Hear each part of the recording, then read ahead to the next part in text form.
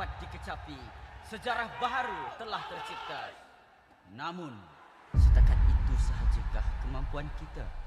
Setiap kali ke pentas dunia, pasti kecewa. Sampai bila kita nak kalah? Ditundukkan serendah-rendahnya. Sampai bila kita nak dihina? Tiap musim harapan peminat gugur. Sampai bila nak kalah? Sampai bila nak kecewa?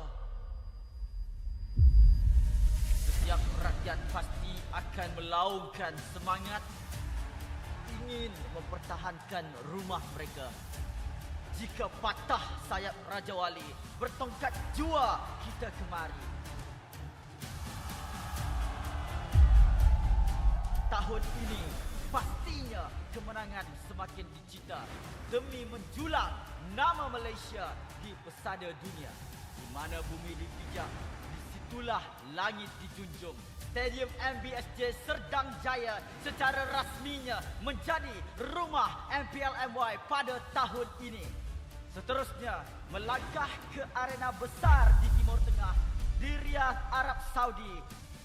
Juara kita bangkit menghadapi cabaran, bersedia mencipta sejarah.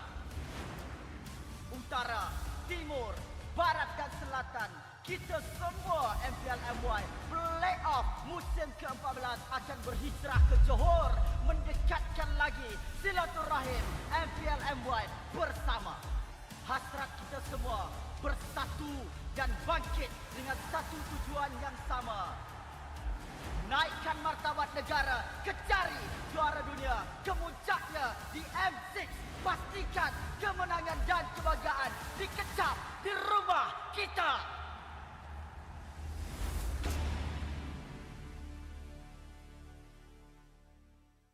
Untuk melakukan serangan yang sebenar, tarik nafas yang panjang kerana terima magic kuda 2-1 dalam keadaan yang sangat-sangat mudah. Selamat datang ke MPL Malaysia musim ke-13, di mana yang terbaik akan berentap dalam pertempuran sengit dan penuh strategi. Seperti pada musim yang lepas, 10 pasukan profesional akan bersaing selama 6 minggu dalam arena yang penuh aksi di regular season. Namun, bermula pada musim ini, cuma 6 pasukan akan layak ke play-off dan pasukan di tempat ke-7 dan ke-8 hanya dapat stay untuk musim seterusnya.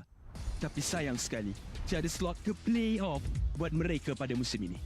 Bagi pasukan di tempat ke-10, slot musim ke-14 mereka akan diganti oleh tempat pertama MPL Conference Group.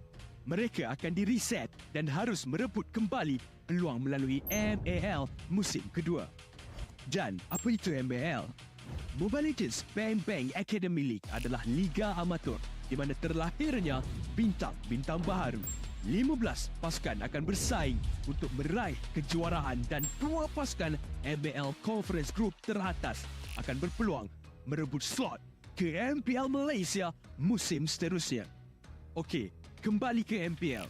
Pasukan MPL Malaysia tempat ke-9 akan berentap dengan pasukan tempat kedua dari MPL Conference Group dalam pusingan MPL Malaysia Challenger Stage bersama format Best of 5 semasa Grand Final MPL musim yang pertama, di mana pemenang akan menentukan slot terakhir MPL Malaysia musim ke-14.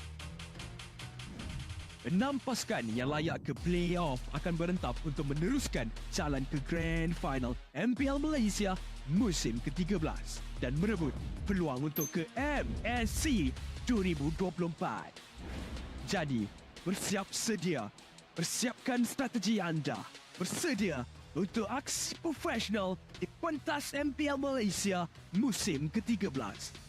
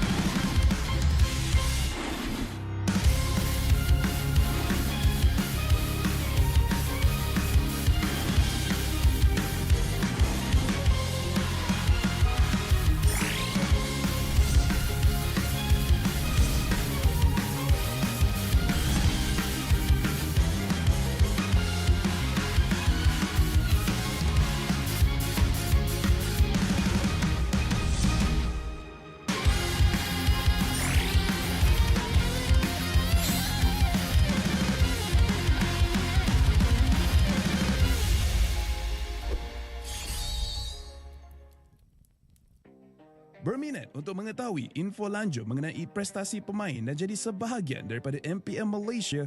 Layari laman rasmi Liga E-Sukan nombor 1 Malaysia untuk dapatkan maklumat terkini dan lengkap. Layari laman rasmi MPL Malaysia sekarang. Ayo kita bersama menaikkan mutu MLBB di Malaysia. Jangan terlepas kemas kini Liga Academy rasmi MLBB Malaysia, MAL Malaysia. Ikuti semua platform rasmi kami. Ayo sokong MAL Malaysia musim pertama. Ikuti semua platform rasmi. Semua peminat dan penyokong dijemput ke arena MPL Malaysia musim ke-13 di Serdang. Anda berpeluang berjumpa dengan pemain kegemaran anda, kumpul tanda tangan eksklusif dan sertai kempen Fan of the Season. Interested in knowing more about player performance and be a part of MPL Malaysia? Visit the website of MPL Malaysia's #1 esports league for the latest news and league updates. Don't miss out on updates from the official MLBB Malaysia Academy League, MAL Malaysia. Follow all our official platforms. All fans are invited to the MPL Malaysia Season 13 Arena in Serdang. You will get a chance to meet your favorite players, get exclusive autographs, and join the Fan of the Season campaign.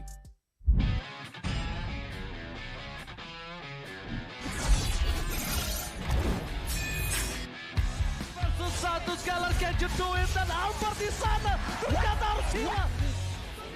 Fight as long gets instantly shot down by the Blazing Duet, as well as the Electro final blow. This is going to be easy cleanup for Todak as most of the... Apat yun, pero nasipa din siya. Yung ninakaw na sipa, buhay pa rin. Ang 41! Backline opening, and they're running for the lives. Gunning it, David trying to drag the members of RG right underneath the turret. It's not enough though. Gray coming all the way in, he cleans it all the way up. Just no way for him to run. Just... Kita kata ada satu buah reward point yang membuat pergerakan dari Liga terlalu benar-benar slow. Rafanya sudah tumbang.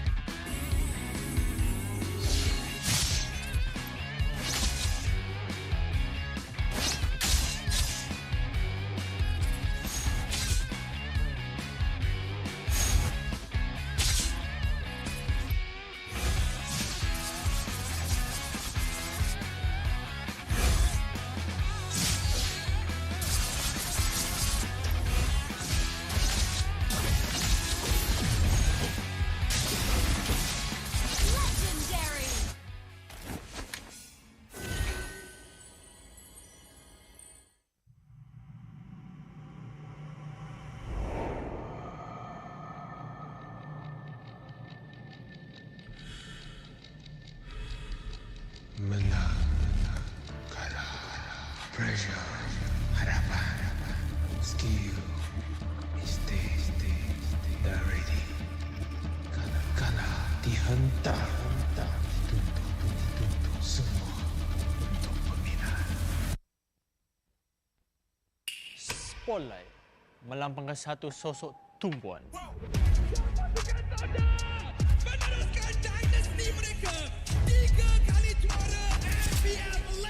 Tumpuan untuk melakukan yang terbaik. Tumpuan untuk menjadi seorang role model. Pelaburan, pengorbanan, semuanya. Sorotan itu penting. Ia membuatkan kita percaya. The supporters will witness our fights and our struggles. Memikul harapan untuk mempertahankan kemenangan. Menjadi cabaran terbesar untuk mencapai matlamat kami. Pastikan kemenangan dan kebanggaan dikecap di rumah kita. Harapan masih terpahat di hati. Untuk menjadi juara. Kembali merampas tahta. Meneruskan legasi kami. Di bawah cahaya, semuanya menjadi lebih jelas. Underdog, kuda hitam? No, kami adalah Monster Vicious. Cahaya impian telah menerangi pentas ini. Kejayaan bukan lagi dongeng. Not just a dream. Ia arti harapan yang sebenar. Mungkin ada yang sangka bahawa harapan ini akan hilang. Tapi bukan kami.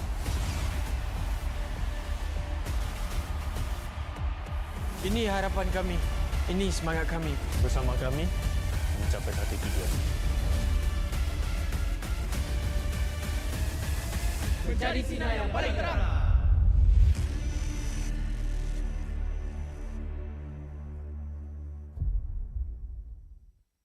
I know sadly to hear because it is.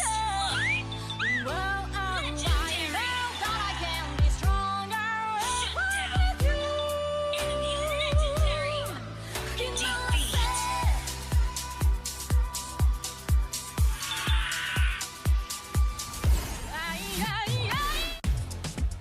Hotlink Prepaid 5G serba baharu. Nikmati jago 5G untukmu. Dengan kelajuan internet 5G tanpa batas. Layan gaming sepantas kilat. Dan stream video paling lancar. Nikmati juga lebih nilai dengan 20% cashback hanya RM32 sebulan.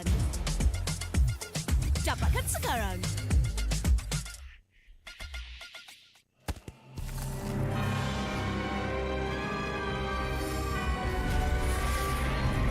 This fairy tale ended with a poisoned apple, and my tale began.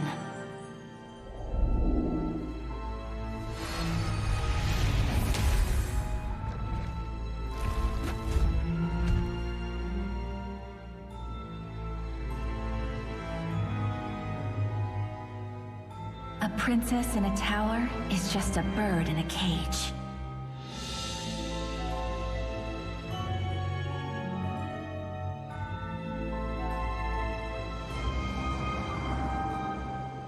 Curse it! Take my vengeance! Protect your queen!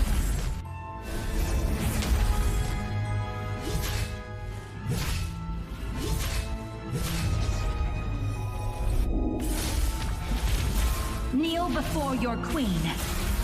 It won't take long, I promise.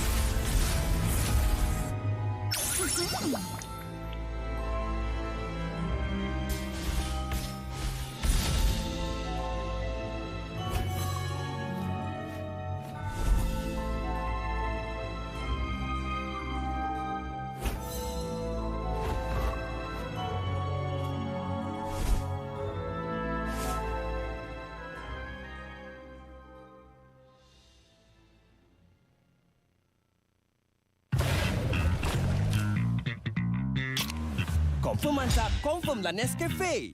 I know sadly to hear because it is. Well, I know that I can be stronger with you. In defeat.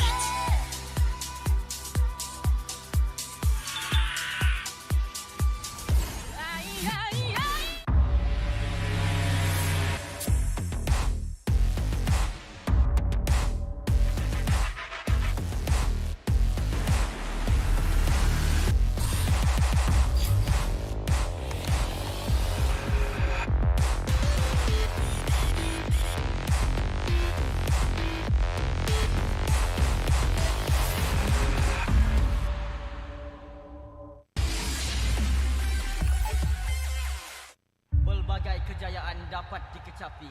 Sejarah baharu telah tercipta. Namun, setakat itu sahajakah kemampuan kita? Setiap kali ke pentas dunia, pasti kecewa. Sampai bila kita nak kalah? Ditundukkan serendah-rendahnya. Sampai bila kita nak dihina? Tiap musim harapan peminat gugur. Sampai bila nak kalah? Sampai bila nak kecewa? Setiap rakyat pasti akan melaungkan semangat, ingin mempertahankan rumah mereka. Jika patah sayap Raja Wali, bertongkat jua kita kemari. Tahun ini pastinya kemenangan semakin dicita demi menjulang nama Malaysia di pesada dunia. Di mana bumi dipijak, di situ itulah langit dijunjung. Stadium MBSJ Serdang Jaya secara rasminya menjadi rumah MPL MY pada tahun ini. Seterusnya, melangkah ke arena besar di Timur Tengah, di Riyadh, Arab Saudi. Juara kita bangkit menghadapi cabaran, bersedia mencipta sejarah. Utara, Timur, Barat dan Selatan, kita semua MPL MY Playoff musim ke-14 akan berhijrah ke Johor, mendekatkan lagi silaturahim MPL MY bersama. Hasrat kita semua bersatu dan bangkit dengan satu tujuan yang sama. Naikkan martabat negara, kecari juara dunia, kemuncaknya di M6. Pastikan kemenangan dan kebanggaan dikecap di rumah kita.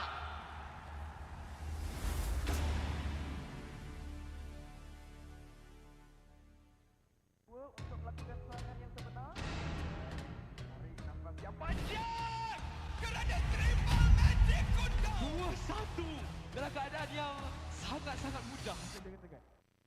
Selamat datang ke MPL Malaysia musim ke-13, di mana yang terbaik akan berentap dalam pertempuran sengit dan penuh strategi. Seperti pada musim yang lepas, 10 pasukan profesional akan bersaing selama 6 minggu dalam arena yang penuh aksi di regular season. Namun, bermula pada musim ini, cuma 6 pasukan akan layak ke play-off dan pasukan di tempat ke-7 dan ke-8 hanya dapat stay untuk musim seterusnya. Tapi sayang sekali, tiada slot ke play-off buat mereka pada musim ini. Bagi pasukan di tempat ke-10, slot musim ke-14 mereka akan diganti oleh tempat pertama MAL Conference Group. Mereka akan di-reset dan harus merebut kembali peluang melalui MAL musim kedua. Dan apa itu MAL? Mobile Legends Bang Bang Academy League adalah liga amatur di mana terlahirnya bintang-bintang baharu. 15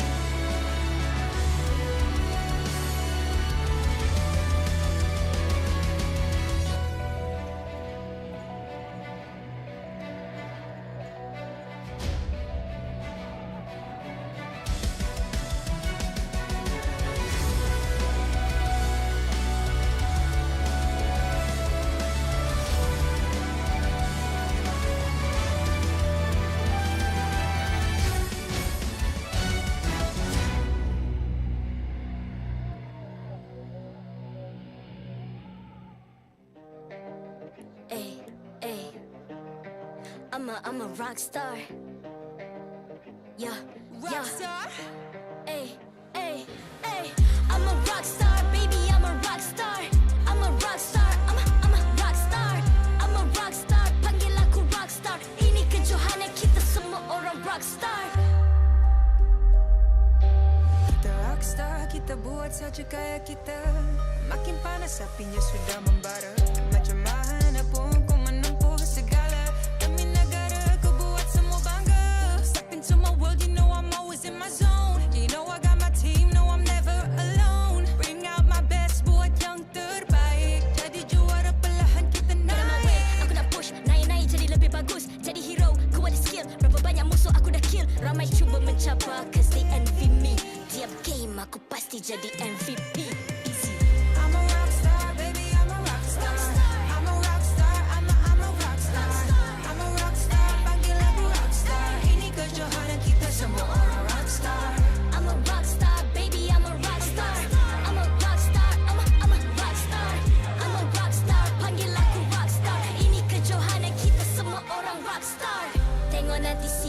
juara. Ni peluang kita bawa pulang piala. This is my game, this is my time. Menang semua, everything will be mine. Kalau jatuh kau pasti kembali.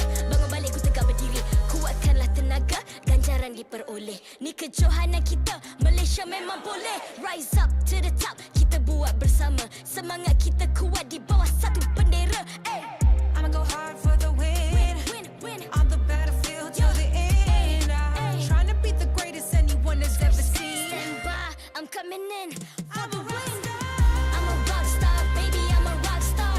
I'm a rock star, I'm a rock star. I'm a rock star, panggil aku rock star. Ini kejohanan kita semua orang rock star. I'm a rock star, baby, I'm a rock star. I'm a rock star, I'm a rock star.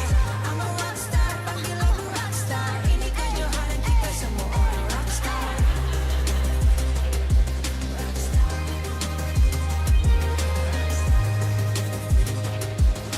Ini kejohanan kita semua orang rock star. I'm a rock star, baby, I'm a rock star. I'm a rock star, I'm a rock star. I'm a rock star, panggil aku rock star. Ini kejohanan kita semua orang rock star.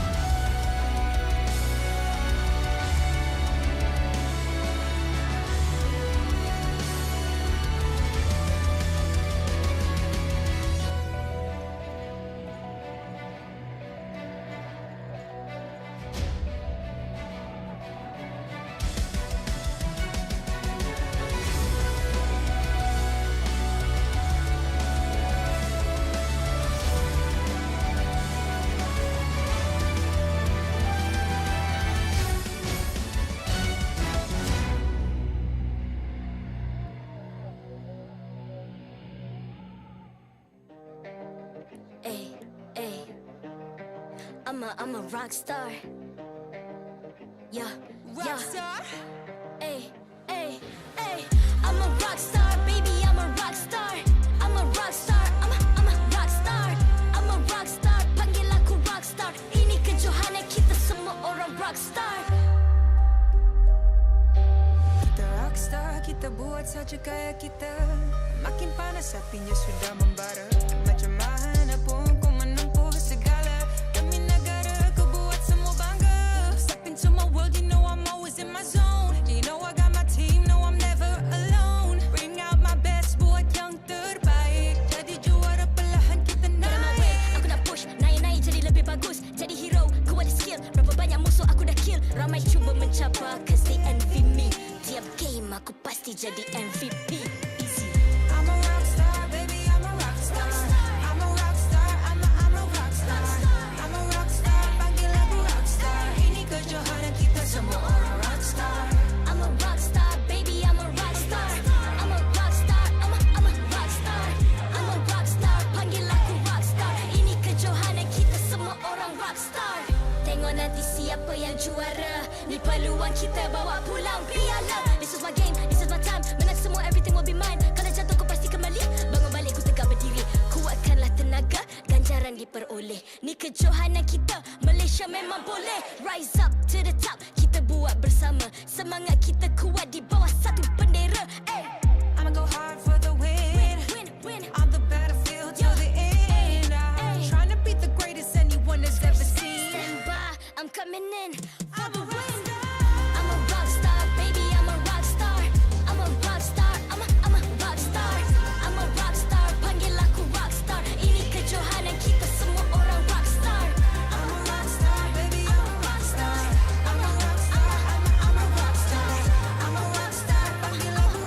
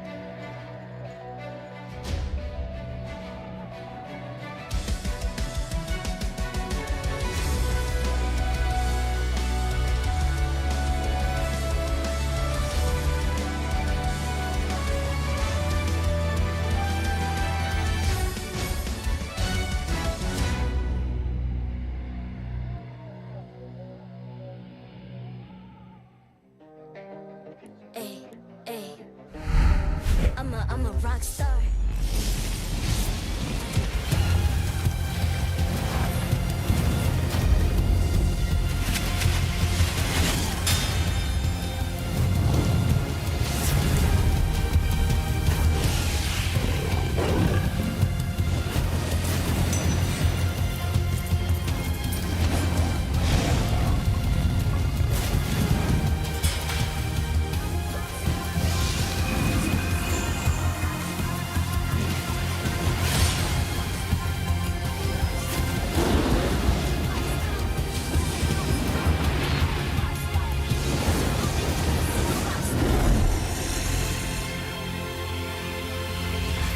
MPL Malaysia Season 13 is powered by Muntal.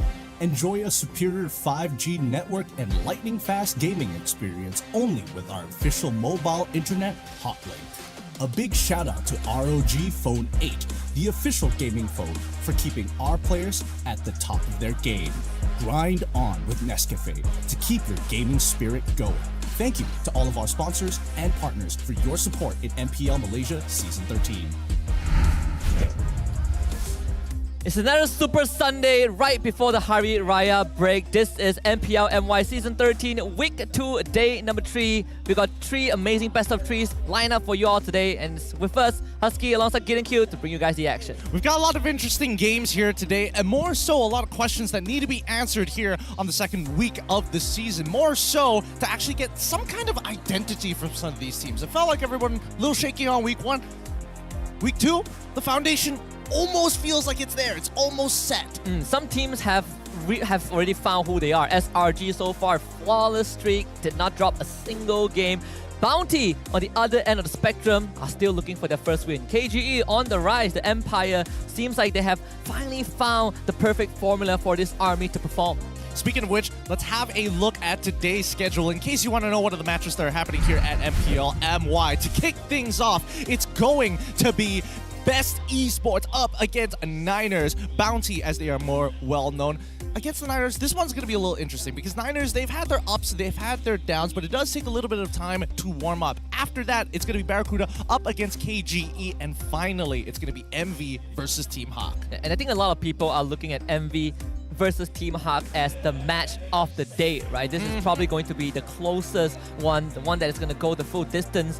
Niners, for a matter of fact, so far, you look at their score, they might have 2 points, but both points are from 1-2 results, right? They've won 1 games, but they have never closed out a series before. This could be their first. And then your Barracuda against KGE. We briefly touched on KGE on the rise, and it seems like this win streak might continue. Yeah, and I think that Barracuda might be able to surprise a couple of people, right? That's what Barracuda fans are hoping here today. If we're going to take a big win against the team, KGE is probably in the top 3 on the list. Yeah, and I mean, even for KGE, up to this point, sure, they've dropped games, but they have not lost series, right? When you watch KGE went up against Niners, that was quite an experience, and KG still pulled through at the very end, and they have been doing it ever since. Will that be the same? It really comes down to see if Barracuda is going to pull something out of the hat, because I think even for Barracuda, they are going through some changes. Yeah, that's true, but a nice way of putting it for KGE, because again, it's either it looks good or it looks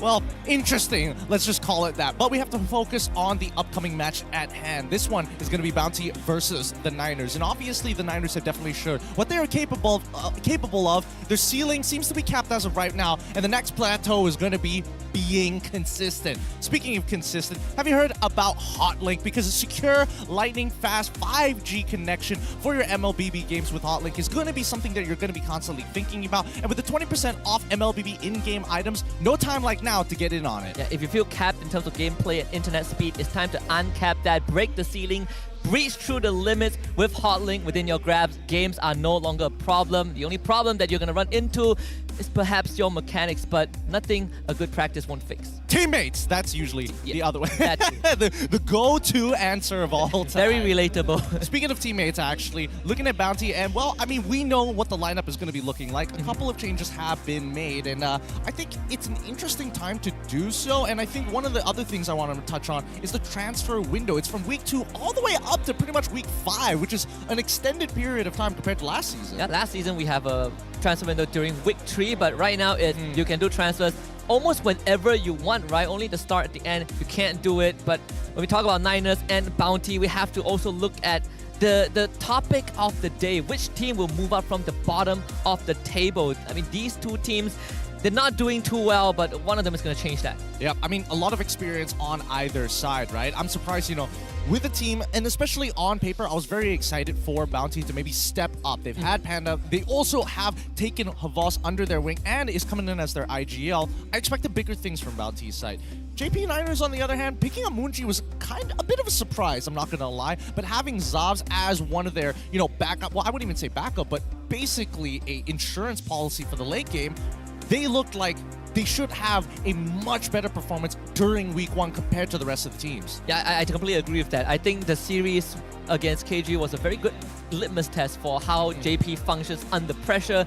And I'd say so up to this so far, not that well, right? I mean, you have a pillar like Moonji holding it together, but you can see players like Zaf, they start to crack under these extended games, and hopefully that changes, right? Bounty Esports, this series could be a full reset, not just for Bounty, but for Niners themselves. Yeah, I'm looking to see if players are able to push their own leads within their own roles in the earlier stages of the game, right? I'm expecting Havas to be trying to dominate the EXP with the help of Yuna in the jungle. And again, both of them can speak in Tagalog. They have clear communication if they want to take care of things like neutral objectives or maybe even pushing an advantage in the EXP side. That could be their draft strategy coming into game number 1. And honestly, that has been a dynamic that I was looking forward to, right? Not only they don't have language barriers, but also they have almost the same play style. Like to play fast, that's true, like to dominate, and this coordination between jungle and XP lane should be the main focus, I believe, of Bounty, at least coming into the group stage. That's what I expected. So far, we haven't really seen that. Even Havas feels a bit neutered in the games that he has played. I agree. I definitely think that, well, it could be an extension of what the meta is right now. Sometimes it feels like you get punished for, being that playmaker, and so you have to really coordinate your team and really plan out the timings for these plays to actually happen. But a lot of the time, it just feels one fight gets turned around, and now it doesn't matter anymore. They take the Lord, you get teamed wiped, and now it's just 5k goalie gone. Yeah, it just happens so many times, right? This meta is so interesting, but it's time to welcome the teams into the battlefield and see what they have had prep for us in this first series. Bounty Esports. Yet to win a single game, the Hunters of East Malaysia are looking to bounce back with a vengeance.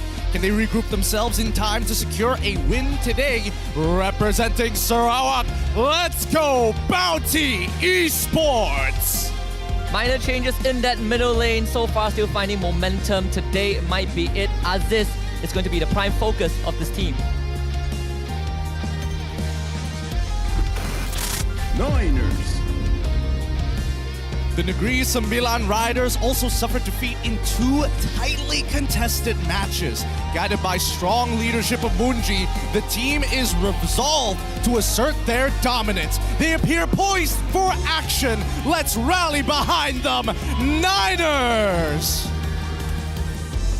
And of course, those who make this happen behind the scenes, we also have the coach and analyst of both teams, alongside our head of League Ops, Cedric, who will ensure fair play and professional integrity of the match. Of course, on stage we have antagonist and Aushki as the coach and analyst from the Niners. Yep, Bounty, they will not be coming in with a coach this time round. Hopefully, it could be a make it or break it for either one of these teams. But at the end of it, hopefully it's going to be a 2-0 for one of them. They need the points desperately to rise up in the group stage. Zav having to do 2 fist bumps at once. Quite an initial start because Aziz, he debuted yesterday in the mid lane. So far, looking so good, right? Individually, you can compare him to certain players who show up to the to the big stage for the first time, like Grace, for example, from Barracuda. They have very good first-time appearance in terms of their gameplay, but it's more like working with the team, right? Sometimes you feel like these players, although perform well, are left on an island.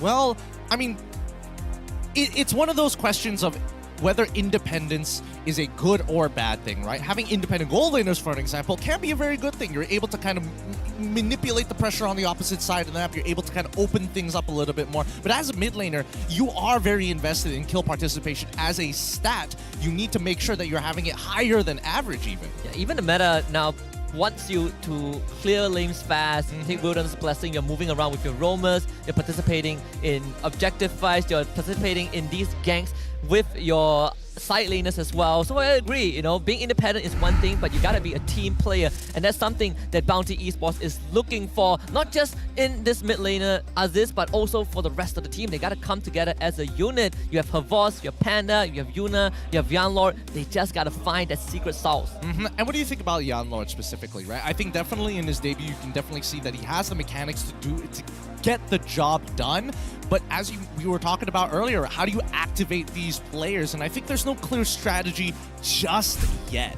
Yeah, I would say that from the qualifiers, he looked great, but in MPL so far, a bit trigger happy, right? When you give him heroes like Ruby, he can make those plays, but sometimes those plays come too early when the rest of Bounty are not ready to respond. That's where you run into a bit of a problem. Yeah. Now, looking at their stats here, average assist as well as average GPM are in the green for me when it comes down to the Yanlord side. And even Havas has been doing a pretty good job, right? 4.5k damage coming out, especially when he's playing something like CC. Or technically shouldn't be happening as often as it should, as a hero who can't really target lock somebody and say, no, I don't want you to play the game specifically. It can be a little difficult. Yeah, it definitely can. I mean, even when you look at Panda, for example, right, the Clint is not a hero that you expect to see often on the screen, or let alone kind of a signature hero for a team. I believe they did have that Clint, and that Clint game didn't exactly go the way Bounty wanted it to, but they're going up against the Niners, the Gentra Pejuang behind their back, led by Moonji alongside Zaps, Yetri, Barbosa, and Maldives. I think so far the team has been looking pretty solid. Definitely one of those players since his debut up until now has been somebody that you can, I wouldn't even say reluctantly rely on, but somebody who really takes advantage when he has a lead in his lane. And I think that's when he feels the most activated. Yeah, and he's willing to throw his life away. He's willing to give up what he has to ensure that people like Zavs or Moonji get a lead for themselves. Even when you look at Niners, back then, when you back in Season 12, before they were known as Niners, they were known as MPX NC, Yetri has been fulfilling those roles, and the hero does tell that story. Tamus, for example, right? You reach that late game, you experience this fall-off, but Yetri, he just knows that his job, as long as he can keep the enemy backline occupied, that's all that he needs to do. But it does feel like the Niners, they've been coming up with a couple of strategies where it's more in tune with what the international meta is starting to look like. Sometimes it doesn't, obviously. They try to go above and beyond, but at the same time, it doesn't really give them that identity just yet, right? It's pretty much that bell curve we expect to have every international team to have, and they can't emulate it just yet. I think they need to focus on certain phases of the game before we really start kind of putting it all together. I think when you look at the international, the individual pieces of the side of Niners, you have Moonji, a very experienced player, right? Kings of majors in the mid lane. You have Zabs, always reliable. Insurance policy of Niners. You have Maudis, he is the brick wall. When he plays Fedrin, and so far he mostly plays Fedrin, you know in that late game you have someone that can stand in the battlefront.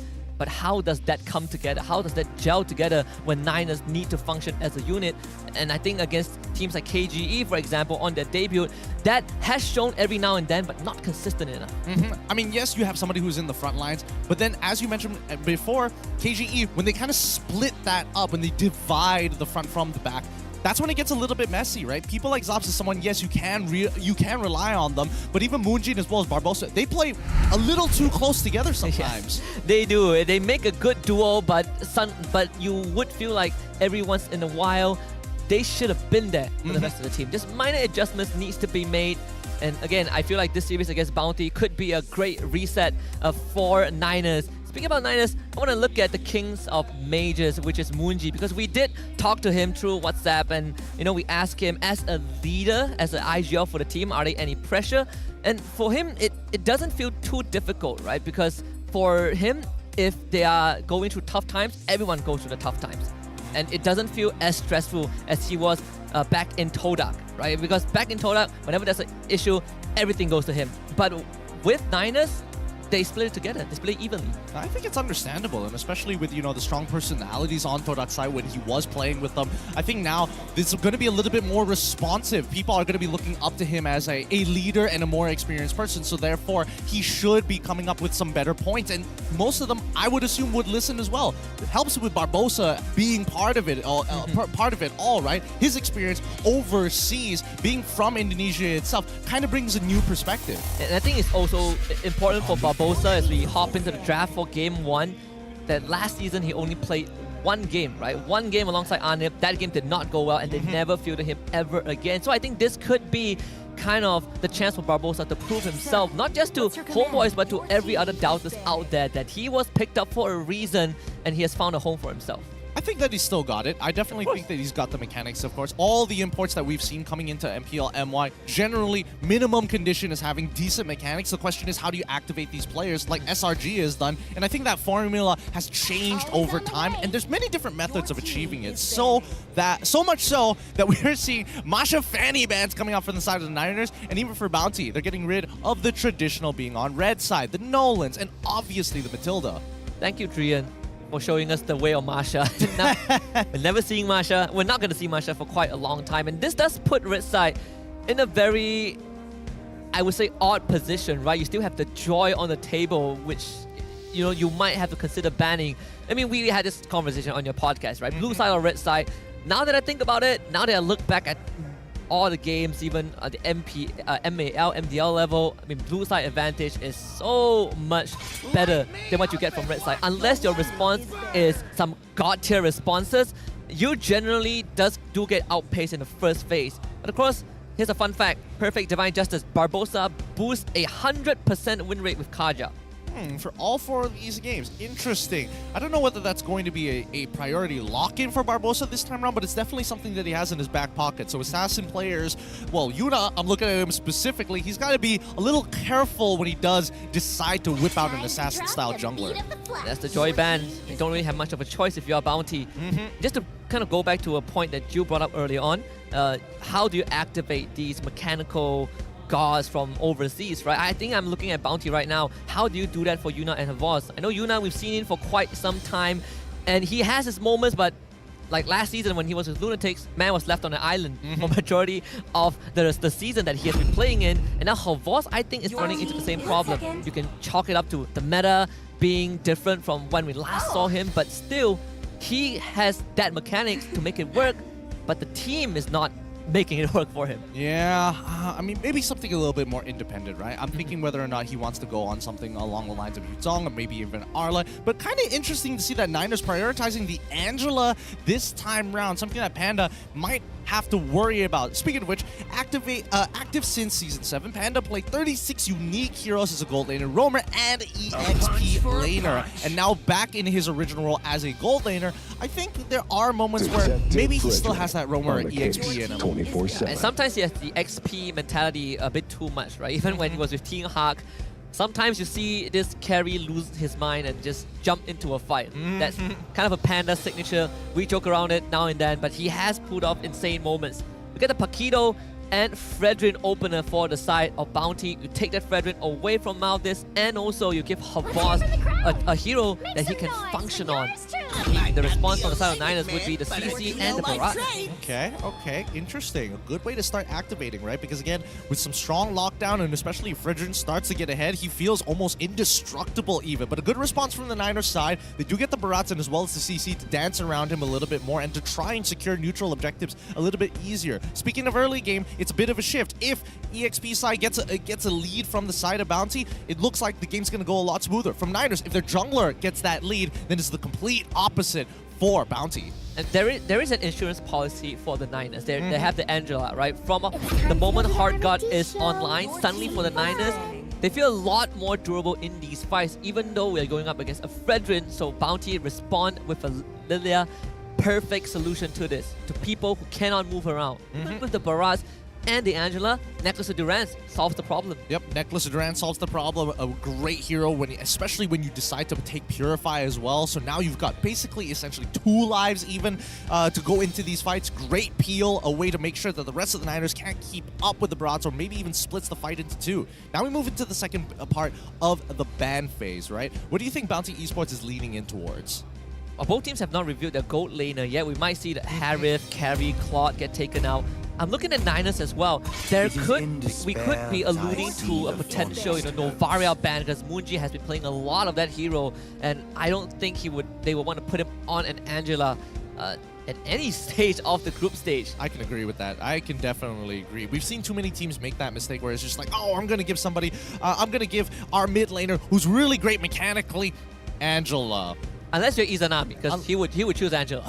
Even so, there is going to be a point in the game where you start to lose relevance, right? The ultra late stages of the game where you are looking to play anywhere past the 18-minute mark. And at that point, being on Angela does kind of feel bad. I'm not going to lie. Now, we do see the Newton ban from Best. It might indicate that they want to play something a little bit more lane dominant. Whether it be Harith, Roger is still available. Not too sure whether Panda has gotten the full grasp of this hero just yet. But now, rising up in popularity here at MPL MY. We see the Minotaur banned out by the Niners. With a very staple pick in that roamer, right? One of the 2 big tanks, Minotaur and Tigreal. Minotaur is the one that gets a lot more attention. But with the Natan ban out, I'm also looking at a potential Carry or Claw, right? Feels more like a Panda hero compared to a Roger. They do have the first pick anyway, so obviously I think if you really want to secure the lane for Panda, this next pick could be something like a Harith. I think you just ban it out and then you have a better time as Claude because you're taking away from Zap.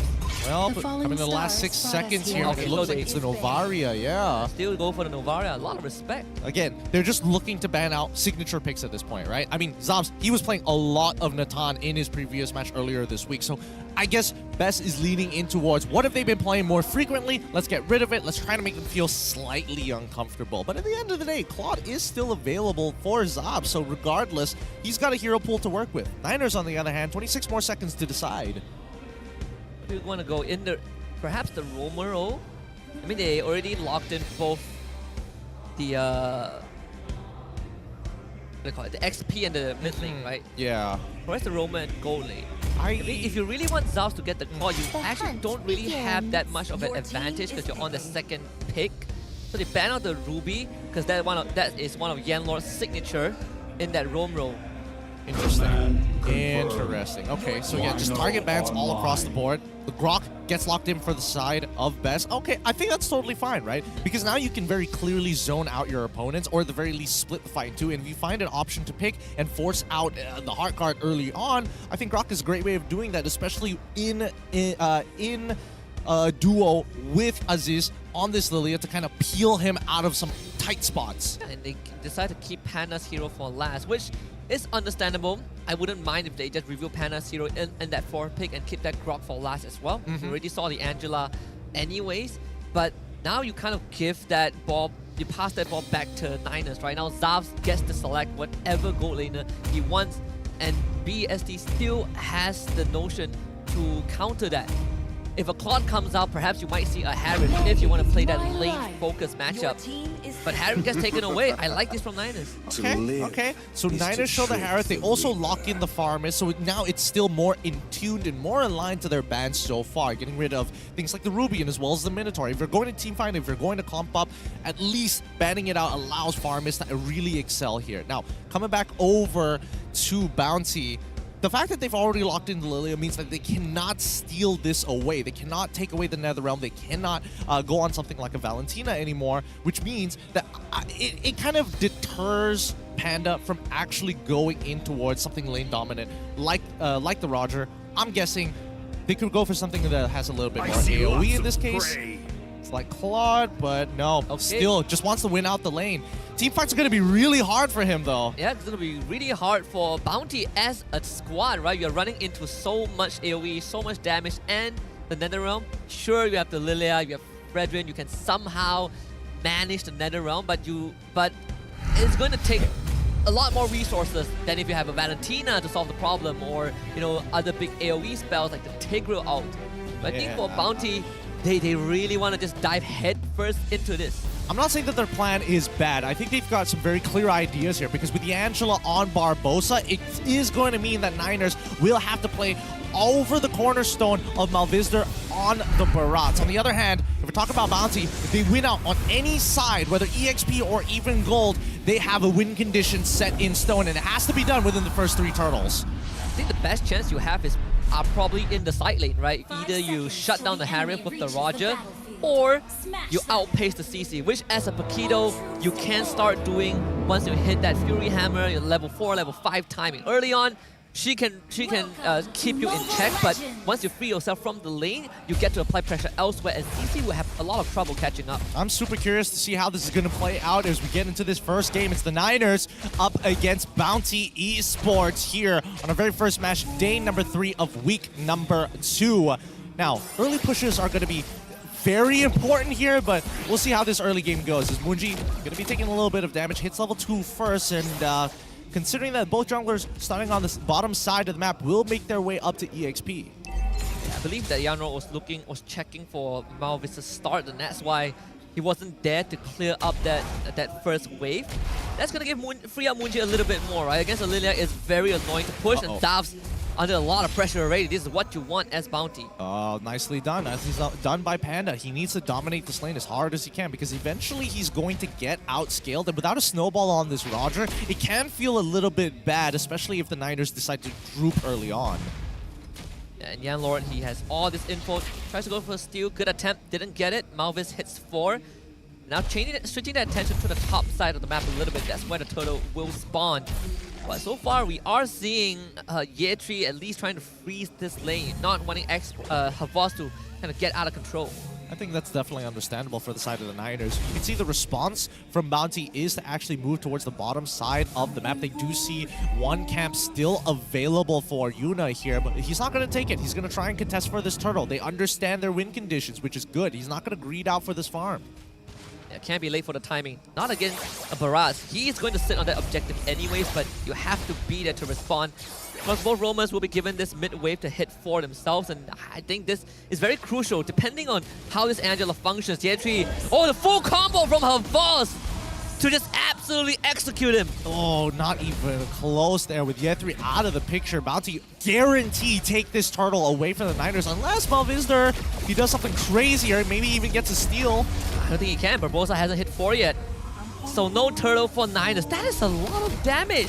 I expected Havas to take a lot longer to hit that spike. I mean, Yetri still has the vengeance, but definitely a good start for Bounty. And now you're not only winning in the XP lane, but you're also crushing that goal lane. Now, with 2 winning side lanes here, one that actually has a lead, the other is waiting for the opportunity. Zabs make a mistake. I just need you to make one mistake. I jump onto and it'll be over, but Havas, it's gonna get punished a little bit. Yetri using that ultimate, but that wave is actually not in such a bad spot, and Havas actually deciding to stay. Let's have the quantum charge to heal back up. Might be punished here. Angela is walking up into the side brush. If Havas walks up too far, there's nothing much he can do. Yeah, it's gonna try again and a full combo. This time not enough to get rid of Yetri. Barbosa is gonna force that flicker out from Havas. Nicely done by the Niners. Yetri knows for a fact he doesn't have enough damage to go for a full one-shot just yet, but at the very least I can bait out resources. Now, Havas, he's playing this so very well. So very, very well. And that first kill is allowing Havas to actually stay in the lane longer because of that Festival of Blood. He is just spell vamping off of the wave. Yeah, and sure, he blew a flicker, but the fact that he doesn't have to return the base means that the tempo is in his favor. But bottom side, Zav forced to pop that Purify. And that's another crucial spell gone for the Harif. This could be a potential dive setup here, but no, it looks like Panda has run out of mana. He is forced to recall here. Zabs going for the defensive build, decides to go for a Thunder Belt as his first item to protect himself against Panda. Especially when you don't have Purify, you really need these spells. And as much as we say that Niners, they can team fight with the Faramis out, you still have to worry about the Grog. Oh my goodness, Yetri this time can't make the same mistake. Uses that Vengeance, tries to spell him up, does have the Angela to help him though. Her boss now getting stuck on, and this man does not have Flicker.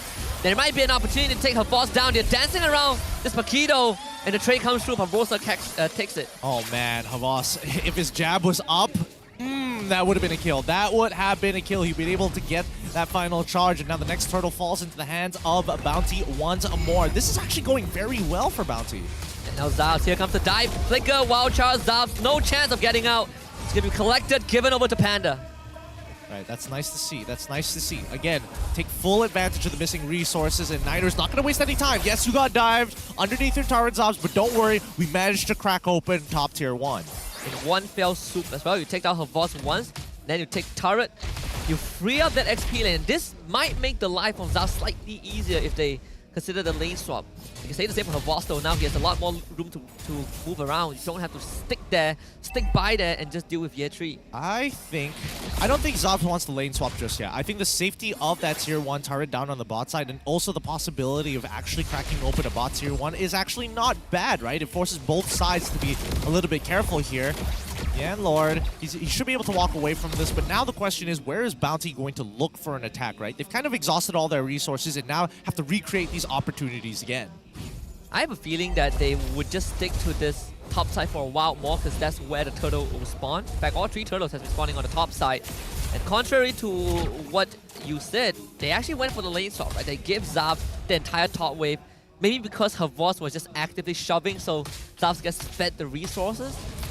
I don't know. I don't think it's any better. I think if not for Havas, it might even be an opportunity to actually set up another gank on the top side of the map. I mean, yes, there is less space to actually run away from, but Turtle is also spawning on that side, and I don't think Harith wants to be part of this just yet. I mean, he does have one item, but at the same time, this could be difficult. Oh. Yeah, 3 onto Panda, who just leaps away.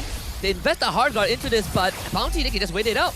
Yuna just got the Thunder Belt as well, so this Fredrin is going to start to hurt. You can see Havas, he's going to be moving to that mid lane to match Zavs, to make sure that Zavs doesn't get any extra tempo going. Turtle will be spawning, and Bounty, the first team to make their move towards that objective. Yep, it looks like Yuna going for the disrespectful Fredrin build. First item, Thunder Belt. Again, this is on the assumption that he's going to maintain this lead. So if he falls down once and allows Malvisitor to actually start catching up, it could be a potential problem. But he's a full level ahead. I don't think it's the wrong decision. I just think that Niners, they've got a very strong team fight composition, and they want to actually contest for this very final turtle. Oh, on into Wild Charge, and Year 3 gotta use the Vengeance to try and stay alive in this fight. Yanlord becomes the target, and Panda looking for the execute, finds the first. That means there's a reset. Munji's Netherrealm already ran out. Barbosa uses the hard guard in the bush and now tries to heal up his teammate as Malvis will get the turtle, but it's enough to get them out of this though. Panda already on a killing spree, and Havas jabbing his way into Munji's face, takes the Eye of the Cyclone. Havas now stuck. Flicker still gets the kill, the jab, giving him the shield to survive for a bit longer, and Zavs wants the collection. The exchange is made, but Panda rejoins the fight, and now Zavs has to back off. Barbosa ran out of the puppet on the string. No more kills from this Angela. Bounty Esports, I think they got a bit more out of this. They did. They did get a little bit out of it. They didn't get the last turtle, of course, but at the end of the day, what did they get? They got a bunch of kills, and especially it's being funneled into Panda as well. He's walking away with 3 more kills than he had before. Sorry, 2 more kills than he had before, which is already good enough. Havas as well, again, able to get a trade on towards Munji's side is a great play. We saw the endless battle now out for Panda. Oh, these 2-3 taps are gonna hurt so much more, and when you're looking to execute targets in the back, it is going to be very nasty. And Panda, he's gonna make that link swap to the top side. Havas clears out the wave, gives the rest over to Panda, and he has free reign of whatever resources he wants. He is now the kingpin of Bounty. Yep. I mean, let's not forget. Wait, hold on. Yeah, did they really get it? Don't think so. No. They do get the gobble out of Daytona's welcome onto Yuna, who just eats it all up, and now they gotta invest that hard guard and the Netherrealm both at once. Yanlord should go down finally, but at the cost of your Barrage.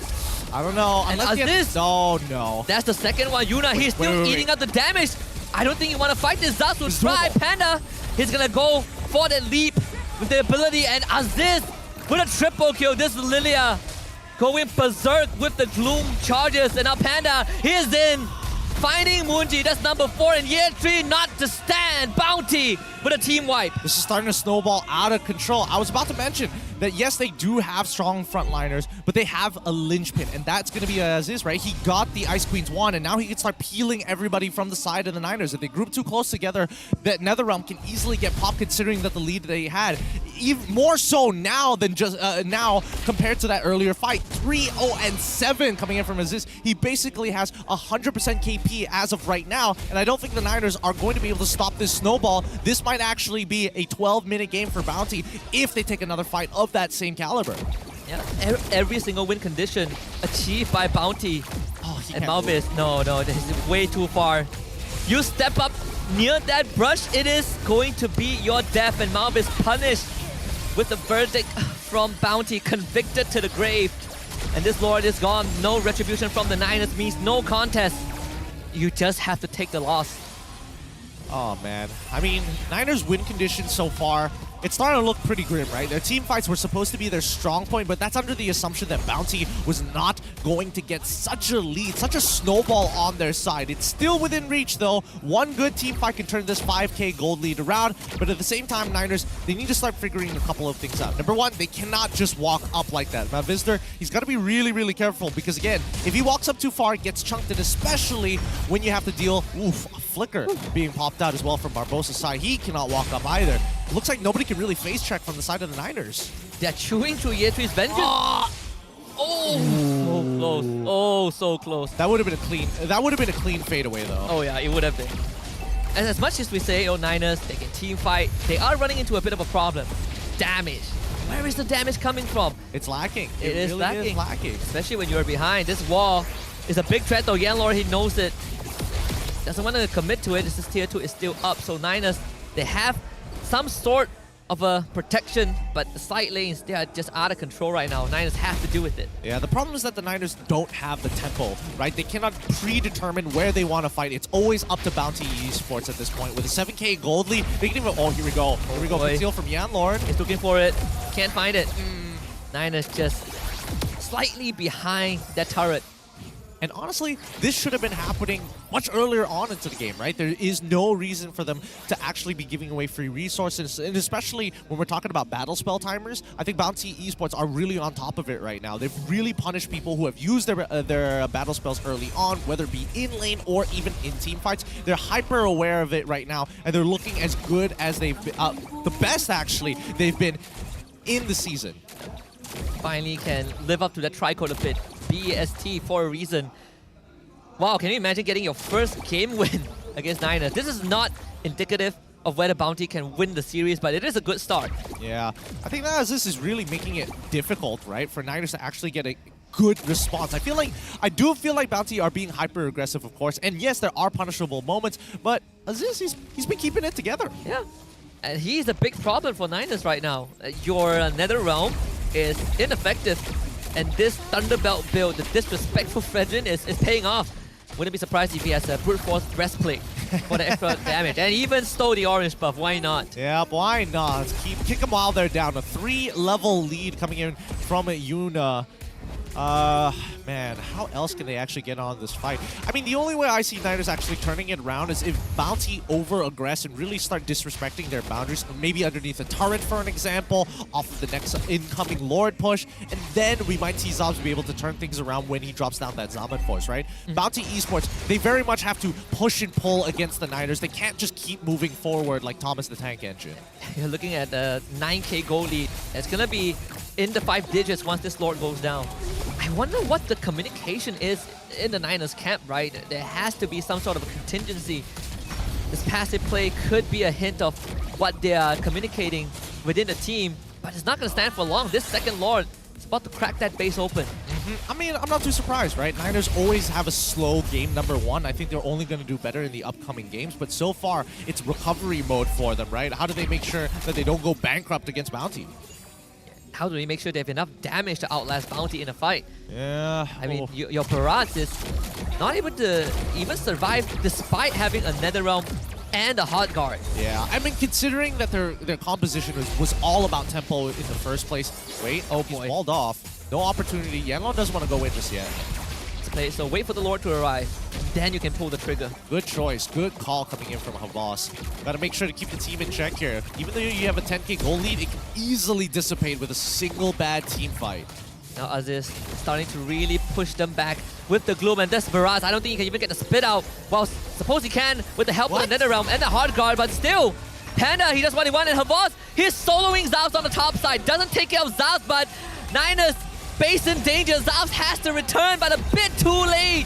Bounty Esports with an opener that will shock and ripple through the Niners. It's game 1 for BEST. GG, well played to Bounty Esports. Good game coming out from their side. Snowballing their leads, winning lanes. That's what you want to see coming in. No coach, no problem. This guy gets it. If you look at the audience, obviously Niners, they have a bigger crowd, but sometimes it's, you know what they say, about the faithful gets rewarded. We've seen that with Secret. The fans waited 2 seasons to even hold a card on cam. Bounty, they only gotta wait, what, 3 series? 3 series is all it takes. Man, I would say, whew, that game a little rough coming in from the Niners. I definitely think they're going to have to rethink their draft, especially for the Angela first pick. The early game, Angela is supposed to smother their opponents, really skew the lanes into their favor to not let the dominant laners really take advantage solo. And that's what I mean, right? When we are expecting to see that mid lane duo coming in from Barbosa as well. Previously, it used to be Warlord, and it makes sense, right? Warlord as well as Barbosa both being in-game leaders kind of have their own ideas. But with Moonji this time, I feel like he's sticking way too close. They need to be able to kind of dissipate, spread out that damage, and maybe not give first blood over to Havas in lane. Yeah, not lose both your side lanes, right? That's step number 1. Let's head back to Bounty Esports camp. Of course, MVP for this game, Panda. This man finally getting a spotlight. I mean, he has had his moments, but this game, absolutely flawless on that Roger. Yep, really good job. Winning out the lane, comes in huge in these fights and collecting heads on a pike here. Panda, 10-0-3, perfect KDA. Uncontested from the get-go, we saw him at level 2, forcing Zavs to call Barbosa to the lane just to top him up. And then once that happens, Havas gets a solo kill. It's just like, wow, how does this happen? And the manipulation of the side waves, perfect for Bounty. They completely understood the assignment. They understood what is going to tip the skills in their favor, and they got it done even before the first hurdle. I mean, on a micro level, it really just comes down. Micro equates to macro at the end of the day. They created an advantage in their lane saying, hey, I brought you below 50%. You got to be careful. And on the macro sense, it allows people like Havas to say, hey, now I can take a trade actively against my opponents without being too worried about getting rotated on. And I think so far, so good for the side of Bounty, but let's see if they can keep things up. Niners only looking to warm up here. Worst yet, we look at Zavs, right? Goes for the defensive. I need to get a Thunderbelt right now. He was probably watching the AP Bread versus Echo matchup yesterday, and it was like, maybe this is the way. This one item is going to change it all. It kind of did, but it really doesn't help your overall damage. It's good in lane, and it's good at chasing people, but you're still going to need your traditional Starlium scythe. You're still going to need eventually a Holy Crystal at some point of time to really get you to a point where you actually have relevant damage in a teamfight setting. Yeah, I saw the game and I was like, well, it is a good idea, but conditional, right? If your team has enough damage, for example, your XP laner could maybe a Lapu, a Benedetta, your mid laner is not a Faramins, then sure, right? You have other sources of damage, but in this case, just not the right time to do it, and not when you look at the side lanes of the side of BEST. And a Panda, man has Master Assassin. You lose that lane once, it's over. Yep. The extra health is always going to be good, but with Master Assassin, and especially with a single kill, first, I mean, Windtalker first item, right? He's looking for that on-hit effect. He's looking to bring you down to 50% as quick as possible. And if you try to shove the wave, he can match you pretty well and at less of a cost once the Windtalker comes out. Yeah, and every 5% missing health, he does a bit more damage in that werewolf form. So 20% is no longer the threshold, right? 30% is the new threshold. Even look at the damage dealt is just Panda and Aziz. That mid lane triple kill really broke Niners' momentum. I was saying I don't think Niners should continue fighting, just settle for what you have, but Niners perhaps feeling like they have a chance, completely neglected the Lilia Gloom damage. It's such a fine balance, right? I mean, Niners could have honestly turned that around. I could see the angle of which it was happening, but when you look at that total damage, right, even Zavs, he's coming up big time. 72,000, 30, almost 31,000 ahead of Panda, because Panda is the executioner. He's not the guy who's going to start peeling you away. Aziz usually is that person. And even, I mean, if we're looking at total damage taken as well, right? Yan Lord, 100,000 overall. Sorry, right? My dyslexia is kicking in big time here. But Yanlord is setting things up very nicely for Aziz to actually start peeling them away. And I think that no matter how aggressive the play comes in from the side of Bounty, they can always rely on Aziz to kind of bail them out of the situation. Yeah. And usually when you have kind of a double utility lineup, you want to be juggling your cooldowns, but Niners forced into the position where they're using both the Hard Guard and the Nether Realm at the same time. And once those spells expire, I really do not think they have enough fuel to continue fighting against Bounty. Look at the turret damage. This one, it's very straightforward. Panda does whatever he wants this game. Does whatever he wants indeed. And I mean, obviously there was a bit of a struggle coming in from Yethrian as well, and as well as Havas' side. A bit of a back and forth, a little bit more even, but I think, you know, Havas at the end of the day, with that big damage and especially full damage build, right? Going in for the Hunter Strike into, sorry, I was going to say Necklace of Durance, but Sea Halberd. Sea Halberd, right. Into the Sea Halberd. It definitely makes sense. He's looking for those big one-shots, and if Barbosa is caught with his pants down, he's basically gone. Yeah. Even with the help of Barbosa, Yetri still barely wins fights, right? And he had to use Vengeance. That's a lot more resources compared to what Havas have to expand. You just gotta wait 4 or 5 seconds for that whole cycle, the combo cycle, to come back up again. Even in terms of healing, it's quite shocking that Yuna has recovered more health than Barbosa did. Yeah. I mean, I can't really say much about this overall. I think at the end of the day, they got to start talking about game number 2, right? And I think, you know, the Niners, this is where they usually start to warm up. We see the better version of them during their game 2s most of the time. And hopefully it's still going to be according to the plan. I think in terms of draft, they definitely have to make some changes. I think Moonji's role, sure, he usually plays a more utility role. At least that's what we have seen so far throughout the regular season.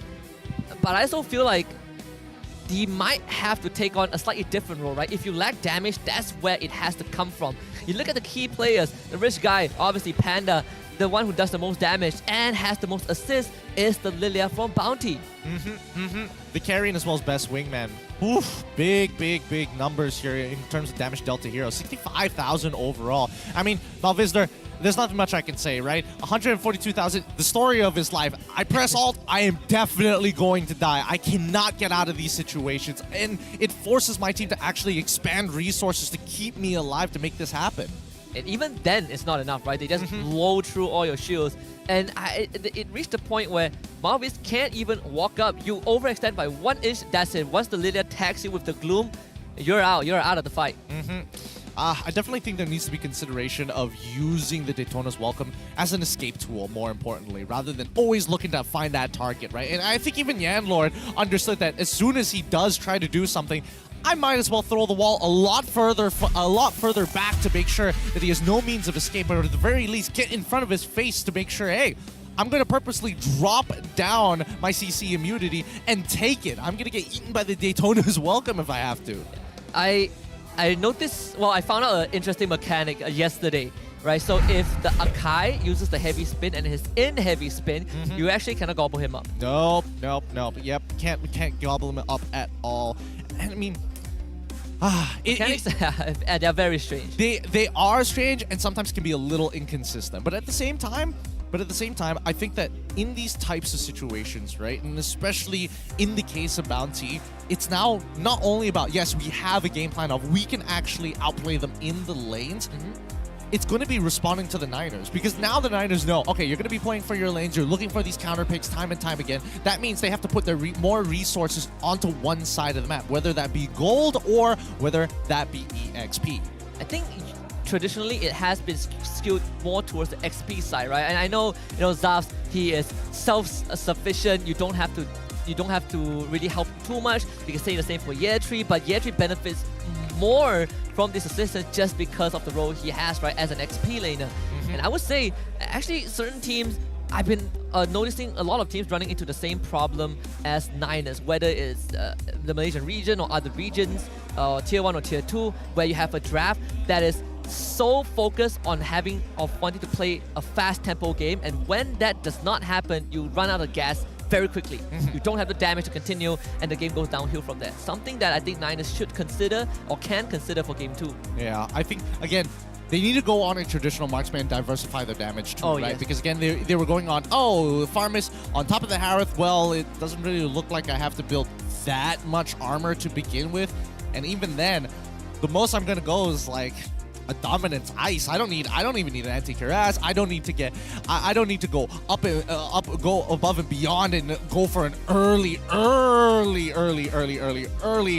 immortality. Instead, radiant armor, Athena shield, call it a day.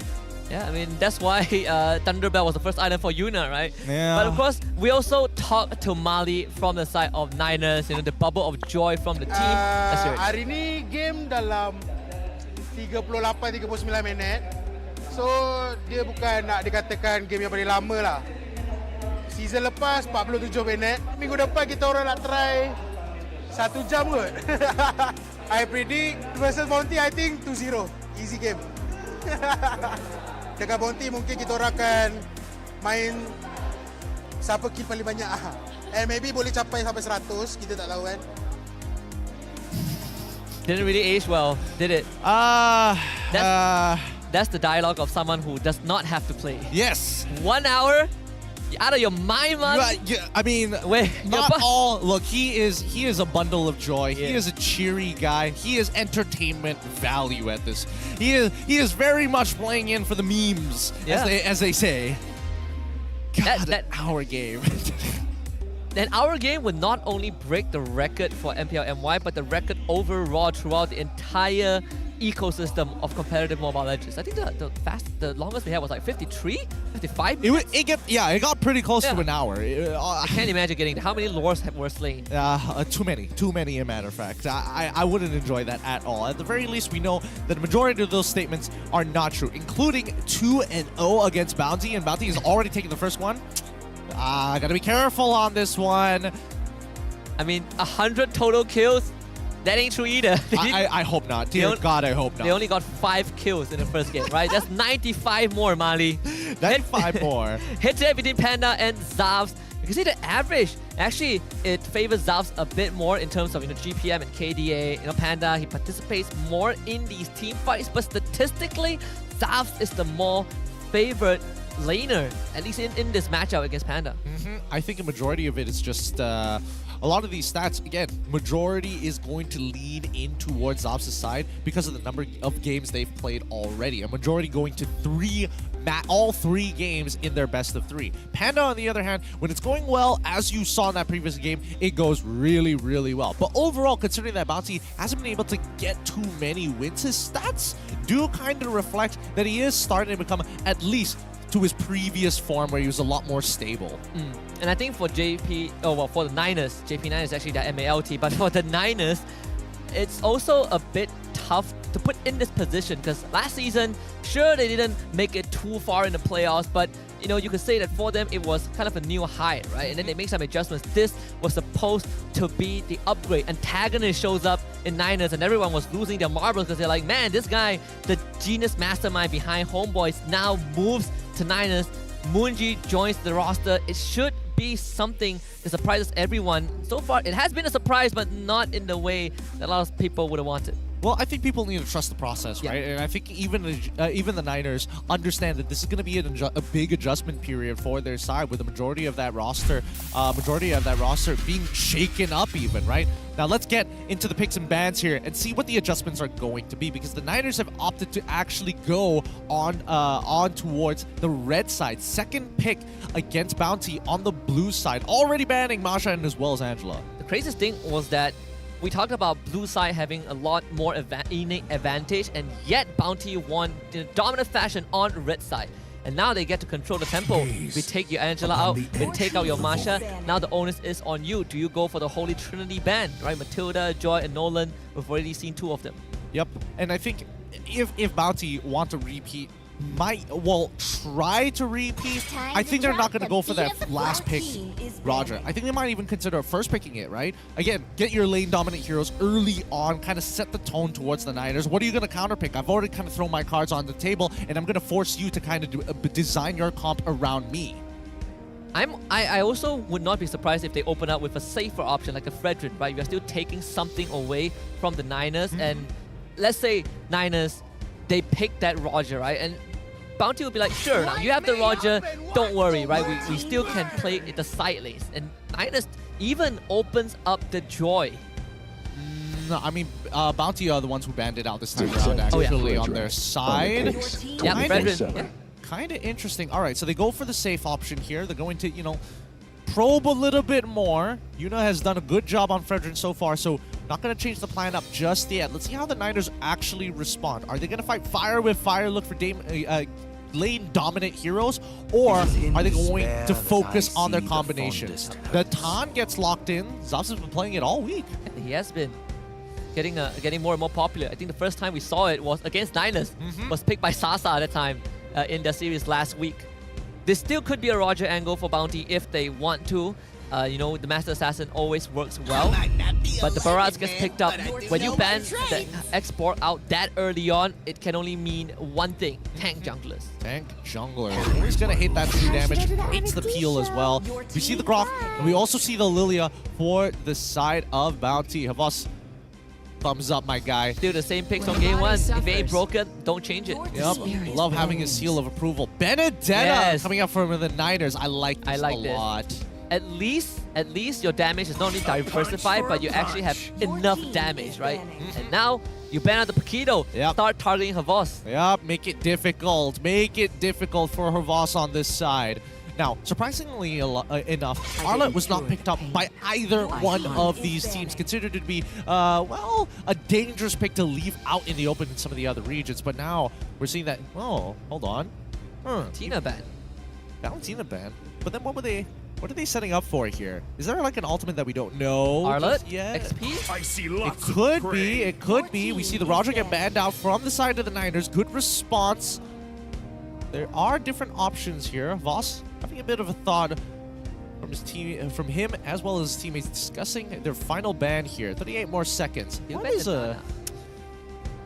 is a deadly ultimate they want to not give over to the Niners? They've already got the Lilia in here. I mean, there could be wild charge, you know. I'm offended. I don't know if you want to run Ruby XP. I suppose. But Arlott, supposedly Arlott is the one I can think of right now. They banned Novaria again, just targeting Moonji, and here comes the Minotaur.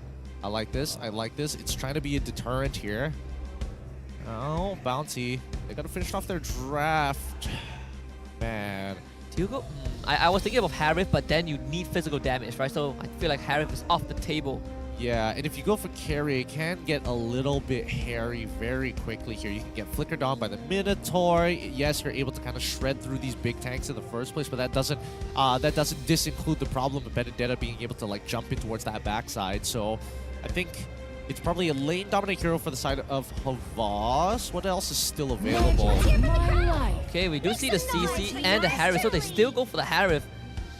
Well, I would say one thing, they do have a lot more, slightly more damage compared to, you know, the same rendition of what Niners brought in game one, but majority of it is still magical. It kind of feels like they flipped, like both sides kind of flipped their compositions to each other, right? Yeah. You know, copy and paste the homework, but change it up a little bit coming in from Bounty. But Niners, on the other hand, their adjustments make a lot more sense in comparison to Bounty. Not enough diversification in terms of overall damage, but I think their team fighting from the side of Bounty is going to be a lot stronger for now, unless this last pick changes my mind, and that's what I'm hoping to see here. Texana, Nana, I think these two are very juicy picks. Yeah. Good utility, good burst, great wave clear. You can match up with the Lilia as well, and you're always threatening the Harif.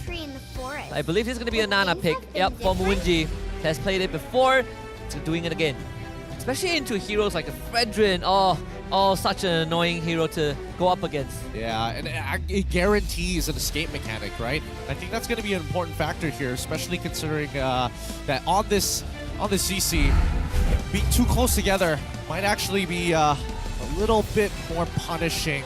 Well, it's interesting to see because now it feels like the Niners have a lot more different win conditions and different outs rather than having a very straightforward composition. But at the end of the day, whether it be team fighting or split pushing, Niners hold the tools against Bounty, who generally want to find lane advantages, and more importantly so, actually getting into these team fights, it's all about priority, it's all about tempo. If they lose the tempo, you'll see them having to respond to Niners constantly.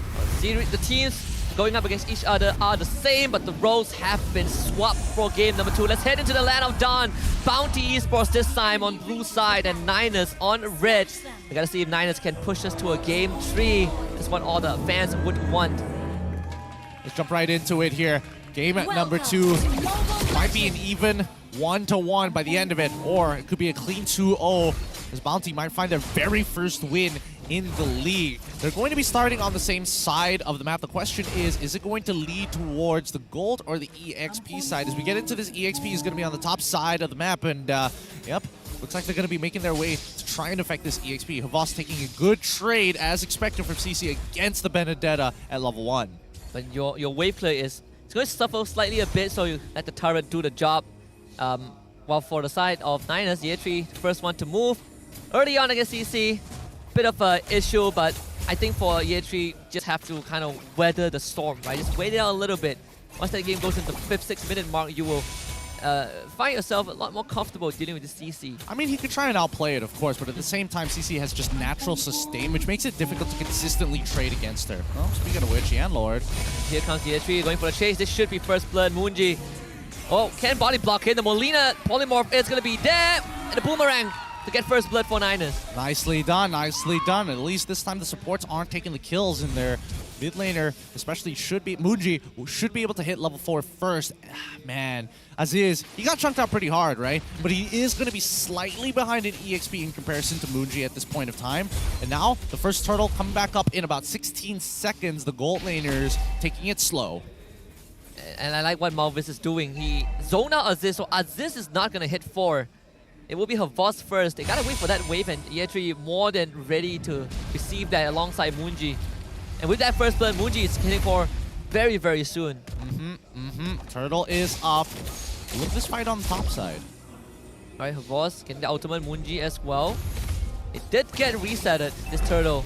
Havas instantly just popped the ultimate to push Malvis as far away as possible, but it didn't really do much. Malvis still very, very healthy. They gotta drag this out. They gotta reset this turtle. Oh. Okay, Electro final blow onto Yuna to force him away with the Petrify. Yuna didn't even get a chance to respond. He got with him out and still gets the turtle! How is this a thing, Bounty? Walking away with Grand Theft Auto, and they get out with a kill onto Barbosa. Grand Theft Turtle achieved. I can't believe it. Why did he spit him in that direction of all places? Maybe he whiffed the wall? Maybe he was maybe the turtle was standing in the way, so he couldn't really have like a clear line of sight. But even so, the mid lane wall towards the mid lane wall itself should have been the closest target here. Rather surprising he got away with it. In the meantime, though, doesn't mean that Bounty that Niners lose too much off of this. Give the turtle, all right, not the biggest deal in the world, but when we look at the emblems and as well as the talents, right, it's all about maintaining pressure and rotations. We can see the Wilderness Blessing on both Moon as well as Barbosa to get across the map as quickly as possible. Down by the gold lane, we're seeing two bargain hunters being brought just to get a bit of a discount to scale faster. Yeah, both on the gold laners, Harith and Natan. I mean, just now when we got a peek off that gold lane, clearly Panda was winning out against Dals, but thankfully didn't have to use any important resources. Niners amping up the pressure a little bit, bringing it to the bottom quadrant of the map. You see Yuna and Yanlo are ready to receive this. Oh, they gotta take their time here. I think regardless, Bounty are taking a few exploits against the Niners, right? And I think most importantly, with the Harith into the Natan matchup, just the passive from Harith itself is going to make it real difficult for Zavs, right? Even towards the later stages of the game, right? Wow, even using the entropy preemptively. He can bait this out. It's totally fired. And once it times out, he drops the Summon Force. Wait, no, go back to the bottom side and fight. Is he going to find that first kill? Yes. Just catching the timing so correctly. Panda, super aware. You can see the pop-off on the bottom left. The player cam. Panda knows that this lane is donezo. He has just won it. Nicely done, nicely done. And now this turn. Oh, bigger wild charge. Actually dodged by the IO knife from Yeatri, but now he's got to use the Electro Final Blow. Yanlo just eating up all the damage, and Havas hops to the back onto Malvis, and again the turtle goes over to Yuna, and this time Havas, he's going to eat up everything from Niners, even the Molina Blitz, and walks out alive. And Yuna, he's like, my brother, I'm going to take over. Doesn't get the energy eruption onto Barbosa, and Niners walk out. Again, no turtle for them. I definitely think Bounty could have actually pushed the advantage even more, right? Because again, keep in mind that we do see that Malvis, he is walking away. No ult, no retribution as well. Oh. Gotta get out. How did he lose the turn after all of that? how did he lose the turret? He was winning out the lane. He found that first initial solo kill, and then still loses his first turret despite being level up. Kind of interesting. But Zavs is gonna have. Thankfully, he broke that bot tier 1, right? You can free up that lane a little bit. Get yourself some space. Make rotations to threaten Panda a lot easier. See the retribution onto Aziz. Gonna spit him out. Nope. Purify. Aziz doesn't have the ult. Gonna end up going down to Malvis, but now he's gonna be blocked off. Her boss on top of him with the yo-yo. But it's 4 of Niners against 2 of Bounty. Her boss doesn't care though. Here comes Panda to join the fight again. The Synchro Fission pick up the kill onto Malvis, and he's gonna pull out the Zaman Force. This time Barbosa, he's gonna be the next target. Flickers over the wall, but Havas chases him down. Plays the yo-yo in his face. It's a circus for Bounty Esports, and they are the performers. Zavs having to escape with the entropy, and Yetri desperately trying to clear out the wave. Not able to do so, but still, they lose the turret. All right. Now Bounty, they're really starting to warm up here. They're heating up against the Niners. They know they have to lead, and they also smell blood in the waters. No real advantages for the side of the Niners other than that bottom side tier 1. But at the same time, if you look, the lane swaps have already started. And now Ye3 having to deal with Panda by himself. Ye3 able to dodge the wild charge with the eye for an eye. But he's surrounded by members of Bounty. Electro Final Blow clears the wave. Has to buy space. Not the easiest target to chase down, and Yanlord traded back. That's what you want as Niners. Bait out these resources. Ye3 is still alive and kicking Aziz. Does have the Black Shield, decides to not use it, but Ye3 has bought so much space.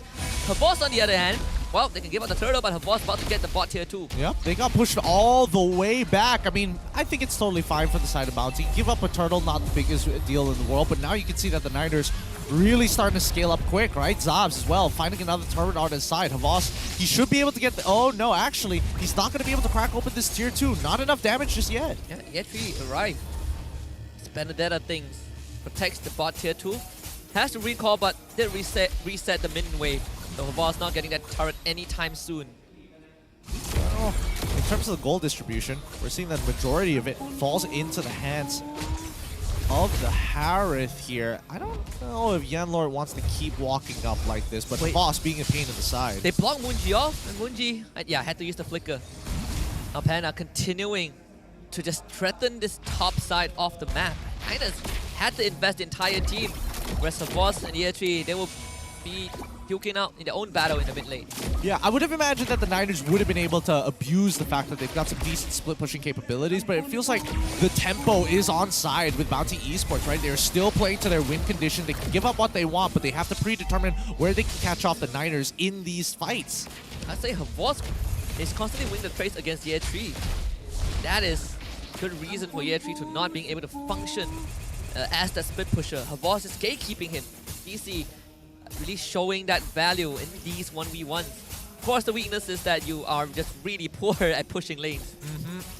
It takes so long to crack that open. Ye3, he's got to at least make it down to that bottom side, but they will lose the tier 2 in time, just slowly chipping away and constantly applying pressure on 2 different sides of the map. Was literally the brick wall, and Ye3 doesn't even want to go for the trade. Now the Ottoman has expired from the CC, and still Havas didn't even break a sweat in that 1v1. Can't really do too much here because keep in mind that Ye3 is going for a full damage build, and Havas on the other hand, he's already completed his 2 items. He's got the War Axe and he has a Brute Force Breastplate, so he can kite for days and sustain for pretty much forever against Ye3. Get rid of Havas, doesn't seem possible. Pull him back, gobble him up, instant Purify. Havas continuing to be a menace. Electrify, but Petrify actually misses from Ye3, and now he has to completely fall back. Havas is just milking the resources of Niners. Now that Grog going to Wild Charge on a 2. Here comes Panda with the damage unleashed in this battlefield. Malvis instantly drops, and sure you get a knockup from Barbosa, but is it enough though? Ye3 says, yes, I find Panda. And Hazabs also walks away with 1 of his own, but Bounty still comes out on top. 2 for 3 trade in favor of Bounty. They should be able to secure this lore without any issues whatsoever. Unit did not use his retribution in that fight, being mindful of the time. Right now, if we're talking about Aziz specifically, it looks like he's going to have a repeat performance of game number 1. He is just making sure that it's so difficult for the Niners to actually gain any ground against Bounty. Definitely a closer match compared to game 1. At this point of time, last game, Bounty have a 9,000 goal advantage. Now it's just a measly 2,000, right? Primarily from that team fight into a Lord. And we'll see if Niners can hold this back. Should be able to defend that inhibitor. But these team fights, they are getting a bit dicey. Her boss is taking a lot out of the wins of Niners still. Yep. And looking at the items, nothing. Ooh, Oracle already finished as well. Yeah, 3. I mean, you don't survive this. There's no chance. Barbosa ultimate just forced out so early on, and Yellow finds a wild charge at the back. This is the time to pounce. Munji second to fall, and Bounty just getting all the opportunities. Where's the Daytona West are gonna go? Completely negated by the force of nature, the power of nature that is Yanlord. It's difficult. It's difficult because now Bounty Esports win tempo is on their side. They can force plays on towards the Niners consistently, and Yanlord, now his trigger happy fingers, his eye for opportunity, really, now he looks activated. He looks like he is part of this team. Niners, they did take care of the Lord, so these inhibitor turrets, they will still stand. Year 3 will just clear out the wave. That gold lead went up by another 2,000. Bounty now sitting at a 4.2k advantage. But keep in mind, this is 11 minutes into the game. It's 36k to 32k. Niners are 10k away from actually making this a very close game against Bounty's side.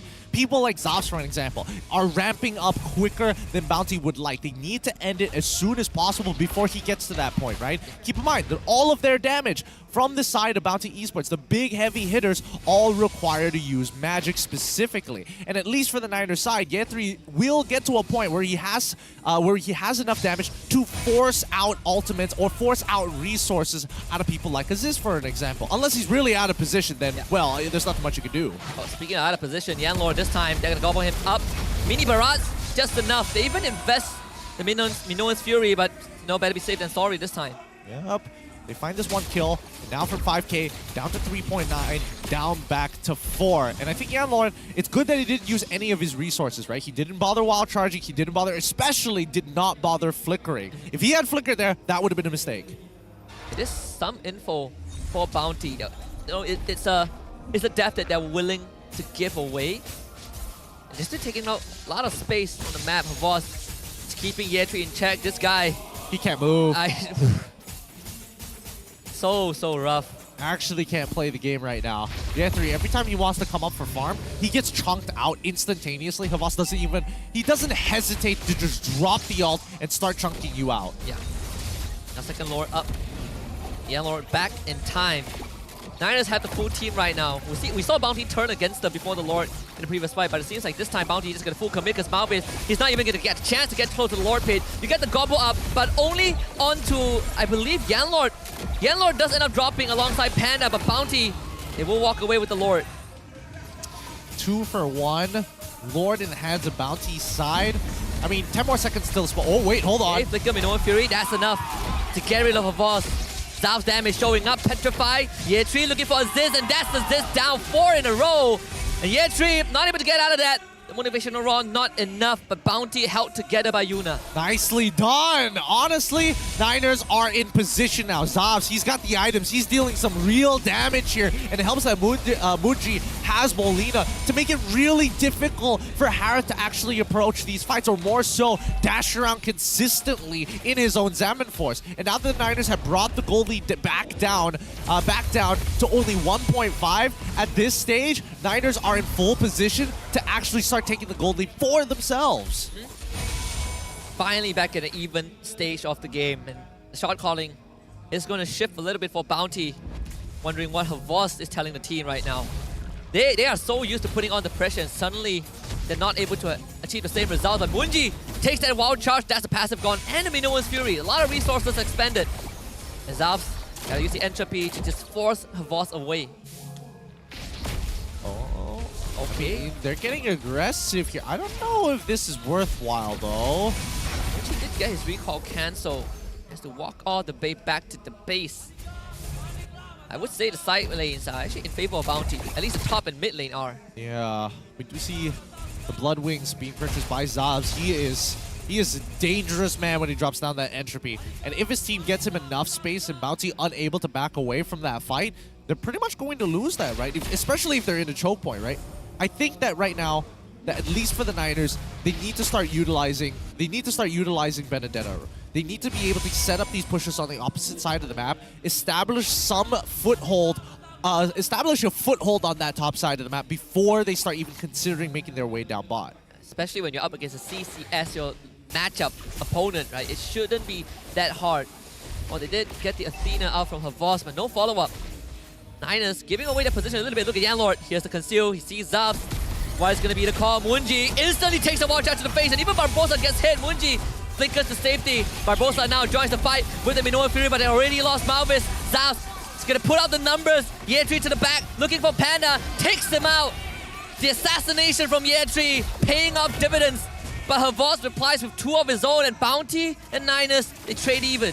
Man, I'm surprised that the Niners didn't continue walking up forward. It kind of felt like they were ready to sacrifice Yeatri before he was done, or maybe didn't even expect him to actually find that initial kill to even out the trades 2-2. With 8 seconds left, though, Turtle gonna be spawning, and I think the Niners are making the smart decision here. Let them have first position on it. We're gonna start a push on the top side of the map, and even, better yet, building up on those 2 waves. Havas has to respond to this.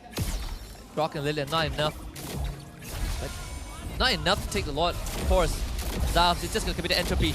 What are you going to do about it, Yan Lord? Nothing much. Good footsies coming in from the side of Zavs, making sure that he's dodging the gloom consistently. Aziz, on the other hand, I think he should only be on 1 charge for the Shadow Balls right now, because he did whiff a couple. He's got the cooldowns to get it back up, but now the Lord dance begins. Barbosa, he's just going to eat this up as much as he needs. Oh, they're rushing. He even used the Electro Final Blow to try and force Yuna away, but Yuna still within range. He's going to get it. Not this time, Zav. With the secure on the Lord, Panda from the back. Zav takes the entropy and now puts himself far away from Panda, but the damage is still there. Present for Bounty. 2 on the list. Munji loses the pass. It gets blocked by the wall, and the slam from Yuna to assassinate and execute Zav. 3 dead for Niners. About to be Forest Malvis in no man's land as this, leaving him out to dry, and Bounty Esports, despite not getting a Lord, are about to take the series at their best ever performance in the regular season, and is only Yeatri in their way.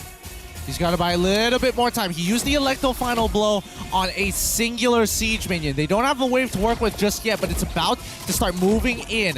Barbosa should be able to make it back in that time. Munji slightly later. Yeatri, he's got to make something happen here. And the Lord is doing the work in the top lane, but it might not be enough. Panda sights on the Crystal. It is Bounty to claim 1 for their own. 2-0 over Niners. Well played, coming in from Bounty Esports, taking it 2-0 against the Niners. A huge turnaround for Bounty. The upset of the regular season, first of its kind. A team that had a shift in that mid lane, does not have a coaching staff. All the burdens laid on her boss. His first debut in a region outside of MPL Philippines, MDL Philippines.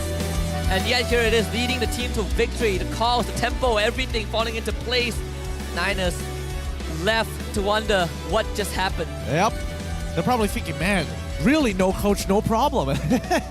Difficult to handle. And now Bounty walking over to give their respects here. Man, what a turnaround here. When you thought it was about to crumble, Yan Lord finds the play, and Yuna is able to peel perfectly for the team. Really nicely done all around. It feels like they've come together. With that being said, though, I am curious because this time we are going to our host, Rose, to have an interview, our very first interview with Bounty. Kemenangan pertama untuk Bounty Esports. 2 berbalas kosong, 3 mata penuh. Hello guys, congratulations on ending your lose streak. So, are you guys okay? Everyone's okay? Everyone's good? Okay, let's start with Aziz dulu. Sebab Aziz, this is your first game playing, kan? Tak silap? Second. Oh, second game. Okay, Aziz, sebagai seorang Sarawakian in a Sarawak-based team, and now that you're playing and lose streak has been ended, how are you feeling? And do you feel proud as a Sarawakian up on the MPL stage? I don't know, bro. I feel proud and sad also. Why are you sad? Because we lose 1 week. losing is a part of the game. Betul tak, guys? Kalah tu biasa. Like later on, you guys can bounce back, and you guys played a very, very good game this series. Okay, how about can we pass it to Panda? Panda. Yeah, Panda. Okay, Panda, you good? Yeah, good. Alright, orang kata no coach, no problem. So, sebenarnya siapa yang tengah draft untuk pasukan Bounty sekarang ni? Kalau draft, kita orang draft sama-sama. Macam kalau rasa hero ni bagus, kita plan lah sama-sama. I see. So, so technically tak ada yang paling leader lah. Semua orang kerjasama macam tu. Betul. Betul. I see. Okay. So, untuk pendapat Panda kan, first game you guys pick Roger, betul tak? So, adakah you rasa hero ni sesuai dengan Panda dan juga playstyle Bounty? Hero tu sesuai untuk saya sebab hero tu boleh main seorang. You suka main seorang, tak suka main dengan team? Hero tu laning dia kuat. I see. Okay, so sekarang dengar cerita MVP dah ready. So, mari kita tengok MVP. In 3, 2, 1. MVP untuk pasukan ni adalah Panda. Okay, gameplay dia memang sangat baik hari ni. Memang sangat bagus. Dia main Roger dan juga Harith. Okay, nak tanya. Sekarang technically transfer window dah buka. Adakah you guys ada plan nak ambil player baru ataupun coaching staff baru untuk start minggu ketiga? Sebenarnya kita orang ada coach online. Oh, ada coach online? Ada. Oh, I see. So dia banyak tolong lah, tapi sebab dia tak boleh naik pentas, so you guys take apa like details dengan benda dia bagi, lepas tu you guys just apply it to your team, is it? Dia akan tolong review je. Draft kita orang draft sendiri. I see. So week 3 onwards pun dia takkan turun atas pentas. Masih online lagi. Itu tak sure lagi. I see. Alright. Okay. Can we please pass it to Yuna? Okay, Yuna. This is your second season in MPL Malaysia, right? Previously, you're with the former team and now you're in Bounty. How is it like? Is it good? Is everything good? How's the comms like? Overall, still processing, but now we get the first win. It's good, feeling good. I hope we get win on our next match also. All right. Okay. Final words for the Bounty fans before I send you guys off. Shoutout sa mga tropa ko dyan. Mahal ko kayo lahat. Cakap. Shoutout kepada semua-semua kawan saya. I sayang korang. Okay? Any words for your fans? Your mother, your family, go. Ala, come on guys. Quick one. Thank you for all to our fans and also for our manager, our staffs. Thank you very much for supporting us, and also to the Sarawak, and also to Yanner's mother that he don't want to shout out. All right. Thank you so much. Congratulations. You guys may now celebrate your well-deserved win. All right, mantap. First game of the day. Sangat-sangat sengit. And it's a very one-sided clean sweep by pasukan Bounty Esports. Adakah perlawanan kedua dengan ketiga akan jadi benda sama ataupun it's gonna be super duper different and much more competitive. And with that, mari kita throw it back to the casters untuk dapat tahu apa yang jadi dalam game clean sweep ni. Casters, silakan. Well, thank you, Rose. Shout out to Yanlor's mom. Woo! Your kid is doing well this game. Doing wonders. Shout out to Panda's mom as well. MVP of the match. Coming up big time, especially with the perfect KDA on that Roger. But then, still on that Harith, we saw a lot more resistance from the Niners to make sure that he doesn't have that space. But at the end of the day, when you have a team that's playing around that hard tempo, they feel activated, and we could see the difference today. Yeah, and I think one of the biggest contributions in terms, instead of just carrying, is also how Panda in both matches shut down Zaps in the early game. Super hard. I think they've taken a lot of notes here. Yeah. A lot of notes from the earlier games, from the Niners. And I think more importantly so, kind of found a strategy that kind of suits their overall personality, right? Lane dominant heroes, and more importantly, they've got a clear strategy that plays around very much their tempo. We set the timings of those fights. We are able to turn things around. And I think now that we have a little bit more of an idea of what Yan Lord is capable of, man, he is quite the playmaker. He is. This definitely brings back some memories from when they played the qualifiers, right? This was the Yan Lord that completely shattered Team Secret in that finals. And here it is again. You look at his positioning on the map, it's actually absurd. They don't have a wave, and Yellow was like, I am confident, I can take the space, cuts the wave, cuts the lane anyways to go for a full wraparound. And it's these opportunities that's giving Bounty the information that they need to work with. And Niners, despite actively trying to look for openings, could never find them. Yeah, and I think, they had Niners, it's on them because they had all the tools to turn this around. They have disengage mechanics, they have ways to kind of slow down Bounty, and more importantly, they should have been playing towards choke points, right? Places of which it really limits Panda's capabilities of using that Chrono Dash, and when they found that opportunity, it's already too late. Yanlorn fights a 3-man wild charge, and especially on their main target, Zavs, he just did not have the time to get away. Even for Yetri on this Benedetta, he has to be controlling the sideways, right? Split pushing, just creating pressure points around the map. But Havos keeps this man in check. Yetri does not get to play the Benedetta side lane at all. Yeah, I think there needs to be a little bit more communication with Yetri and the rest of the team to really activate him. And more importantly, so if he wants to be able to, oh no, you're already at the wave first, start considering proxying waves, right? You need to be able to have people to help you do that. And that's where we didn't see much of, because again, the main strategy is centered around Zavs. And I think that for the Niners, they have to start diversifying here. When we look at the total damage, like Zavs, yes, he is going to be that machine gun mage type marksman man who sits there, drops the entropy, and now you've got a hail of bullets to deal with. And again, it's difficult for Bounty to actually get in on them unless he gets locked down. If he loses that Purify, he is very susceptible to people like Havas, people like Yuna, and as well as Yanlord. Yeah, I'm gonna look at the damage taken statistics though, because I think this gives us a very clear idea of how Bounty has been able to keep Zavs at bay. Sure, he's dealing almost the same amount of damage as Panda, but look at the damage tanked by Bounty. They are just making sure that Zavs, you're putting out the damage, but not on our cores. Panda and Aziz took lesser damage than Zavs, despite Zavs doing the same damage as Panda overall. This is crazy. It really is crazy. And I think that, man, the one person I feel extremely bad for is Malvizor, because every time he sits on this Barat, he has this space, he sits on top of that space.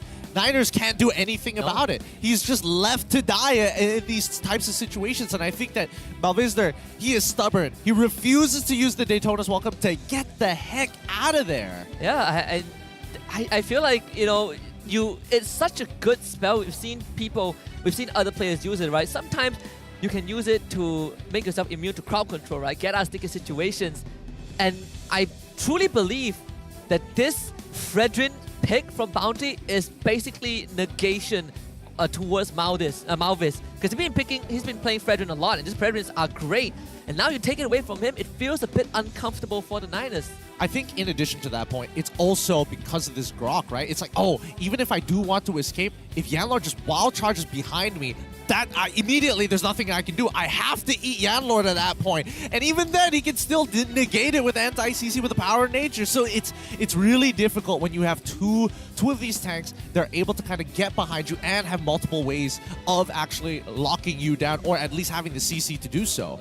I am noticing a trend though, at least for this series. Notice that Niners, at least in game 1, right, they were getting dominated in the side lanes. They were starting to play not to lose because they realized we don't have enough damage. Second game, things didn't go as poorly, but once it did, Niners fall back to that same exact mindset again. We're just playing to not lose. We're not actively looking for opportunities enough, and when we do, Bounty counters us and it's back to square one. Play safe, and Malvis just hung out to dry.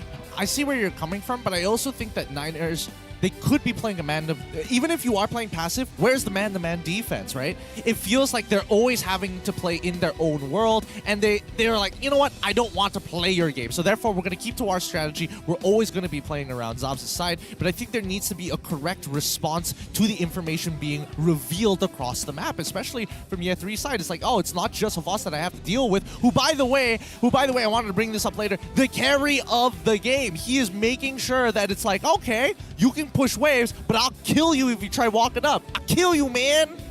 Final blow. All right, taste my yo-yo. Yep. Double pain. It's frustrating. It's frustrating to deal with, right? You would have expected Niners to come to a point where they stabilized. They just could not find that footing. You look at this. Zavs has the highest GPM. This man is eating well, right? And then Malvis is tanking well.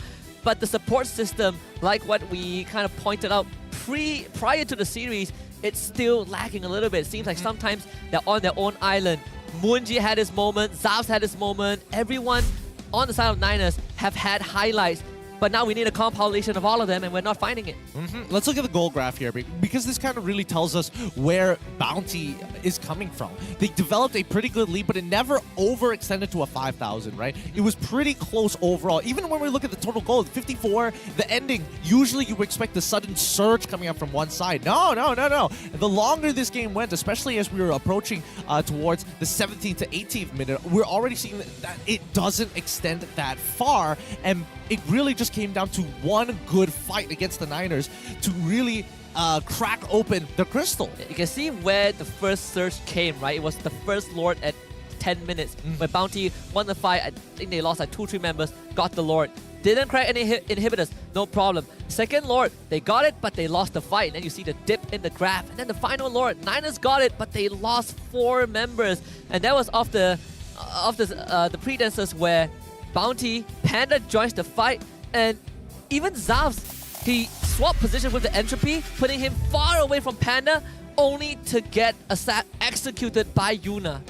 Yep, there's nothing much that they could really have done there, right? I mean, obviously certain situations they could have played better, but I think the biggest weakness here, if we were to just nitpick it, from the side of Bounty Esports, right? It's just the way that they Lord Dance is exploitable. And I think that's the dangerous part, because in a lot of these fights, you are seeing people walk away with slivers of HP, right? Not much. If something doesn't land or something doesn't hit, or Niners just played a couple of these fights better, it probably would have been a much better time. But just notice their positionings, right? They're fighting right inside the riverside. They're not looking for these choke points to really make sure that Yanlord has these big wild charges, and then they focus all of their pressure onto that one target rather than having that zoning effect that we were expected to see from Bounty. I think you also have to give credits to Bounty, right? They make sure that these fights happen where it's beneficial for them. And Aziz, most of the time, he's just ignored this. He just eats it. This slam from Yuna, literally the Kingslayer of this game. But Aziz got the same amount of room that he got in game number 1. This man was just zoning everyone now. You are watching Malvis eating Max Gloom stacks the entire fight, and he just had to take it. Yep. Once again, with this newfound energy, Bounty Esports rise up to 7th place in the standings of the regular season with 3 points, overtaking Torak and just below Team Hawk. I would not have expected this result, right? But of course, we are going to have a break starting next week, and Bounty's next series is going to be interesting because they're going to be fighting against Torak. That is something to look forward to as well. But for the Niners, it's back to the drawing board. We looked at week 1, we were like, okay, certain rooms to patch up. We look at the second series. All right, still need to patch up the same things. This series, oh boy, there's a lot more problems than just what we saw. I mean, it's not even just their macro, right? Clearly, this one was definitely micro. We saw in that very last highlight as well. Definitely, he had the Purify available. He could have entropied out of there.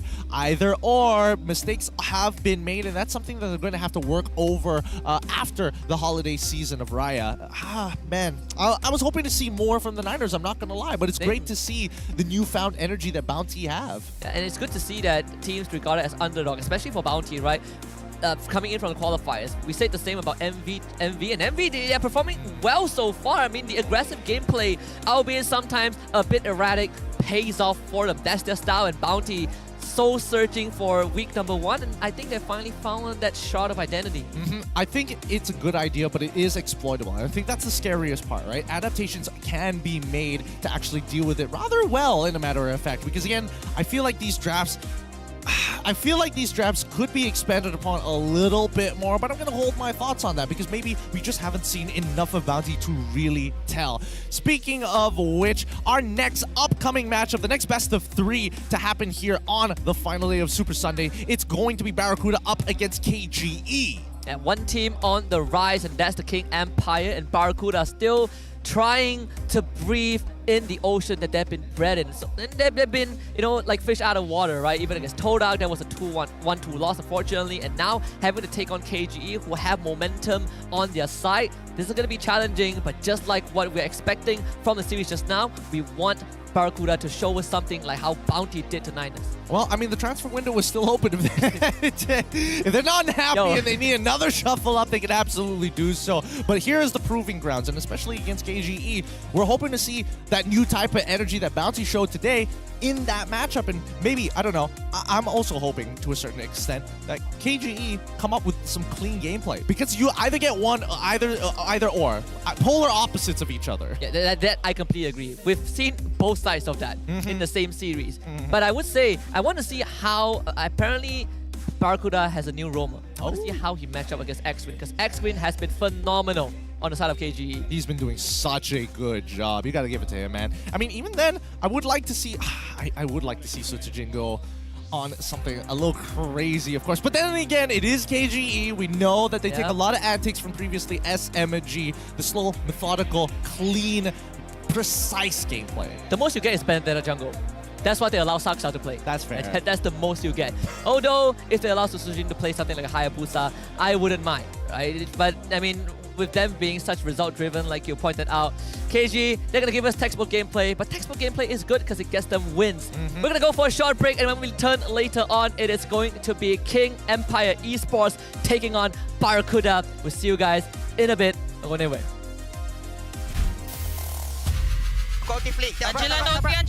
Angela ulti, guys. Go. Bantai. Ulti arit. I can run. Hari. They'll go for Back siya. It's okay, they can burst. Go. They will die, bro, if they come to me. Go. Focus. Nice. Okay.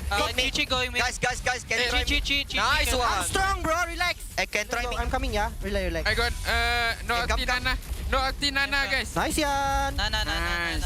Okay, chill. Okay, mid. Tal. Rombos lah. Ulti aku 8. Habis dia cium aku dah.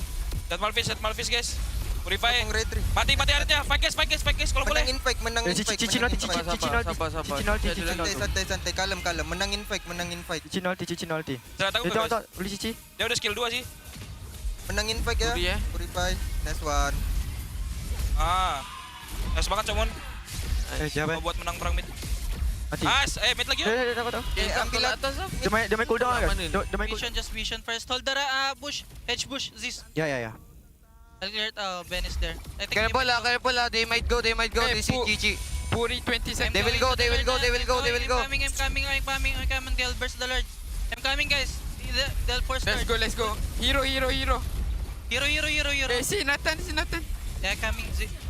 Hero. Front. Still can. Front. They will die. I'll chase the Nana, guys. I will chase Barracuda.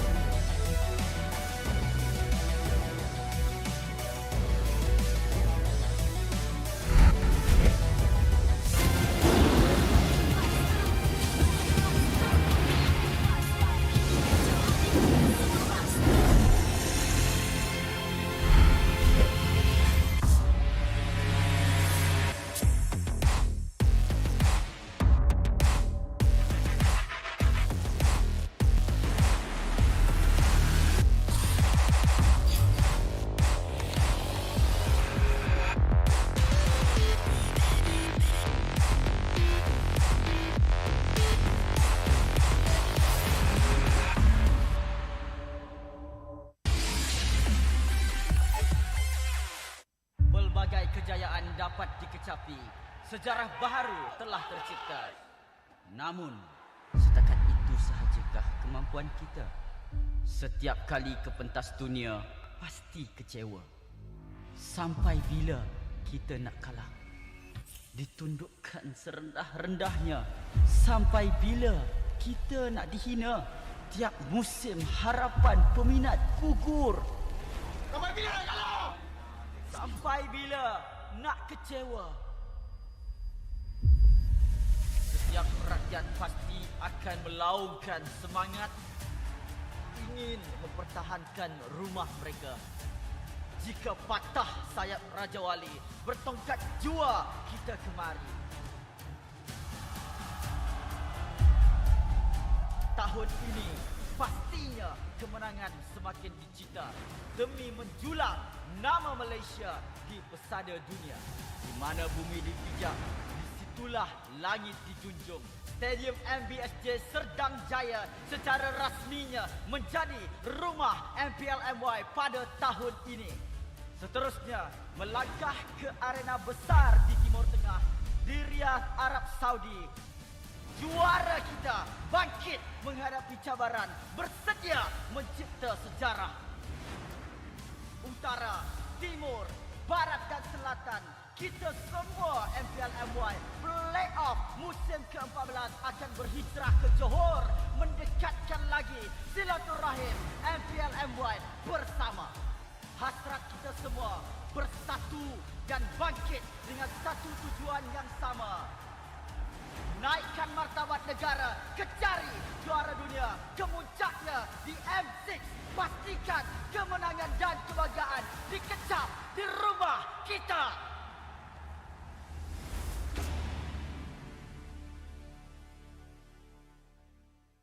Untuk melakukan serangan yang sebenar, tarik nafas yang panjang kerana terima magic kuda. 2-1 dalam keadaan yang sangat-sangat mudah. Selamat datang ke MPL Malaysia musim ke-13, di mana yang terbaik akan berentap dalam pertempuran sengit dan penuh strategi. Seperti pada musim yang lepas, 10 pasukan profesional akan bersaing selama 6 minggu dalam arena yang penuh aksi di regular season.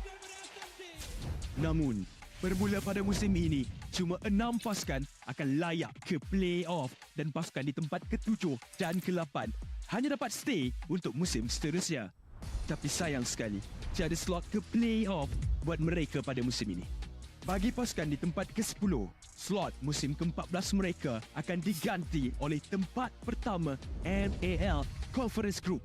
Mereka akan di-reset dan harus merebut kembali peluang melalui MPL musim kedua. Dan apa itu MPL? Mobile Legends Bang Bang Academy League adalah liga amatur di mana terlahirnya bintang-bintang baharu. 15 pasukan akan bersaing untuk meraih kejuaraan dan 2 pasukan MPL Conference Group teratas akan berpeluang merebut slot ke MPL Malaysia musim seterusnya. Okey, kembali ke MPL. Pasukan MPL Malaysia tempat ke-9 akan berentap dengan pasukan tempat kedua dari MPL Conference Group dalam pusingan MPL Malaysia Challenger Stage bersama format Best of 5 semasa Grand Final MPL musim yang pertama, di mana pemenang akan menentukan slot terakhir MPL Malaysia musim ke-14. 6 pasukan yang layak ke play-off akan berentap untuk meneruskan jalan ke Grand Final MPL Malaysia musim ke-13 dan merebut peluang untuk ke MSC 2024. Jadi, bersiap sedia. Persiapkan strategi anda. Bersedia untuk aksi profesional di pentas MPL Malaysia musim ke-13.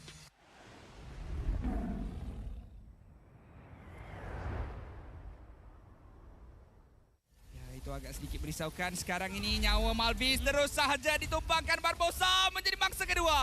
Lihat daripada Zaf. Zaf di atas sana. Mengapa Zaf 1 lawan 1? Mereka meninggalkan triple kill untuk Panda mencari pendek.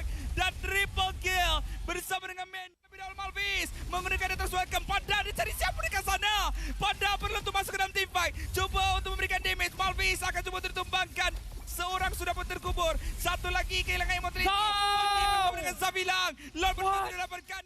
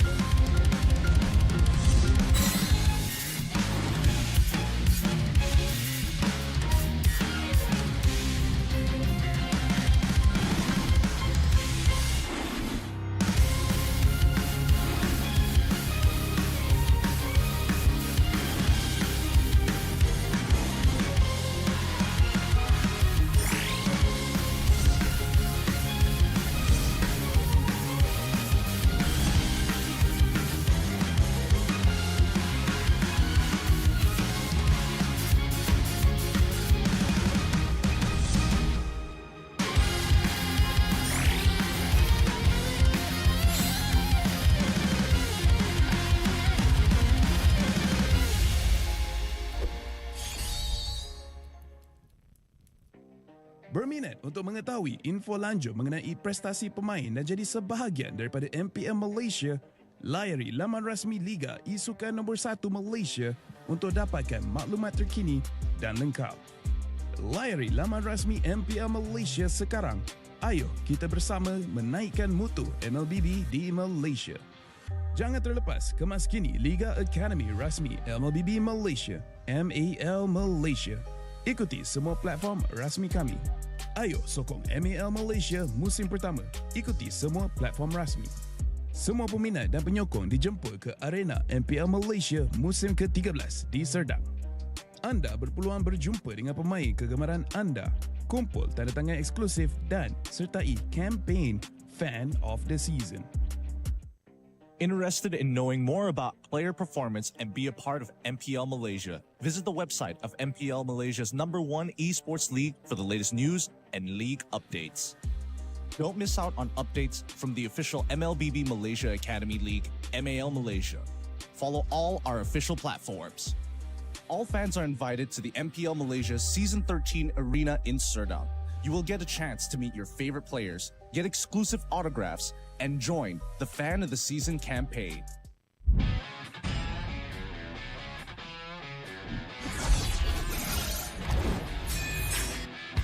Versus satu Skylar can you do it dan Albert di sana ternyata harus hilang.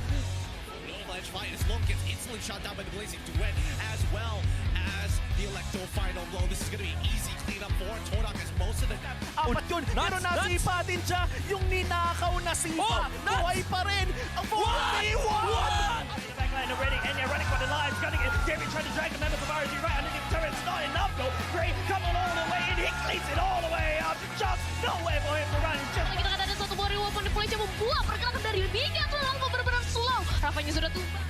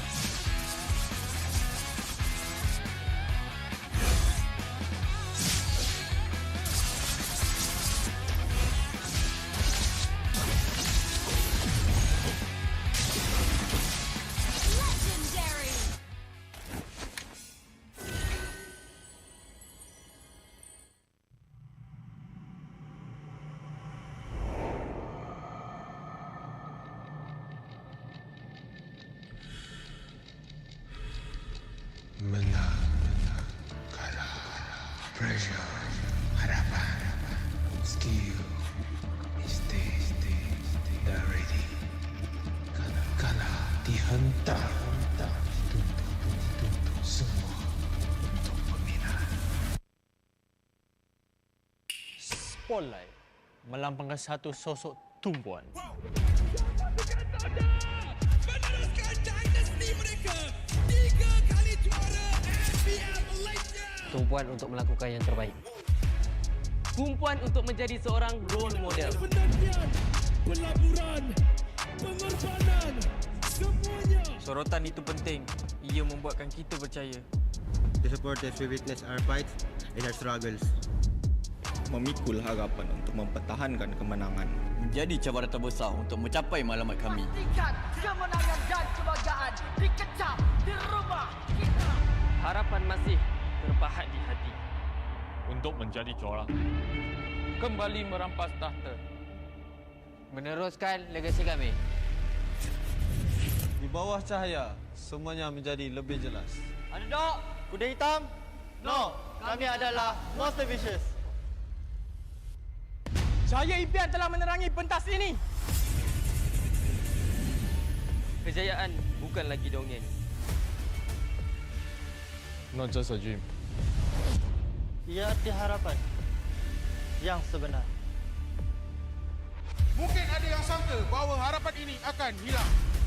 Tapi bukan kami.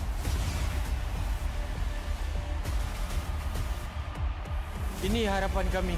Ini semangat kami. Bersama kami, mencapai satu tujuan.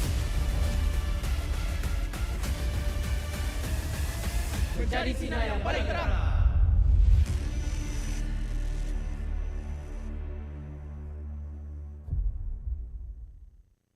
I know sadly to hear because it is. Well, I know that I can be stronger with you.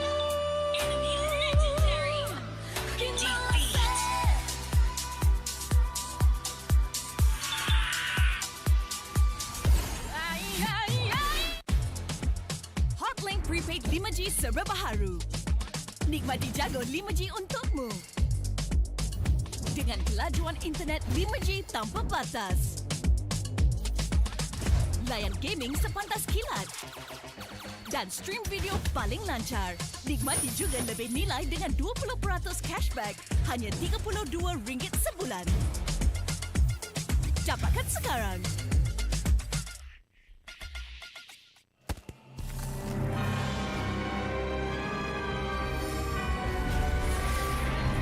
This fairy tale ended with the poisoned apple, and my tale began.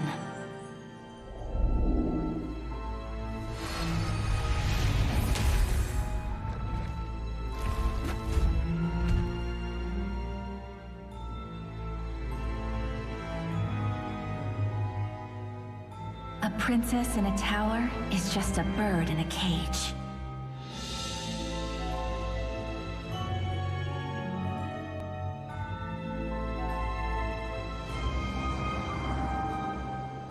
Curse it! Take my vengeance! Protect your queen!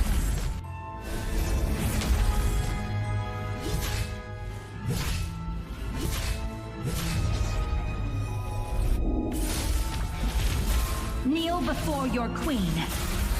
It won't take long, I promise.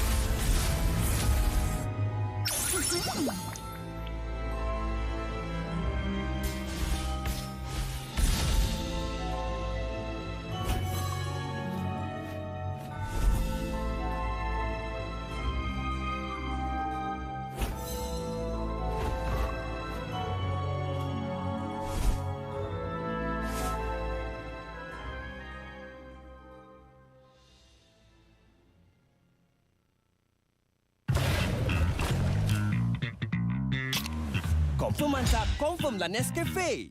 I know sadly to hear because it is.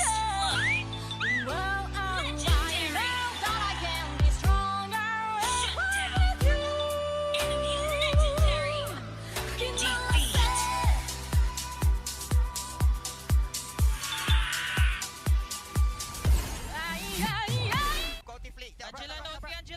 Angela ulti guys.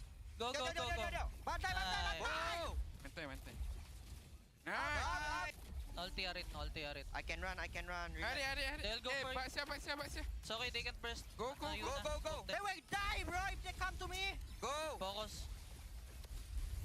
Nice. Okay. Chi going mid. Guys, can you try mid? Chi. Nice one. I'm strong, bro. Relax. Can try mid. Can try mid. I'm coming. Harit dead. Harit's dead. Oh, no. Nice. Can try. Go. Still can. Okay, let's go. I'm coming, yeah. Relax. I got no ulti Nana guys. Nice yan. Nice. Okay, chill. Okay, Objective. mid. Tol, andap. Rombos lah. Ulti aku 8. Masuk dari his. Habis dia cium aku dah. Set Malphis guys. Purify. Mati Aritnya. Fight guys kalau boleh. Menang infect. Cici nolti. Santai. Kalem. Menang infect. Cici nolti. Tengok. Boleh cici. Dia udah skill 2 sih. Menang infect ya. Purify. Nice one. Semangat Comon. Jangan buat menang perang mid. Mati. Mid lagi ya. Ambil atas. Dia main cooldown kan? Dia main cooldown. Vision first. Hold the bush. Hedge bush. This. Ya. Alert. Ben is there. Careful lah. They might go. This is GG. Puri 20 seconds. They will go. I'm coming. They'll burst the Lord. I'm coming, guys. They'll force start. Let's go. Hero. Hero. Si Nathan. Yeah, coming. Hero. Front. Still can. Front. They will die. I'll chase the Nana, guys. I will chase. Para.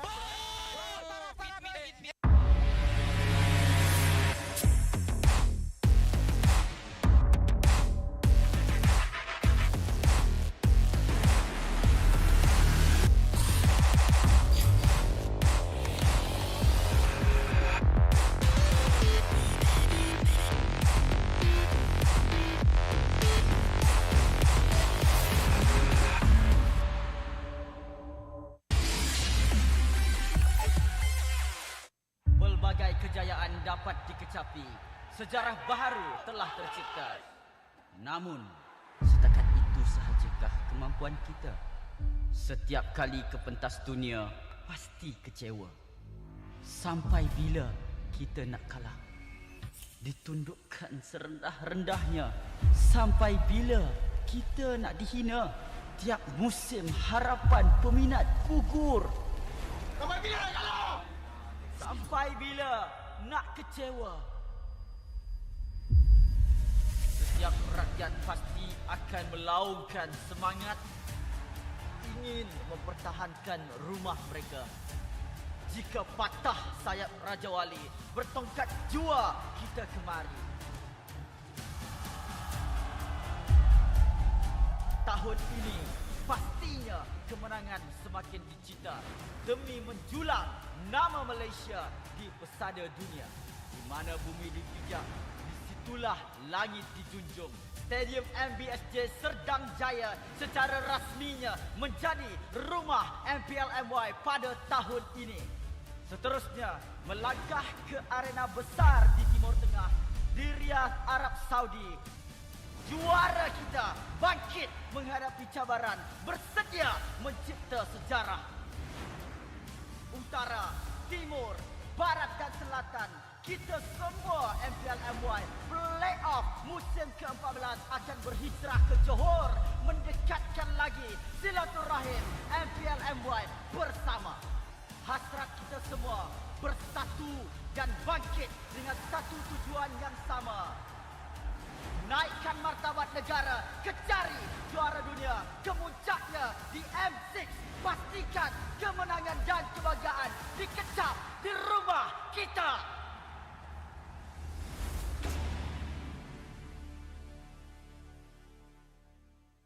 Untuk melakukan serangan yang sebenar, tarik nafas yang panjang kerana triple magic kuda 2-1 dalam keadaan yang sangat-sangat mudah. Selamat datang ke MPL Malaysia musim ke-13 di mana yang terbaik akan berentap dalam pertempuran sengit dan penuh strategi. Seperti pada musim yang lepas, 10 pasukan profesional akan bersaing selama 6 minggu dalam arena yang penuh aksi di regular season. Namun, Bermula pada musim ini, cuma 6 pasukan akan layak ke play-off dan pasukan di tempat ke-7 dan ke-8 hanya dapat stay untuk musim seterusnya. Tapi sayang sekali, tiada slot ke play-off buat mereka pada musim ini. Bagi pasukan di tempat ke-10, slot musim ke-14 mereka akan diganti oleh tempat pertama MPL Conference Group. Mereka akan di-reset dan harus merebut kembali peluang melalui MPL musim kedua. Dan apa itu MPL? Mobile Legends Bang Bang Academy League adalah liga amatur di mana terlahirnya bintang-bintang baharu. 15 pasukan akan bersaing untuk meraih kejuaraan dan 2 pasukan MPL Conference Group teratas akan berpeluang merebut slot ke MPL Malaysia musim seterusnya. Okey, kembali ke MPL. Pasukan MPL Malaysia tempat ke-9 akan berentap dengan pasukan tempat kedua dari MPL Conference Group dalam pusingan MPL Malaysia Challenger Stage bersama format Best of 5 semasa Grand Final MPL musim yang pertama, di mana pemenang akan menentukan slot terakhir MPL Malaysia musim ke-14.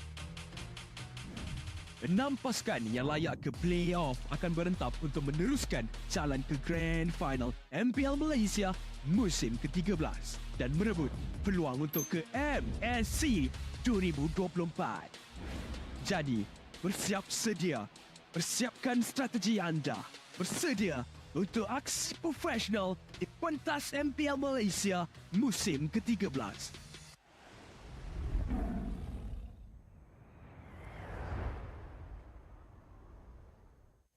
Itu agak sedikit merisaukan. Sekarang ini nyawa Malvis terus sahaja ditumbangkan. Barbosa menjadi mangsa kedua. Lihat daripada Kazaf. Zaf di atas sana. Mengapa Zaf 1 lawan 1? Mereka meninggalkan triple kill untuk Panda mencari Maniac. Dan triple kill bersama dengan Malvis menggunakan data suaikan. Panda dicari siapa dekat sana. Panda perlu untuk masuk ke dalam team fight. Cuba untuk memberikan damage. Malvis akan cuba ditumbangkan. Seorang sudah pun terkubur. Satu lagi kehilangan immortality. Bersama dengan Zabilang. Lord berhasil didapatkan.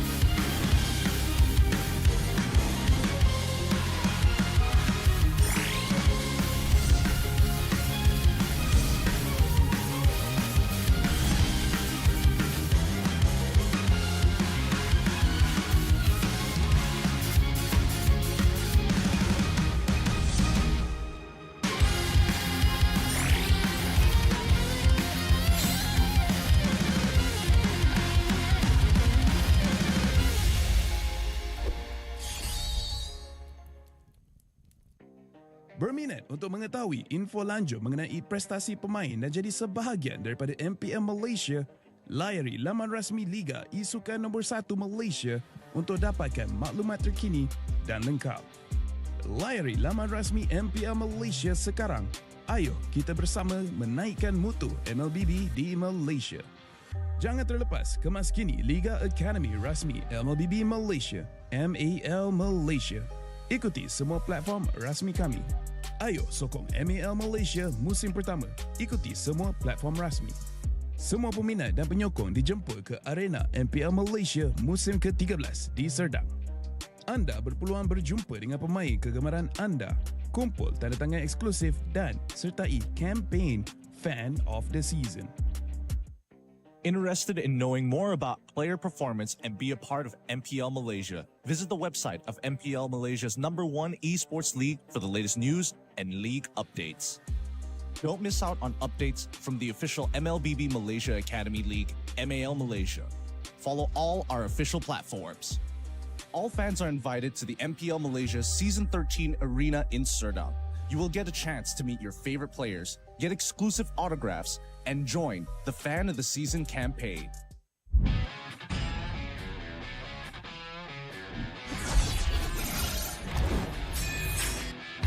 Versus satu Scalar can you do it? Dan Albert di sana ternyata harus hilang.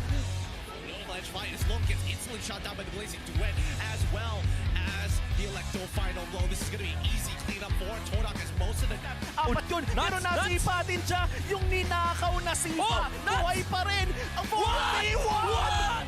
Backline already, and they're running for the lives, gunning it. David trying to drag the members of RG right underneath the turret. It's not enough though. Gray coming all the way in, he cleans it all the way up. Just nowhere for him to run. Just... Kita kata ada satu warrior weapon di Malaysia membuat pergerakan dari Mika tuh langsung benar-benar slow. Rafanya sudah tumbang.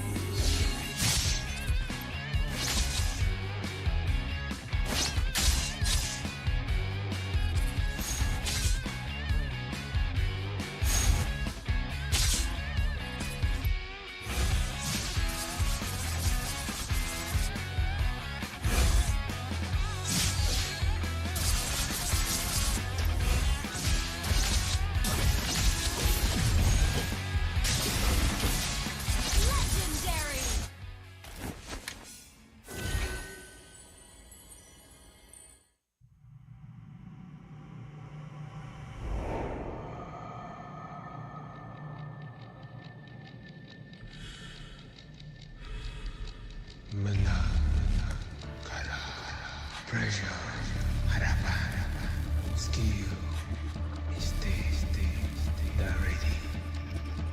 Kalah, dihentak, tuntut, semua untuk peminat. Spotlight melampangkan satu sosok tumpuan. Meneruskan dinasti mereka. 3 kali juara MPL Malaysia.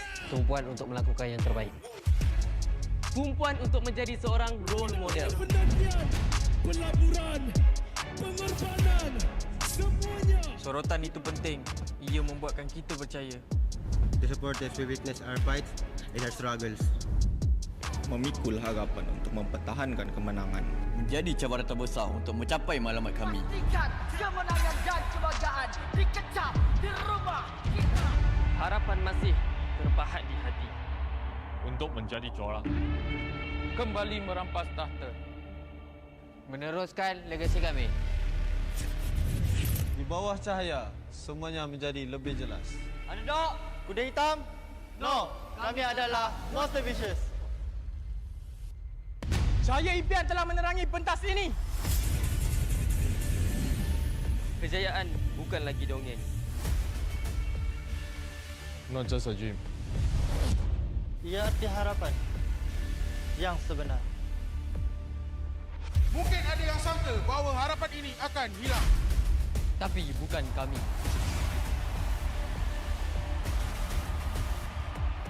Ini harapan kami. Ini semangat kami. Bersama kami mencapai hati tujuan. Menjadi sinar yang paling terang.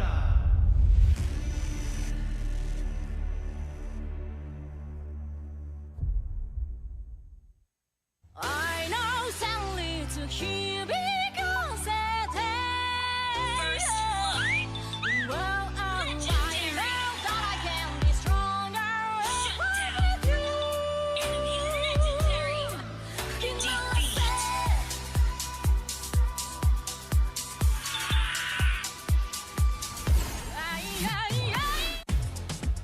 Hotlink Prepaid 5G serba baharu. Nikmati jago 5G untukmu. Dengan kelajuan internet 5G tanpa batas. layan gaming sepantas kilat. Dan stream video paling lancar. Nikmati juga lebih nilai dengan 20% cashback hanya RM32 sebulan. Dapatkan sekarang.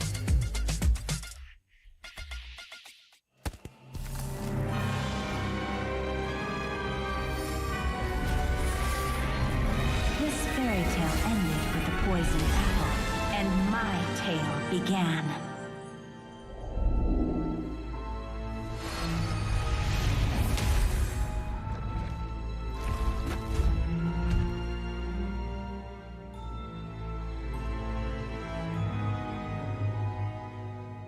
A princess in a tower is just a bird in a cage.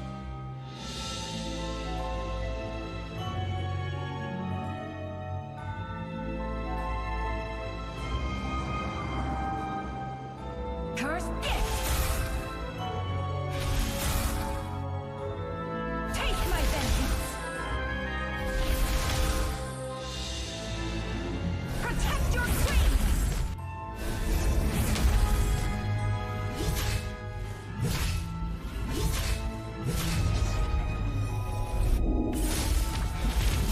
Kneel before your queen. It won't take long, I promise.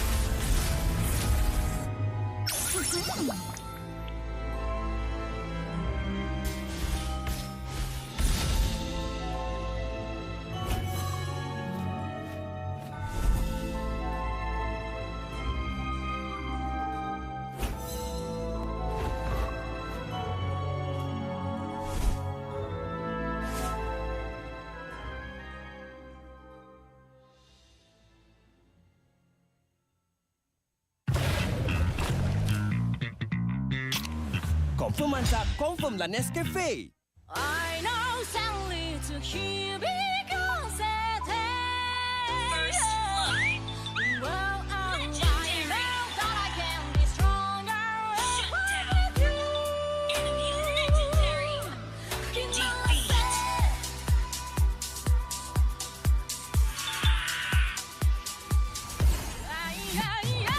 Defeat. Angela ulti guys.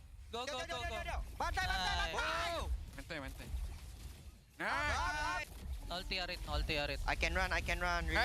They'll go for it. Baik siap. It's okay, they can first. Go. They will die, bro, if they come to me. Go. Focus. Nice. Okay. Chichi going mid. Guys, can try mid. Chichi. Nice one. I'm strong, bro. Relax. I can try mid. I'm coming. Harit dead. Harit's dead. Oh, no. Nice. Can try. Go. Still can. Okay, let's go. I'm coming, yeah. Relax. I got no ulti Nana guys. Nice yan. Nah. Okay, chill. Okay, mid. team. Yeah. Mid, tol. Andap. Terus lah. Ulti aku 8. Sorry, Hish. Abi dia cium aku dah. Set Malphis guys. Purify. Mati Haritnya. Fight guys kalau boleh. Menang infect. Cici nolti. Santai. Kalem. Menang infect. Cici nolti. Tengok. Boleh cici. Dia udah skill 2 sih. Menang infect ya. Purify. Next one. Semangat Comon. Siapa? Buat menang perang mid. Mati. Mid lagi ya. Dapat. Ambil atas. Dia main cooldown kan? Dia main cooldown. Vision first. Hold the bush. Hedge bush. This. Ya. I'll clear it. Ben is there. Careful lah. They might go. This is GG. Puri 20 seconds. They will go. I'm coming. They'll burst the Lord. I'm coming, guys. They'll force start. Let's go. Hero. Hero. Si Nathan. Yeah, coming. Hero. Front. Still can. Front.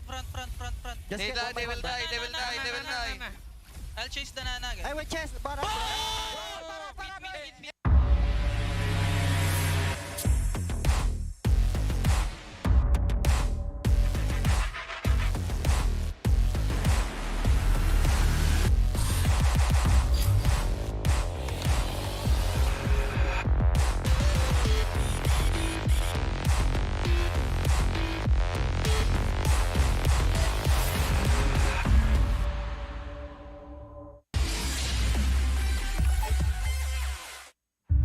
Kejayaan dapat dikecapi, sejarah baharu telah tercipta. Namun, setakat itu sahaja. kemampuan kita. Setiap kali ke pentas dunia, pasti kecewa. Sampai bila kita nak kalah? Ditundukkan serendah-rendahnya. Sampai bila kita nak dihina? Tiap musim harapan peminat gugur. Sampai bila nak kalah? Sampai bila nak kecewa? Setiap rakyat pasti akan melaungkan semangat, ingin mempertahankan rumah mereka. Jika patah sayap Raja Wali, bertongkat jua kita kemari. Tahun ini pastinya kemenangan semakin dicita demi menjulang nama Malaysia di pesada dunia. Di mana bumi dipijak, disitulah langit dijunjung. Stadium MBSJ Serdang Jaya secara rasminya menjadi rumah MPL MY pada tahun ini. Seterusnya, melangkah ke arena besar di Timur Tengah, di Riyadh, Arab Saudi. Juara kita bangkit menghadapi cabaran, bersedia mencipta sejarah. Utara, Timur, Barat dan Selatan, kita semua MPL MY Playoff musim ke-14 akan berhijrah ke Johor, mendekatkan lagi silaturahim MPL MY bersama. Hasrat kita semua bersatu dan bangkit dengan satu tujuan yang sama. Naikkan martabat negara, kecari juara dunia, kemuncaknya di M6. Pastikan kemenangan dan kebanggaan dikecap di rumah kita.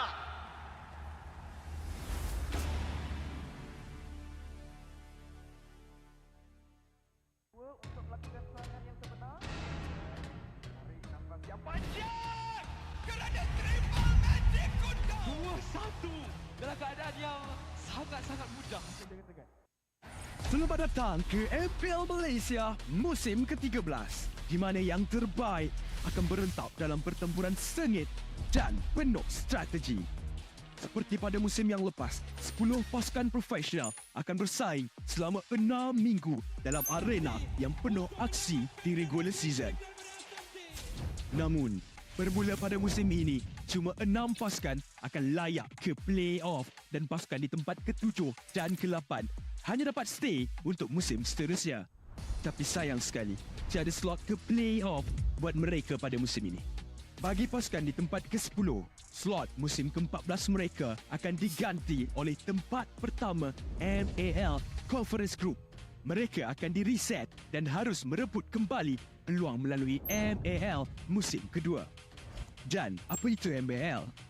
Mobile Legends Bang Bang Academy League adalah liga amatur di mana terlahirnya bintang-bintang baharu. 15 pasukan akan bersaing untuk meraih kejuaraan dan 2 pasukan MPL Conference Group teratas akan berpeluang merebut slot ke MPL Malaysia musim seterusnya. Okey, kembali ke MPL. Pasukan MPL Malaysia tempat ke-9 akan berentap dengan pasukan tempat kedua dari MPL Conference Group dalam pusingan MPL Malaysia Challenger Stage bersama format Best of 5 semasa Grand Final MPL musim yang pertama, di mana pemenang akan menentukan slot terakhir MPL Malaysia musim ke-14. 6 pasukan yang layak ke play-off akan berentap untuk meneruskan jalan ke Grand Final MPL Malaysia musim ke-13 dan merebut peluang untuk ke MSC 2024. Jadi, bersiap sedia. Persiapkan strategi anda. Bersedia untuk aksi profesional di pentas MPL Malaysia musim ke-13.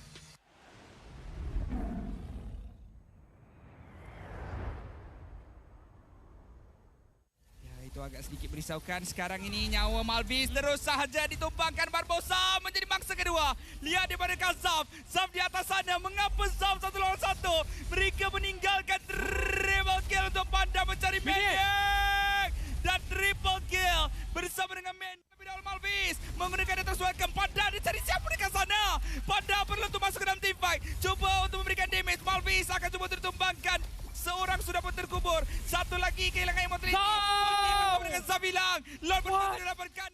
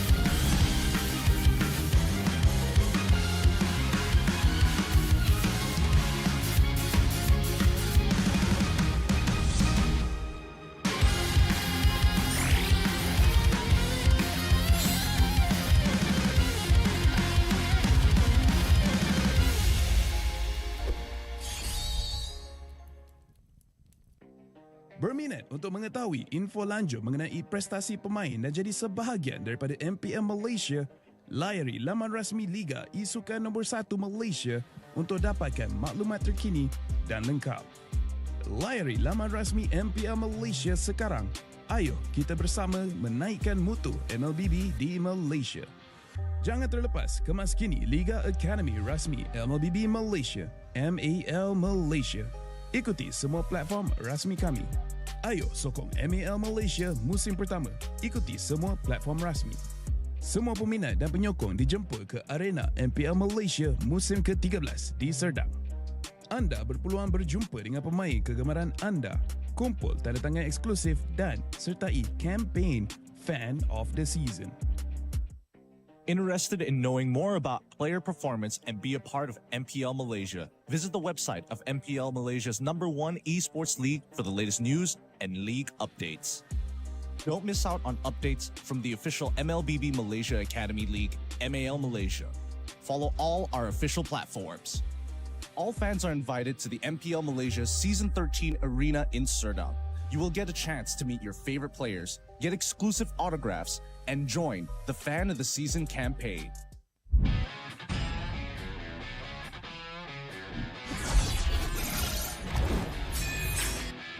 Versus satu sekali lagi Jeduin dan Albert di sana. Ternyata Arsia. Ledge fight is long, gets instantly shot down by the Blazing Duet as well as the Electo final blow. This is going to be easy cleanup for Todak as most of the...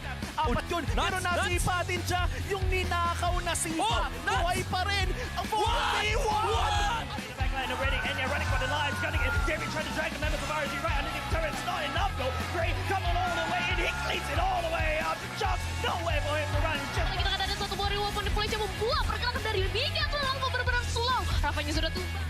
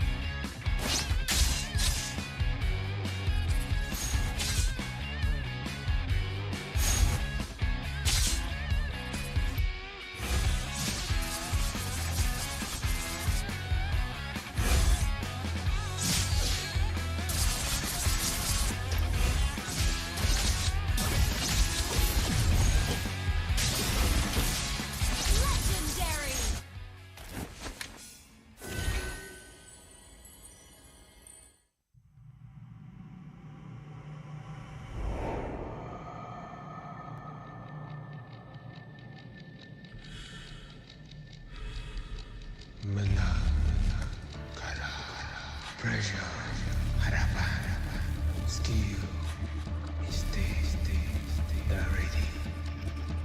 Kalah, dihentak.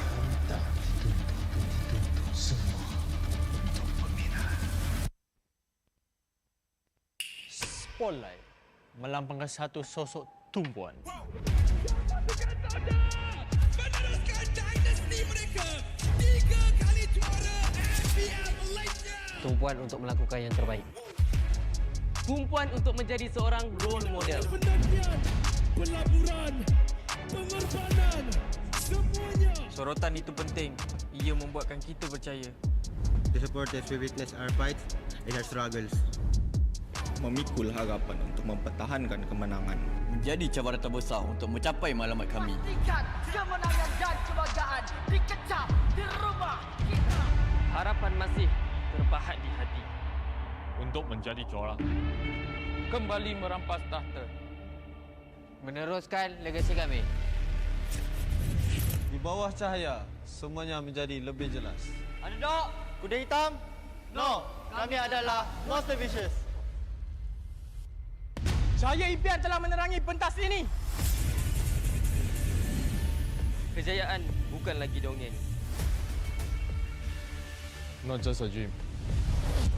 Ia arti harapan yang sebenar. Mungkin ada yang sangka bahawa harapan ini akan hilang.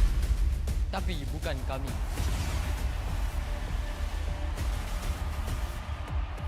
Ini harapan kami. Ini semangat kami. Bersama kami mencapai satu tujuan. Menjadi sinar yang paling terang.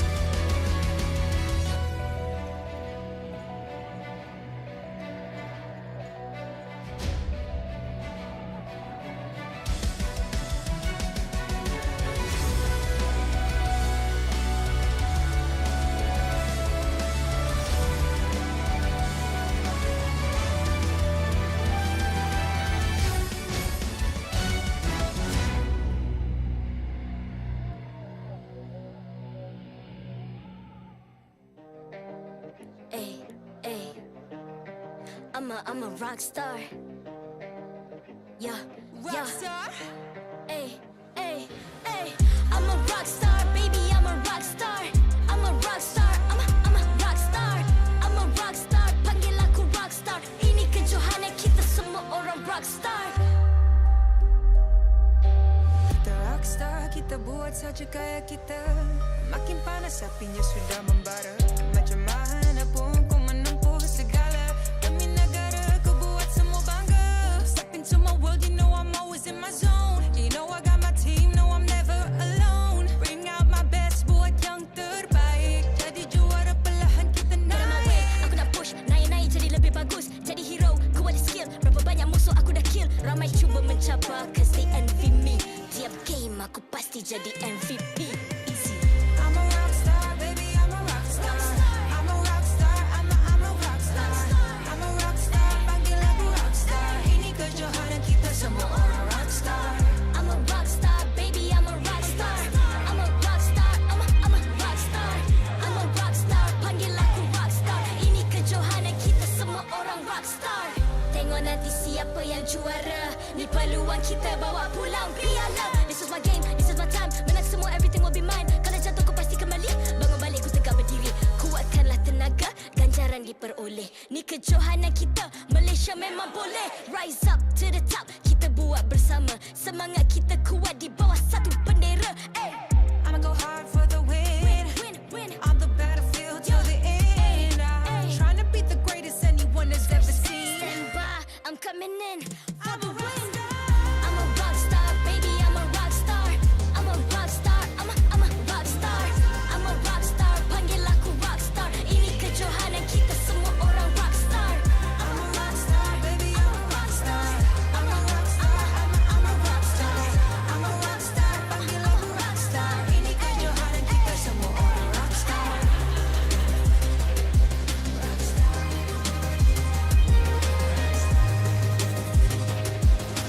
Ini kejohanan kita semua orang rock star.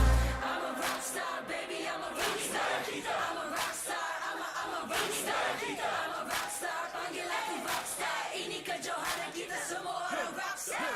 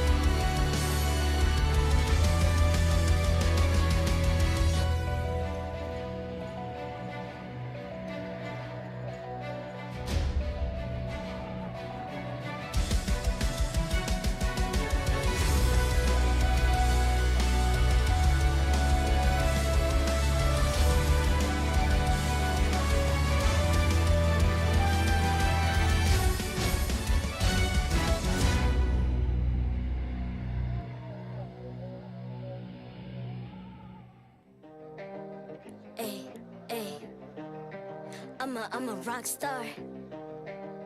Yeah, Rock star? Ay. I'm a rock star, baby, I'm a rock star.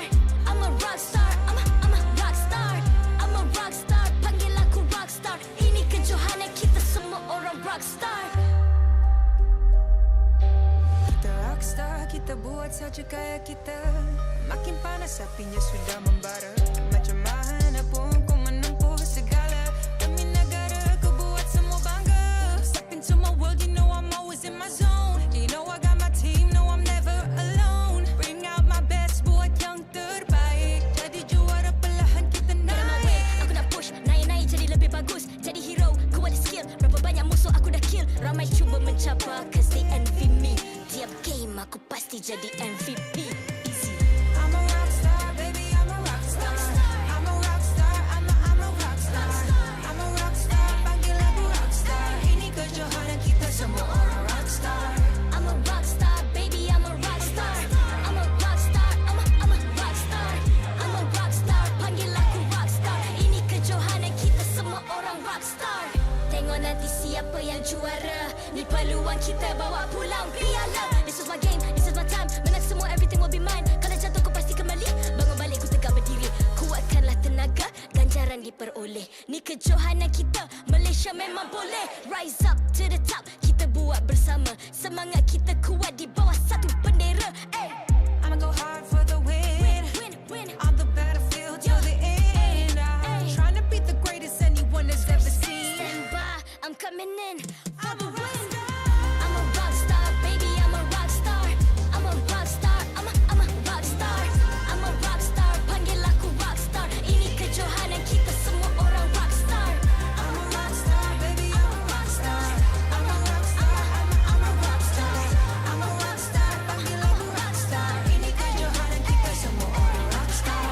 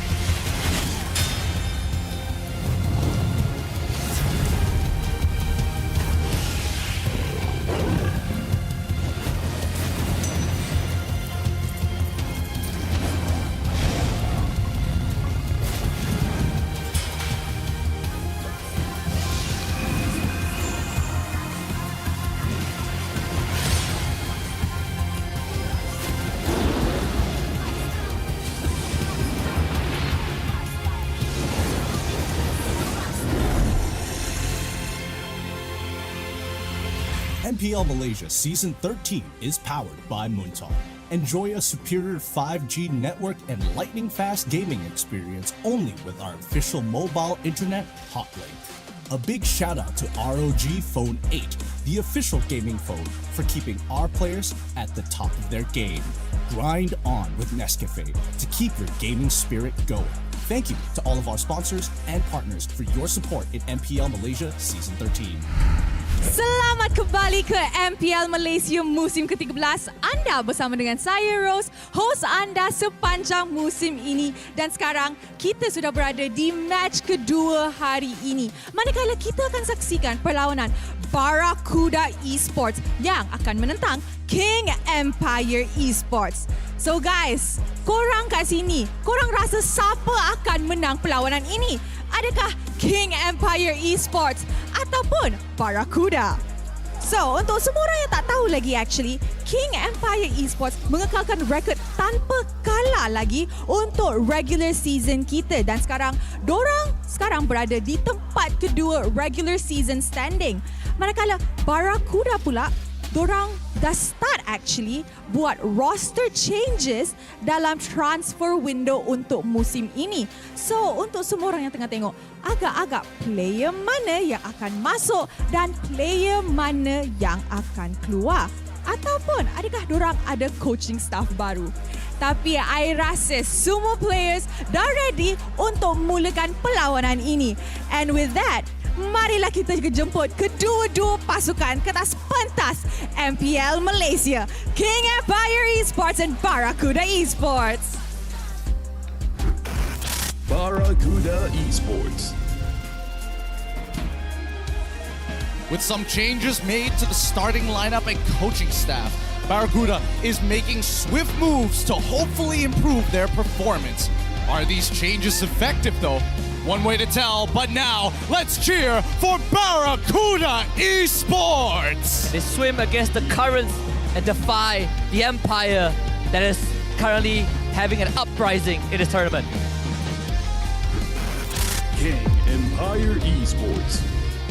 Maintaining their unbeaten winning record, the team successfully expanded their empire further after conquering Bounty Esports yesterday. Will they continue their winning ways? Make some noise for King Empire!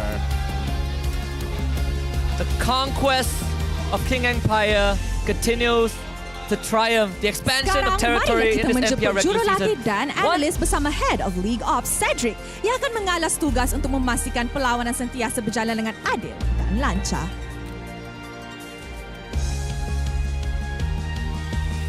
Mari kita teruskan dengan fist bump di antara pasukan sebagai tanda professionalism. Inilah gaya kita. Inilah semangat kesukanan kita. Kawan di luar gelanggang, lawan di Land of Dawn. Alright guys, sebelum kita mulakan kita punya perlawanan ni, jangan lupa untuk semua orang dekat rumah, kita pun ada join the fight code untuk korang. So you guys boleh gunakan kod yang kat bawah ni untuk dapatkan freebies and of course feel like you guys are a part of the arena. And with that, saya rasa I dah ready untuk mulakan perlawanan ini. And with that, teams, this is your moment. Game on.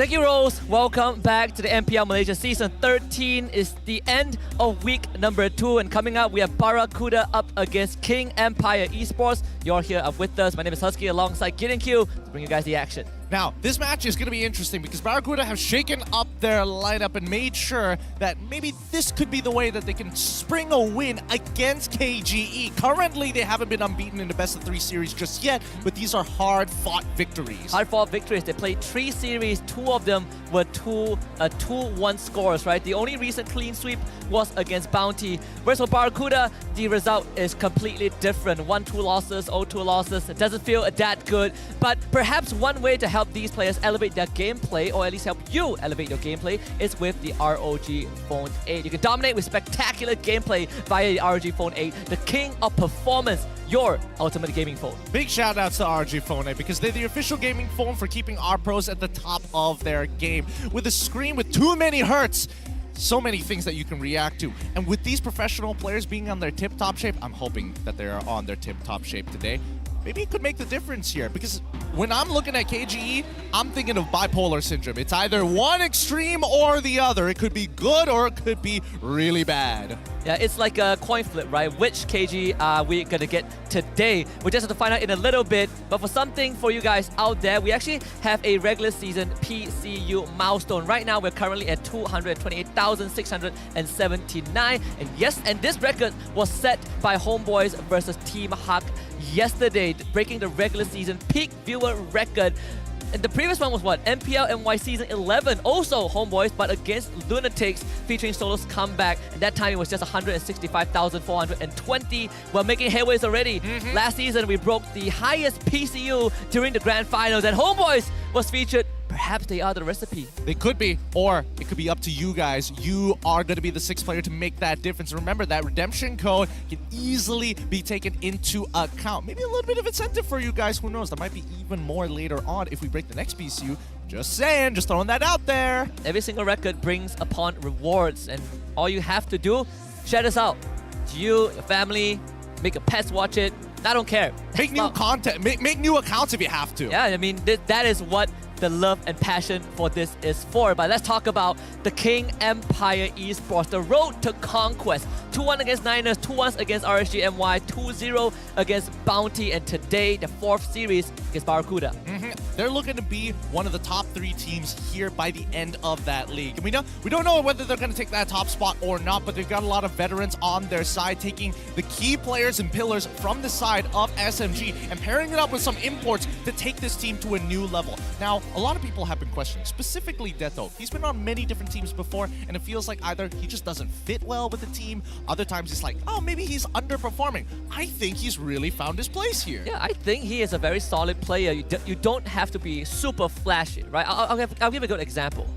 Izanami. Not the flashiest of player, but a pillar essential for the team. Zaim Senpoi, not the flashiest, but also a pillar for the team. Could be a theme for the mid laners in MPL NY, but calling Detto the jersey collector is just half of the story, right? And he has really, like you mentioned, truly found his place. And in fact, KGE are the 1 out of 2 only teams in the regular season who have not lost a single series. The second one being SRG, just that SRG has not even lost a single game.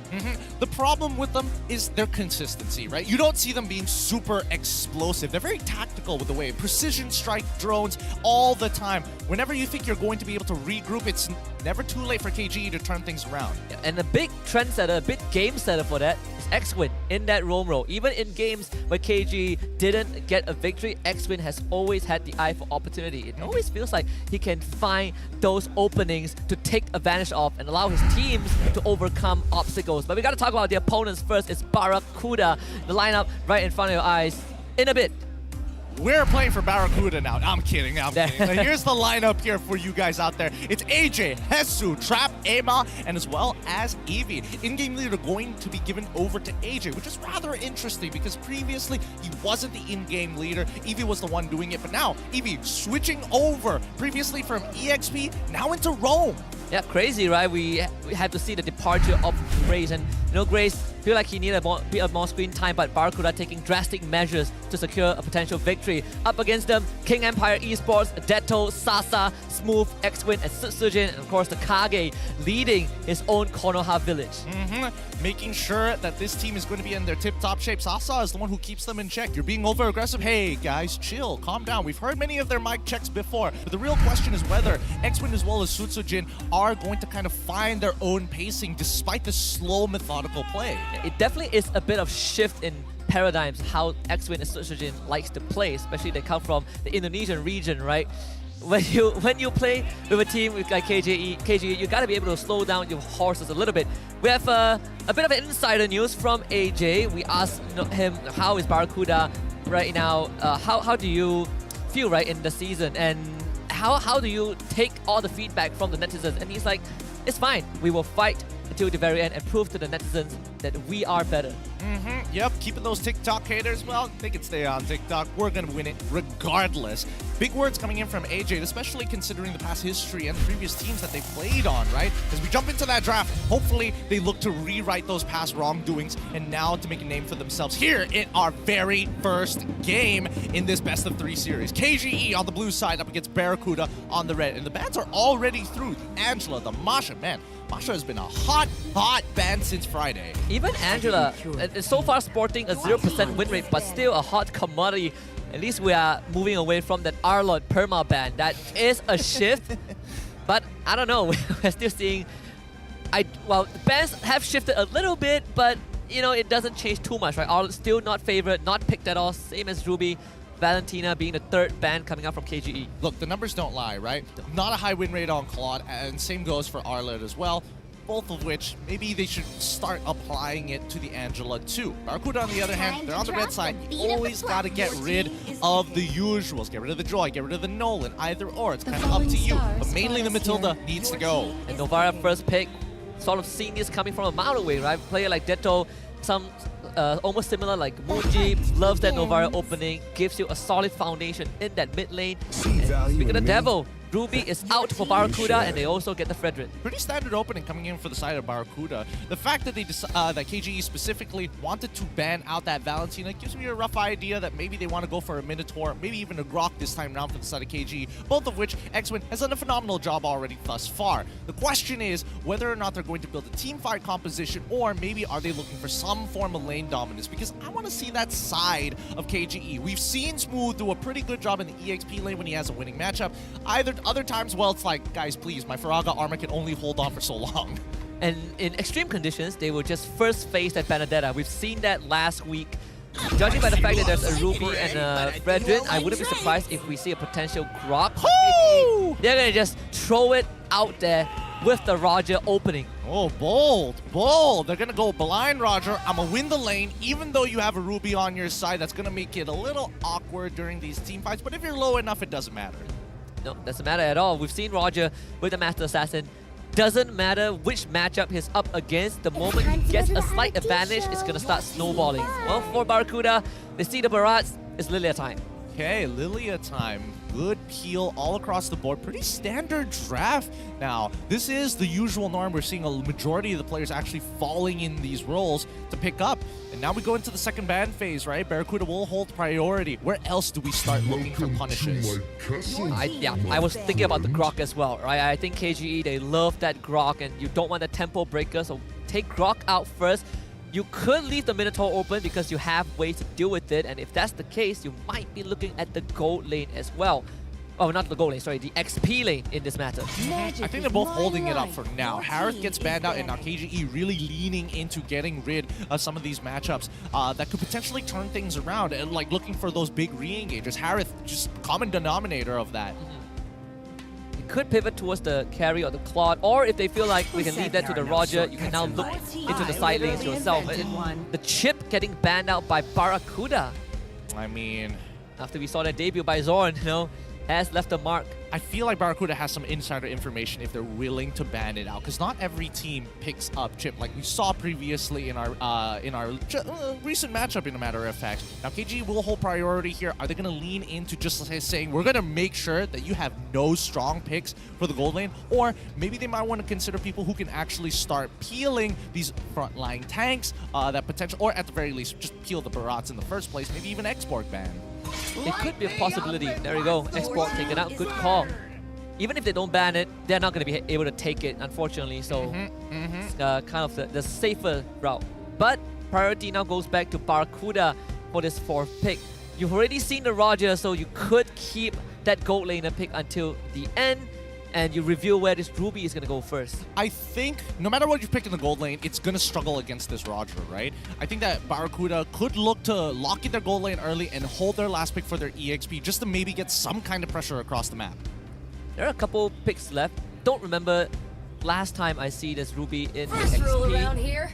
They're going to take the carry, I believe. Yeah, carry picked up by Barracuda, which means this Ruby left up in the air for KG to guess. All right, KG, what's it gonna be? What's it gonna be? You're gonna have to blind pick it. This could be a Swiss Army knife moment for Smooth. Give me the Benedetta. It's not gonna do that bad, but Paquito is still open.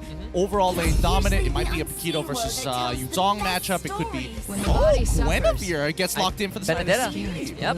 I think Benedetta, to a certain extent, is slightly safer or more versatile than a Paquito, right? You get to do, even though they kind of fulfill the same role, but Benedetta has a slightly easier time in the right hands. And Smooth, he has shown that you give him Benedetta, he's going to be the one that really dices their opponents up. But this Guinevere roam for X-Win, oh, this one is interesting.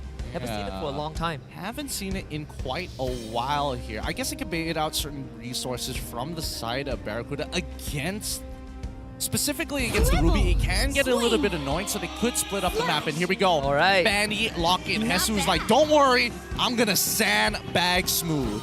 Only picked once in the entire regular season, banned 12 times, and one time Fanny was let loose. It was a resounding victory.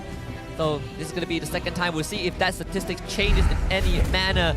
Nonetheless, for Barracuda, if they want to go off to a strong start, I believe this is the way. Play that tempo. This is going to be really interesting here because, again, from the side of KGE, there are many different ways to actually chunk out their opponent, but a lot of it is just leaning on Detto, landing the Star Shadows, landing those important shots on key targets against Barracuda's side, who, again, have to defend their goal lane with their life. That's one of their forms of scaling here. So let's see how much of a lead Amal can actually develop as we move into the Land of Dawn. Game number 1 in the second best of 3 series, King Empire Esports against Barracuda. One looking to expand the empire and one still struggling against the currents. We'll see if Barracuda can overcome that challenge in this game number 1 with a Fanny pickup. And the jungle is going to matter a lot for BRD. Now, here's the scary part, right? One of the few vulnerabilities is if we do see Barracuda's side lanes losing out, Amal, he might not have access to his purple buff as often as he would like to. And we know that Fanny, as an assassin-style jungler, is very dependent on that purple buff to have influence over the map.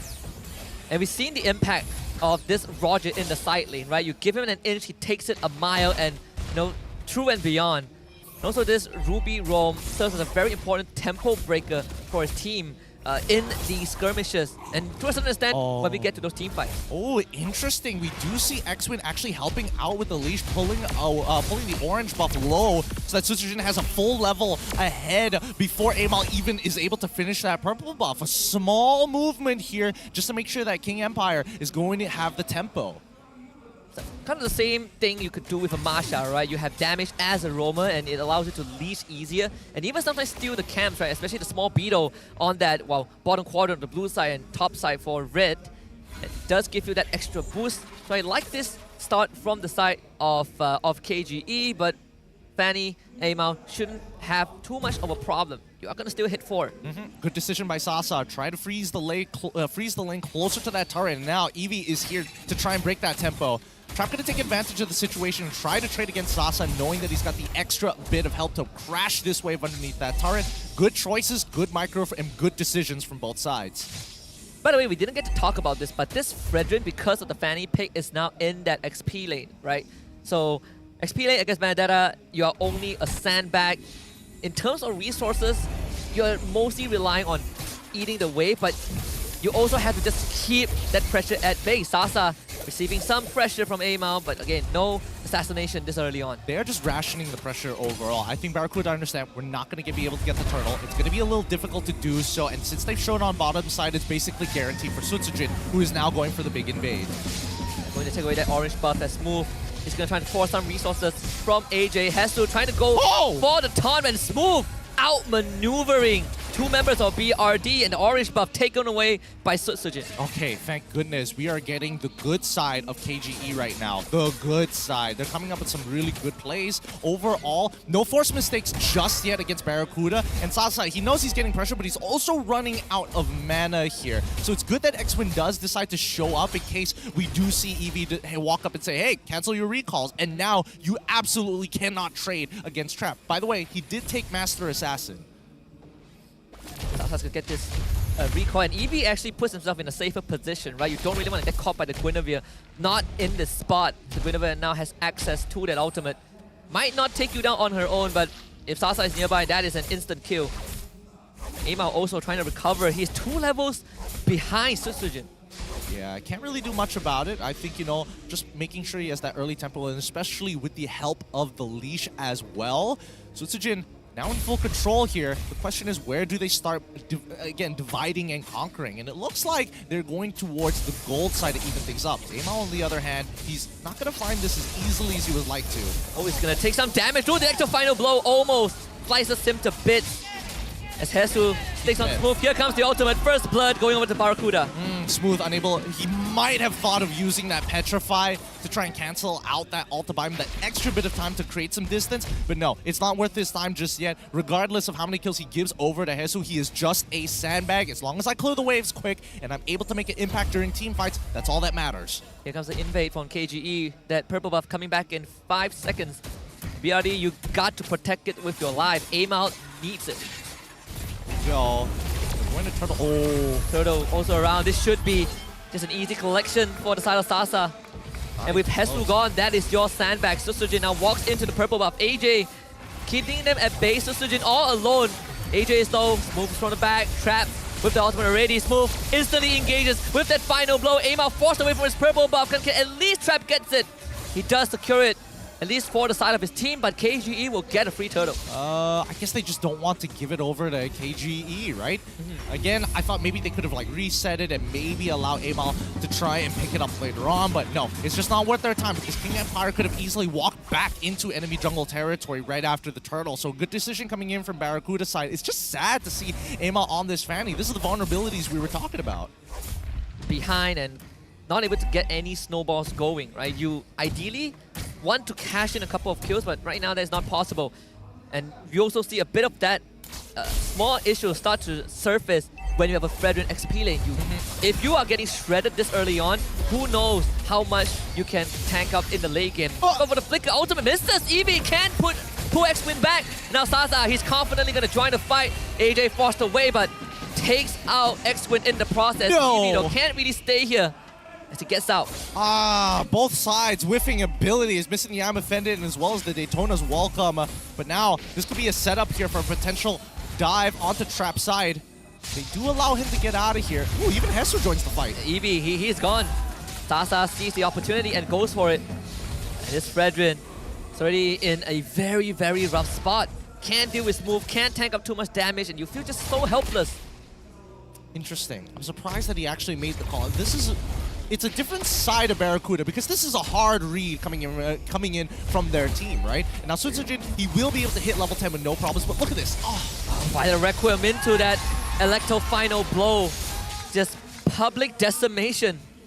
Ooh, Barracuda on the back foot, all because they don't have tempo. And King Empire, they can split up their forces, they can group up together, both of which very, very dangerous at this stage of the game, especially since turtles are available. Barracuda, they're going to need some time to scale, and especially until AJ is able to get the Ice Queen's wand to almost guarantee and become that insurance policy. Even when you look at the emblems that Trap has, it is the Brave Smite. You're going up against Sasa as the who is the Roger. So I do slightly worry about Trap's damage. If you go for the full tank build, obviously you're tankier, but you need slightly more time in these fights to shred the members of KGE. This third turtle also going over to KGE. 100% turtle security. So far, so good for the side of King Empire, and that's going to be a Sky Guardian's helmet on Sutsujin. He is going to be so big, so beefy. He can tank so much right now until the rest of Barracuda actually scales. A 4.2 lead seems like a good idea, but the question is, how do teams look to close out? I think that's where it gets really scary. Esu, on the other hand, despite having that flicker, has not been able to find these opportunities to really punish King Empire just yet. And also one of the first big challenges is for AJ to figure out how to direct his team, right? He's now given a role off an IGL as well as the mid laner. And you're put on the back foot against a team that is solid as KGE. AJ needs to steer them in the right direction. Sasa though is going to bring him low. AJ slightly out of position, but the black shoes will bring him back to a safe spot. X-Win gets pulled back, misses the knock-up, but the purple buff, I believe, secured by Amao. Can't go any further than that. Even the energy eruption basically trying to pull away that purple buff towards that side. Unable to get it. Sutsujin doing a very good job at just oppressing this Fanny right now. Did he get it? Yeah, I think he did. He did. Both of them have the purple buff. At least for now. Amo. No. Smooth wins this. And He tried Wow. to flicker it. He tried to flicker in to catch him off. He's not gonna have his flicker. No big deal for the side of KGE. They're the ones who are ahead in this matchup. They're even giving Sasa the orange buff. They're willing to sacrifice it. They have a hard read about this bottom side. That was a TikTok reel about to happen. Almost. I could hear the Silver Scrapes about to play at that point. Now we do see... Caught again this time. Oh. Wow, interception. This time, this one's going on TikTok. God damn, that was a good one. That was a good one. He's making up for the previous miss. Yeah. X-Men misses, no problem. Susujin does it. Don't even need that flicker. Nejay also chunked down very low by Detto. I think at this point, KGE just want to crack open that tier 1, right? At any means necessary. Even if they do, they are going to start rushing down this lore, but Barracuda starts to show presence. They are more than willing to fight at this point. Barracuda can't even defend their own jungle because of how much pressure KGE is putting, and now this lord is going to balloon that gold lead up to almost 6,000, and they're not done just yet. Back into the jungle they go. Amao 3 levels behind Susujin. Susujin is going to use that retribution to get rid of that resource. It's just a poor game for this fan. There's nothing much that she could do. Yep, 3 levels down. And worse yet, if you try to make a surprise play, you make a call. Imagine yourself in AJ's position. You have the right opportunity. You have the right information. You're about to make the execution, and Detto is just like, oh, they're over here, guys. Just ratting them out. Oh, look. That's BRD. It is tough. I don't know. Even in AJ's position, every Star Shadow that you take to the face completely calls off any move you want to make, right? This Astro Echo, again, a 4-man ping. Like you say, Gideon, KGE, they want that mid-tier 1, but this side lane is also under threat. Amao can't even show up in the lane as a Fanny. Oh, man. He's got no pressure whatsoever. He's got laners that aren't able to force priority. Wait. Okay, hold has on. to. Now if it keeps moving in place, this Lord at least will crack that top tier 2 and maybe even more. Eevee does have that flicker ultimate, but where's the angle? If they crack open an inhibitor here, I think it's pretty much over for Barracuda, right? Because now, with the help of the Benedetta, on top of everything else, they already have to worry about potential split pushing later in the game, but worse yet, obviously pushing lane on the opposite side of the next time we expect to see the Lord spawn would have been a disaster. But Barracuda, they hold on to their high ground, which is great.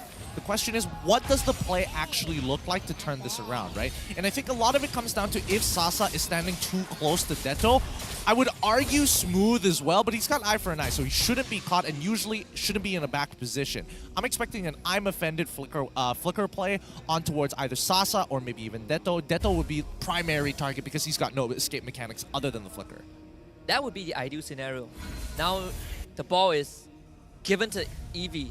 Can you find these engages? And if you do you have the damage, right? It cannot just be the Lilia. Even in the damage dealt ranking, Lilia so far behind Smooth and Detto, and we can't even mention Trap right now because he is not even in the 5-digit range. He can't even walk up to a lot of these fights. Right? He's waiting for X-Men to use the Magic Thumb first, and then the second problem is like, is somebody able to kind of body block the Daytona's welcome? And then where's Smooth? Does he have Petrify? And if I get too low, Sasa's gonna run me down. There's just way too many things to worry about here. And now Detto is in his prime position where he's just sieging Barracuda and just farming the stats underneath their turret. And look at all the waves. KG, they're just gonna freeze them. Here comes Eevee. Can you find a pull?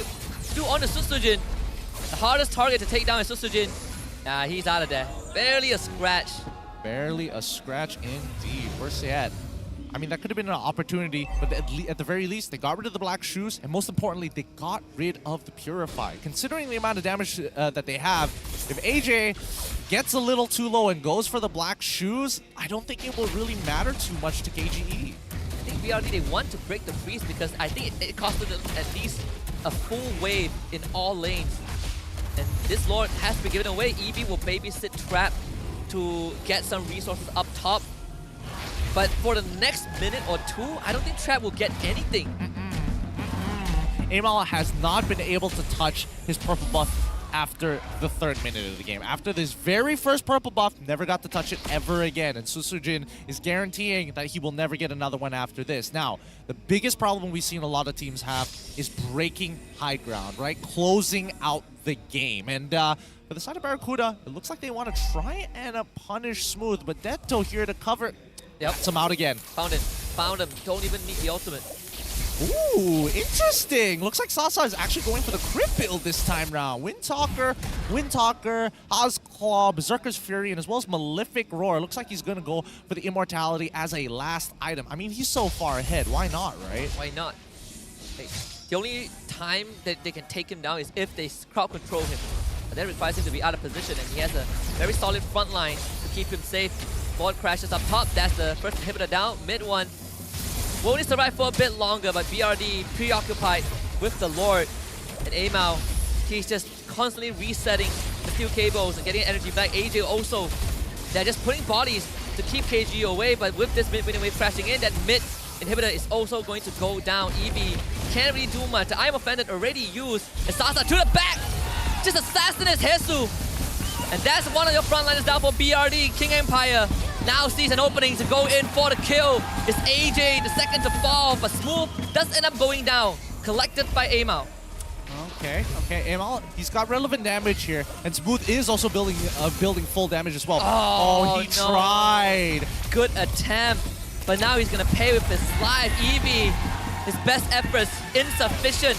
And now they gotta wait for 8 seconds for Heston to come back. The damage from Trap has to be enough, but it's just not there. King Empire sights on the crystal, and it's the first game locked in for KGE. Clean coming in from KGE. Nonchalant high fives from all sides.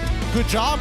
Well played. Let's keep it going. Man, the reaction times from these players, very well experienced. Detto flickering out of some tough situations, and Sasa nearly getting pulled underneath spawn.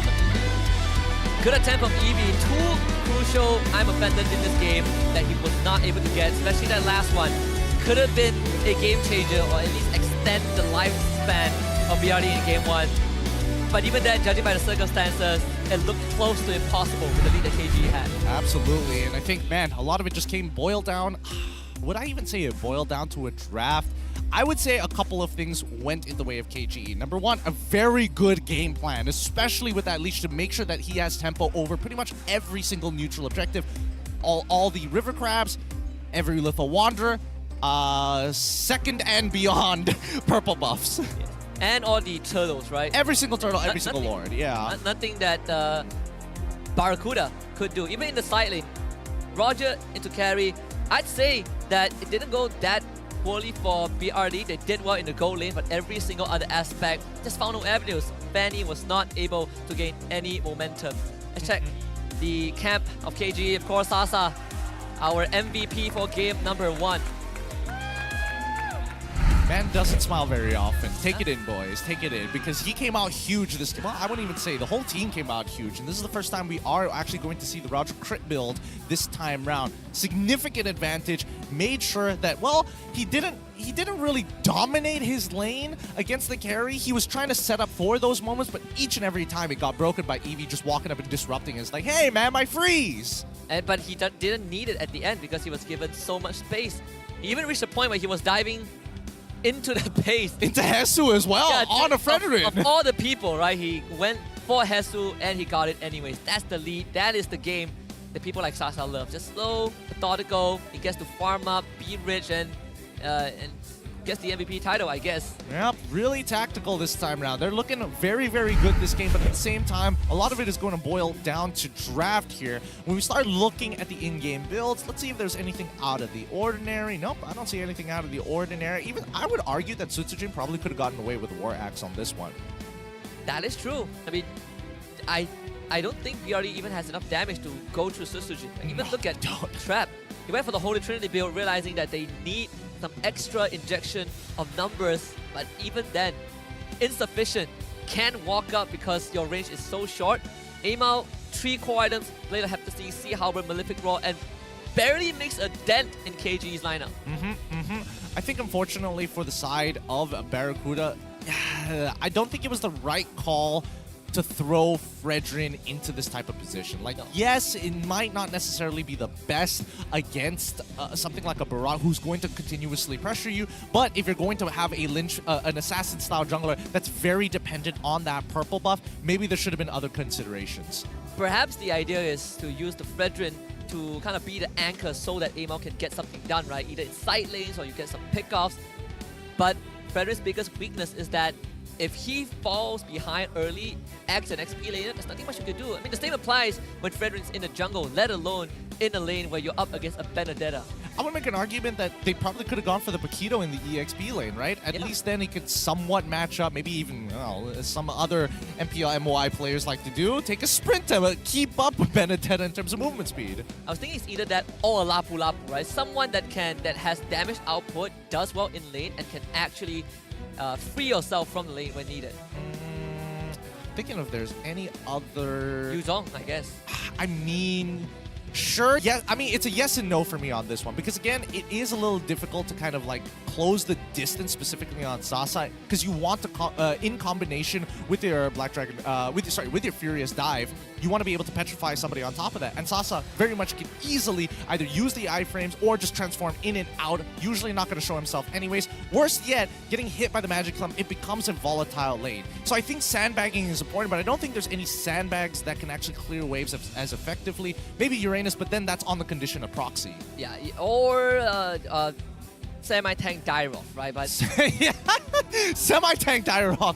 It's like, okay. It sort of works, but not the most popular build. Of course, in this match, both teams, turret damage-wise, enough said, Sasa gets to do basically a free man in this game. Taking turrets, taking farm. When he participates in fights, he's not really threatened by BRD. And I think it's just the tempo setup. You pointed out very well from from minute 1.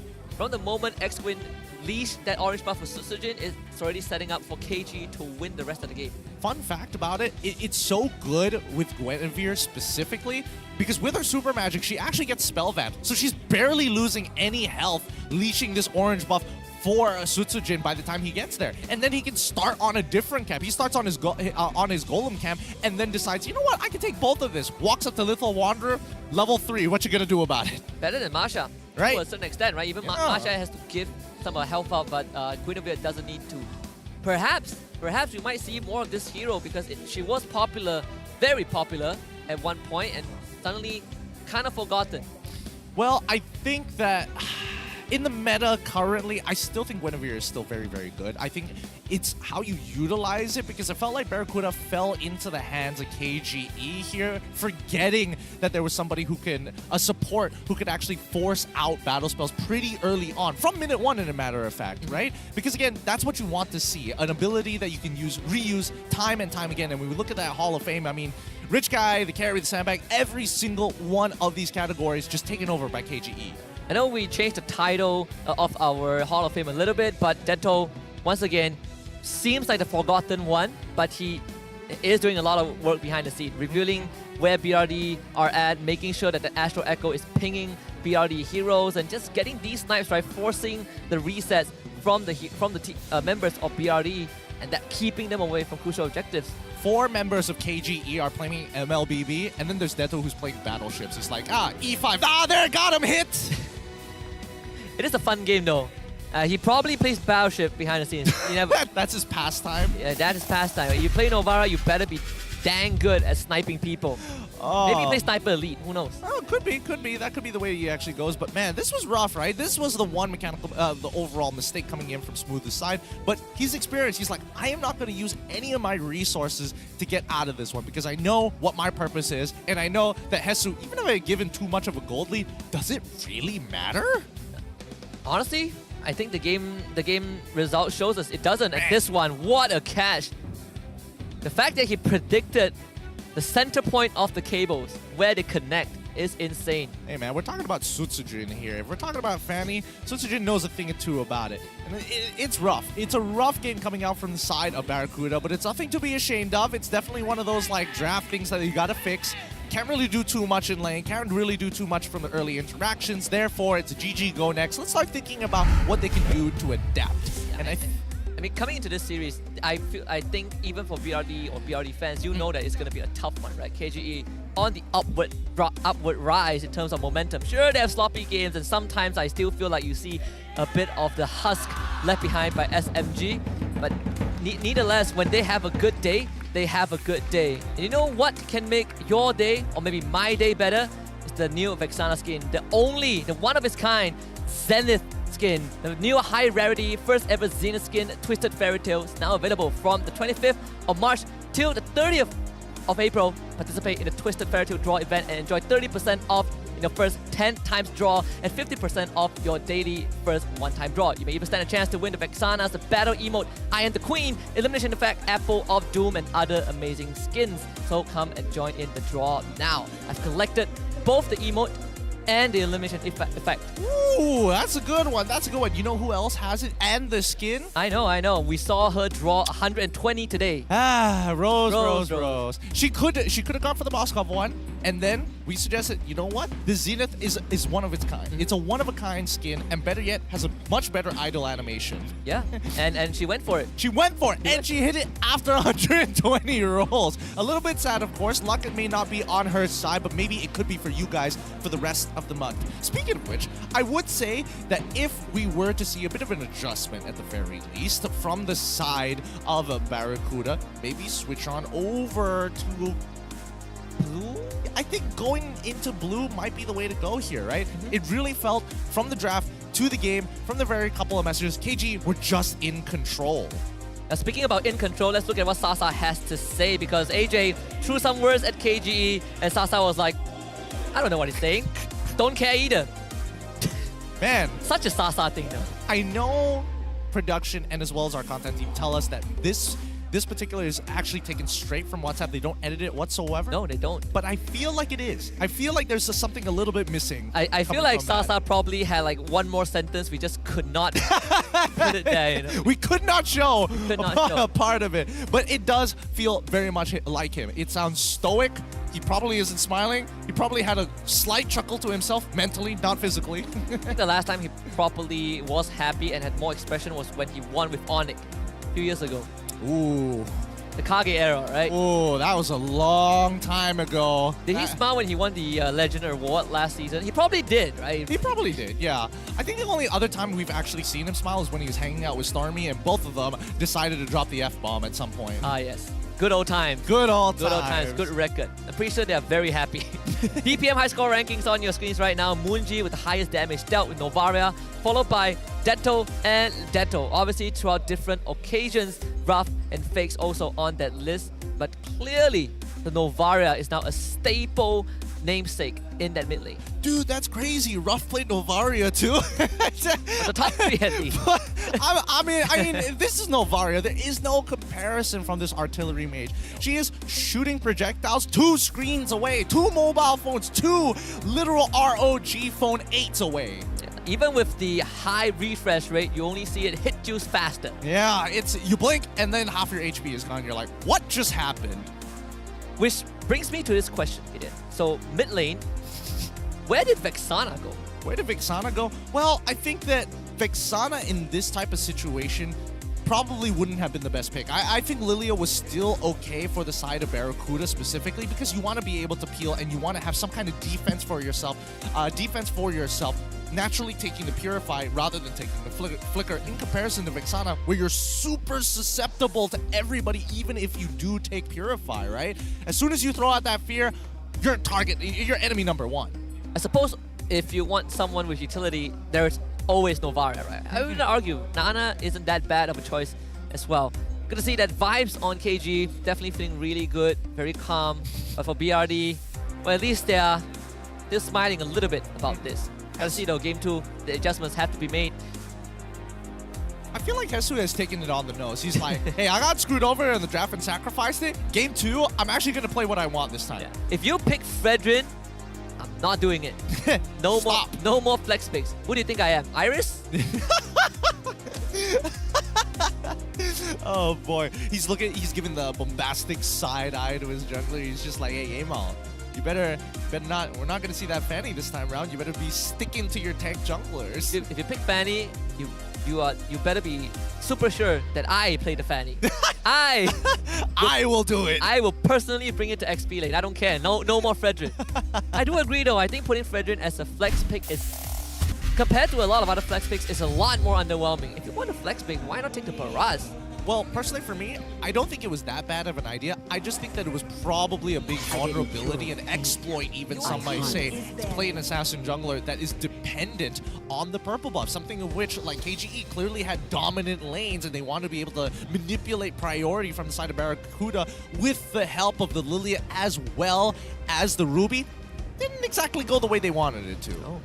KG, and actually on the blue side again, so BRE decided that they want red side, this time going specifically for the Novaria ban. Ooh, they open up Nolan this time. KG. I mean, yeah, you see Sutsujin, you see Nolan, it's a given. I mean, Sutsujin at that point, you should get the Nolan tattoo, the under eye tattoo. Be a real gangster if you did. That's a Raya gift for it. That's the Raya gift! Dude. No, not the tattoo, I mean the Nolan. Crazy enough, if KGE makes it to either MSC or even M6, I'm pretty sure this org is gonna stick around for the entire year, right? I am down to fund that tattoo for him if they make it out of groups. For Sutsujin? Yeah, for Sutsujin. If he's down to get the tattoo underneath his eye, which I think kind of crazy if he says yes to it. Well, fans call Sutsujin, fans of Sutsujin call him Jungler 9K because his highest rank is 9,000? Man is Goku. How do you get 9,000 points? When you have... Wait, 9,000 points in the hero, on the hero, or in terms of stars? I'm pretty sure it's the hero. Right? I'm pretty... Ooh, the wording's a little tough here. I would say stars? 9,000 stars? Because MMR 9,000 is not that big of a deal. We've seen people who've had 100,000 breaking into 110,000. Speaking of which, let's have a look at this game. We do see the lock-ins coming up pretty quick. We do see the Vixana this time, a Ruby once again. I think Eevee's roam pool probably not as wide as we would hope for, but we do see the Grok, and we are going to see the Harith this side from KGE. Rather interesting. Yeah. Trip down memory lane. Quick one, 7 seasons ago, AJ was the best rookie in MPL Malaysia season 7. And I mean, he's definitely gone through a promotion, right? Best rookie back then, now in-game leader for Barracuda. He's definitely taken on an extra role. But again, I mean, those calls are going to be very important when you are under pressure, especially when our transfer window is a lot more flexible this season. From week 2 until week number 5, BRD went straight for those drastic changes in terms of roles, in terms of players, and even in the coaching staff. We have to kind of see that in effect, but I agree with you. This Ruby pick, I don't know. I don't think it's a bad pick for the side of BRD. I just think you gotta be a bit more accurate. And now the Tan gets picked up. That's crazy. That's crazy. You're walking into the... not only are you walking into the Harith, and I understand that, yes, it can be pretty decent in the lane, but the fact is, when we are coming into these fights, keep in mind that Harith is stealing away ability power, magic damage overall from Barracuda's side. So if you see him, I'm chrono dashing forward into the Vixana and Natan, he's going to be doing a significant amount of damage at his first item in comparison to if it was just a traditional or arguably Roger this time for the side of Barracuda's gold lane. I was thinking the Roger as well, honestly. They saw the last series between Niners and the Bounty, and they're like, don't worry, I can do this. Even though the Harith beat Nathan.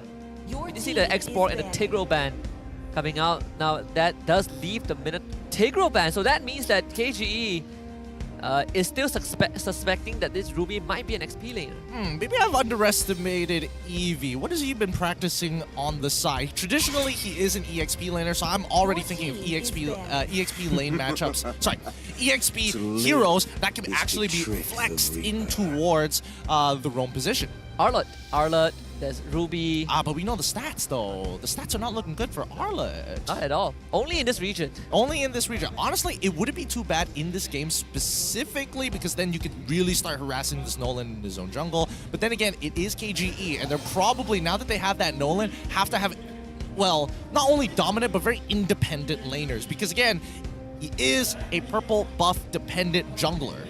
And we haven't seen the mid laner for KGE yet. The Phobia's banned out. How could you forget about that? This does narrow down the pool that BRE can go for. And in extreme cases, this Ruby might just have to go back into the roam role. You might need someone stronger in the XP lane. Sure, Ruby, you can't really take her down. She does decent damage. But do you want to play a faster tempo game? I think that's something Barracuda needs to answer. Well, Arlo does come out. I mean, it has a 10% win rate at least, not like 0. Yeah, it's not good. It's really not good in comparison to the rest of the world for now. But hey, you know, it's our style. That's why we have the tagline, Ini Gaya Kita. This is our style. 10% win rate on Arlet. Now, KGE, on the other hand, this, I don't know. It feels like Barracuda want to go for an assassin-style jungler again. But we do see the Thamos as well as the Nana. Very early game-oriented composition. A very different side of KGE. That is the true sandbag. Does damage, does not care, takes vengeance, and the Amao Fanny gets shown for a second time. So BRD doing a bit of a run it back, but with adjustments to the side lanes. Yeah, it feels very telegraphed here. At KGE, they've got independent laners. They're going to be playing towards the gold side of the map. More importantly so, we look at Barracuda. I feel like the Fanny was very telegraphed. That's why we're seeing the Nana as a safe pick. They don't want to be susceptible to any type of attack coming in from Barracuda. It's going to be interesting though, because Barracuda, despite making some adjustment to the draft, the core gameplay is still the same. Want to be able to play fast, but can they at least prevent KGE from starting off with a strong tempo and then just shutting them off from all the resources on the map? Yep, and I think, you know, KGE, they've thought through this really, really well. Well done to their coaching staff. Their draft looks very nice, very good. But the question is, will they be able to scale? Will they be able to take on this fight as we go into the land of Dawn and have to face up against Barracuda? Now with an adjusted draft, it's looking a little bit better, but at the same time, Amao still very volatile. Both junglers very volatile. Tight assassin against assassin matchup. Haven't seen this for a while. A rare treat. This game brings us the best of both worlds. But BRD, they're still swimming against the current and they're getting dragged away further and further down to the depths of the ocean. KGE looking at this Nolan to play that fast game, smooth, proxying the wave at level 1. Such a smart move. So dirty, proxying the wave. They start leashing the orange buff, and they're trying to get this reset in. Oh no! Oh, X-Win, watch out! I mean, he tried to go for the reset, could not make it happen. They maintained aggro, and now X-Win getting chunked out for a majority of his health. Speaking of which, Little Wonder falls into the hands of Sutsujin. Bottom side, though, as expected, we are seeing Sasa wide stance right in the middle of wave. Come get me, Natan. He's doing the point guard thing. Oh my goodness. Trap is, he's already lost his lane. He's level 1, he's gonna miss out the end. Wait, no, it got shoved out. Did he? Oh. Okay, he didn't achieve the freeze just yet, but man, he is making Trap work for every bit of pressure. I thought he was gonna lose out at least half the wave, and that would have been so much worse for him. But right now with Amao down on the bottom side, at least BRD, they feel a bit safer to let Trap walk up. Especially when this guy runs the quantum charge. Here comes Amao though. X-Ray is the target, utilizes the grot wall. Flicker already forced out. Amao done just enough. Can't do much here. Not going to be able to find it, and he also used that retribution. It will, I mean, as long as he uses pretty early on, that's not too bad, because 10 more seconds until we see the next turtle actually spawn, 12 seconds until his purple buff is back up. Let's have a look at the emblems and talents. Anything out of the ordinary here? Nope. Don't see too many Master Assassins this time around, but at the very least, they are showing respect to each other. Turtle fight. Of course, KG takes priority. Barracuda not even there to contest. They're putting a lot more focus on getting Amao his purple buff. They've seen what happened in the previous game. This time, they don't want the same thing to happen, especially when you're up against Sutsujin on this Nolan. Amao gets the purple buff, his third purple buff in the entire series. Amao still looking, looking for X-Win, man. He is furious. He's like, this guy tried to reset my orange buff so early on. Wait. Oh, here's Su. Okay, final slash to Sutsujin. Let's get the flicker out of him. Here comes Amao. Can he find an opening? Well, goes on the Smooth instead, and Smooth takes it. Funnily enough, both... Wait, hold on. Oh, it's a wild charge. Okay, flicker, Eevee. Nah, he's out. Good flicker, good flicker. It was necessary. If not, he was going to die there. He's only level 3 right now. He hasn't achieved level 4, just like X-Win, but so far, so good. Funnily enough, both junglers, they just ran out of energy. They looked at each other menacingly. I was like, let's back off here, okay? We both know we can't do this. I will beat you, but you have to wait for me. Wait until I get... If you are here when I get back, then I'll beat you. For real. We'll have a problem if you're here after my purple buff. For now, Smooth is going to be able to keep control over this lane, but for only how long? Because Hesu is going to be more relevant in these team fights in comparison to the Stamos. For now, Smooth just doing his job, proxying the wave, making it difficult, and now that Sutsujin actually has his first item, let's see if they find an opportunity. Okay, wild charge, EV, just polymorph transform this time, no flicker, first blood, given over to X-Win. Sutsujin in a bit of a danger. Ama tried to catch up on him. AJ could not connect his abilities, and Sutsujin gets out. Oh, man. Man. And this is what I'm talking about, right? They're able to get pressure from EXP's side. You see that the Arla is super late to this fight because he has to clear these waves, and he's getting manhandled by Smooth for the time being. That's why Amal can't necessarily just jump in and try and trade off a kill. Yeah. As much as, Smooth is going to fall off in terms of effectiveness against Hesu, at least every time he cuts the wave, he prevents Arla from rotating. At least this time, Sutsujin gets caught by Amao. But I believe it's Hesu that picks up the kill. Worth it nonetheless. Yep. I mean, Sutsujin really pushing his luck there. Really pushing his luck, especially with the turtle timing as well being that low. Eevee does not hit the I'm offended. Here comes Trap. Aim good entropy. Oh, the smokes and mirrors from Trap allows Amao to pick up his first. Oh boy, it's not looking good now. Might not be good. This should be, the wild charge. Doesn't get the pick up, but this is good enough for Barracuda, right? Yeah, you get the high rift, you get one on the Nolan. I would say Hesu is one full level behind Smooth. A little sad, but it's not the end of the world for him. Hesu knows his role. Turtle gone on by BRD Sutsujin. He's gonna arrive with help with either Cyclone. I think they might be able to get there in time, but Amao rushes it down, so Sutsujin not able to contest this. No problem, Barracuda walks away with the turtle. Still an even game in terms of net worth. KG, they're not losing out on much. I think more importantly, after those picks, continuous picks in a matter of fact, and the fact that they're able to secure the turtle, this allows Barracuda to really even up in the EXP economy specifically, right? If we're looking at the levels, pretty even all across the board now. No major leads just yet, except for Smooth and as well as Hesu, but we've already mentioned that. It's going to be like this. And because of that proxy, now the waves will start threatening the tier 1 top. Nothing much that Hesu can do about it. You don't really want to pull resources to deal with Smooth. At least Amao now gets his purple. No steals this time. The tempo from KG, a bit different from previous games. Smooth also able to avoid the Fanny. Minimizing their interactions. Barracuda understand their win conditions. They have to scale. They have to just take their time with this, right? It's up to King Empire to look for this lead. Oh, backup coming in from KG though. Hesu, no more final slash. X-Men shows up. Wild charge, Smooth picks it up. So good. He knows the angles. He knows the distancing. Well done coming in from the side of KGE to find that pick up. But now, Barracuda attacking the bottom side of the map. Free up trap. Actually, Smooth does end up going down as Amao picks him off. So Sutsujin, you want to try? The attempt was good, but damage insufficient.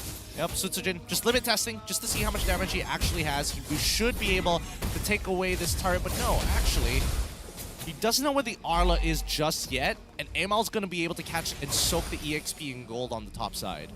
I think that's after a recall, so Hesu is coming down mid. They did force the flicker out of Detto already. I believe he still has his passive, so there is that minor layer of cushion that he could fall back onto. But BRD clear objective of wanting not just turtle, but to somehow break this mid tier 1. Yeah, they've already got the lane swap going for them. Sasa shows up here, and that could have been a potential punish. But then again, you don't want to get counter-engaged on by an X-Win specifically. This is probably another turtle into the hands of King Empire, but I think Barracuda just chunked down. You can start entropying that top side, right? The trap is not committing to it. They want to make sure that Amao gets the purple. KG, a free turtle for them. Sutsujin doesn't even need to be there for this. Yeah, and the fact that he's not showing himself on the map is even scarier. That top tier 1 should have fallen way sooner, but even so, Trap, he's very careful. Good attempt from X-Win, but Amao not the easiest to catch. Now Sutsujin playing footsies around with this Fanny. The cables does miss, but Amao recovers in time. Top side though, this time they get the Terrify. There is Smooth with the Vengeance trying to soak up the damage, but it's overwhelming. Smooth ends up falling. Medina Blitz connects onto AJ, but no follow-up from Detto. Okay. Barracuda taking their time with this, now getting more proactive across the map. Final slash, Susujin brought back Amao with the assassination. Killing spree for the Fanny already. Barracuda now really taking the initiative. They know that they have power spikes coming in. 22,000 evened up the score. KGE has lost their timing here. And now, it's now Barracuda who's coming and taking control of this game. Yeah, even Trap, he's been really good about himself, right? Bottom tier 1 goes down, and now he takes the top tier 1, gets assistance, and almost take the top tier 2, but this, look at wild charge. Is it enough to take Amao down? No, it is not! Despite the collective effort of Detto and X-Win. It's not enough damage here. Entropy coming out. Mid-tier 1 looks like it's going to fall. Yeah, and with no wild charge, nothing that Trap needs to be concerned about. Mid-tier 1 cracks, and you think that KGE is going to be the first one to get something, at least any outer tier turrets, but Barracuda, they have cracked the first line of defense of KGE. Oh, let's see for how long. When we look at the items, we're seeing second items being completed by both Harrington as well as Nana so far. A Malefic Roar second buy for Sutsujin. I'm not seeing enough defensive items just yet, but they're starting to roll in. Arlet opted to go for Dominance Ice first item. Doesn't even go for the Fury Hammer, just Fury Hammer for an extra bit of damage to be a legitimate threat to the back line. Oh, Amao. X-Win. Nope, can't catch him. But that's going to force a full reset from Sasa. Might not be given that luxury though. Molina Bliss out, catches 2. That is good. X-Win with the follow-up wall charge. An opening for KGE, and they pick up 2. Nicely done. And this should be the Lord for the side of King Empire. Now, I'm thinking, how does Barracuda actually start opening the map effectively, right? Because, right, even Eevee isn't the tankiest in the world. Trap. The entropy in. Trap is going to try. The steal. What? The Madman attempt to steal, but whew, not successful. Ama at least gets Sasa on the way out, but Trap is certified insane with that play. Yep, that was almost so very close for the side of Barracuda. And even for AJ, he loses his flicker, but at least he trades it against Netto's flicker. Well, the tie shifting back to KG's favor, not by too much, just a Lord and 1,000 net worth advantage. See how much they can get out of this. Susujin in the bush does not see a viable target just yet. Purple buff coming back up. Amao here to collect it. Yeah, I thought that maybe Sutsujin was able to get some form of snowball, but Barracuda, they're playing much better here in game number 2 in comparison with game number 1. It feels like not only do they have the tools, but they are looking sharp. Detto, it was a bait X-Win. They still couldn't get Amao, but at least X-Win gets away. Trap will take care of the Lord, the bottom side, and Smooth rewards himself with a top tier 2. Sutsujin in that brush. This could be an opportunity. Both Trap and AJ very exposed. Amao doesn't check there. Doesn't see anything. Barracuda sitting underneath turrets, trying to play it as safe as they can. So far, these purple buffs, and especially when we're talking about turrets, right? Both sides have exposed ways, but Barracuda have a much better position because of that mid-tier 1.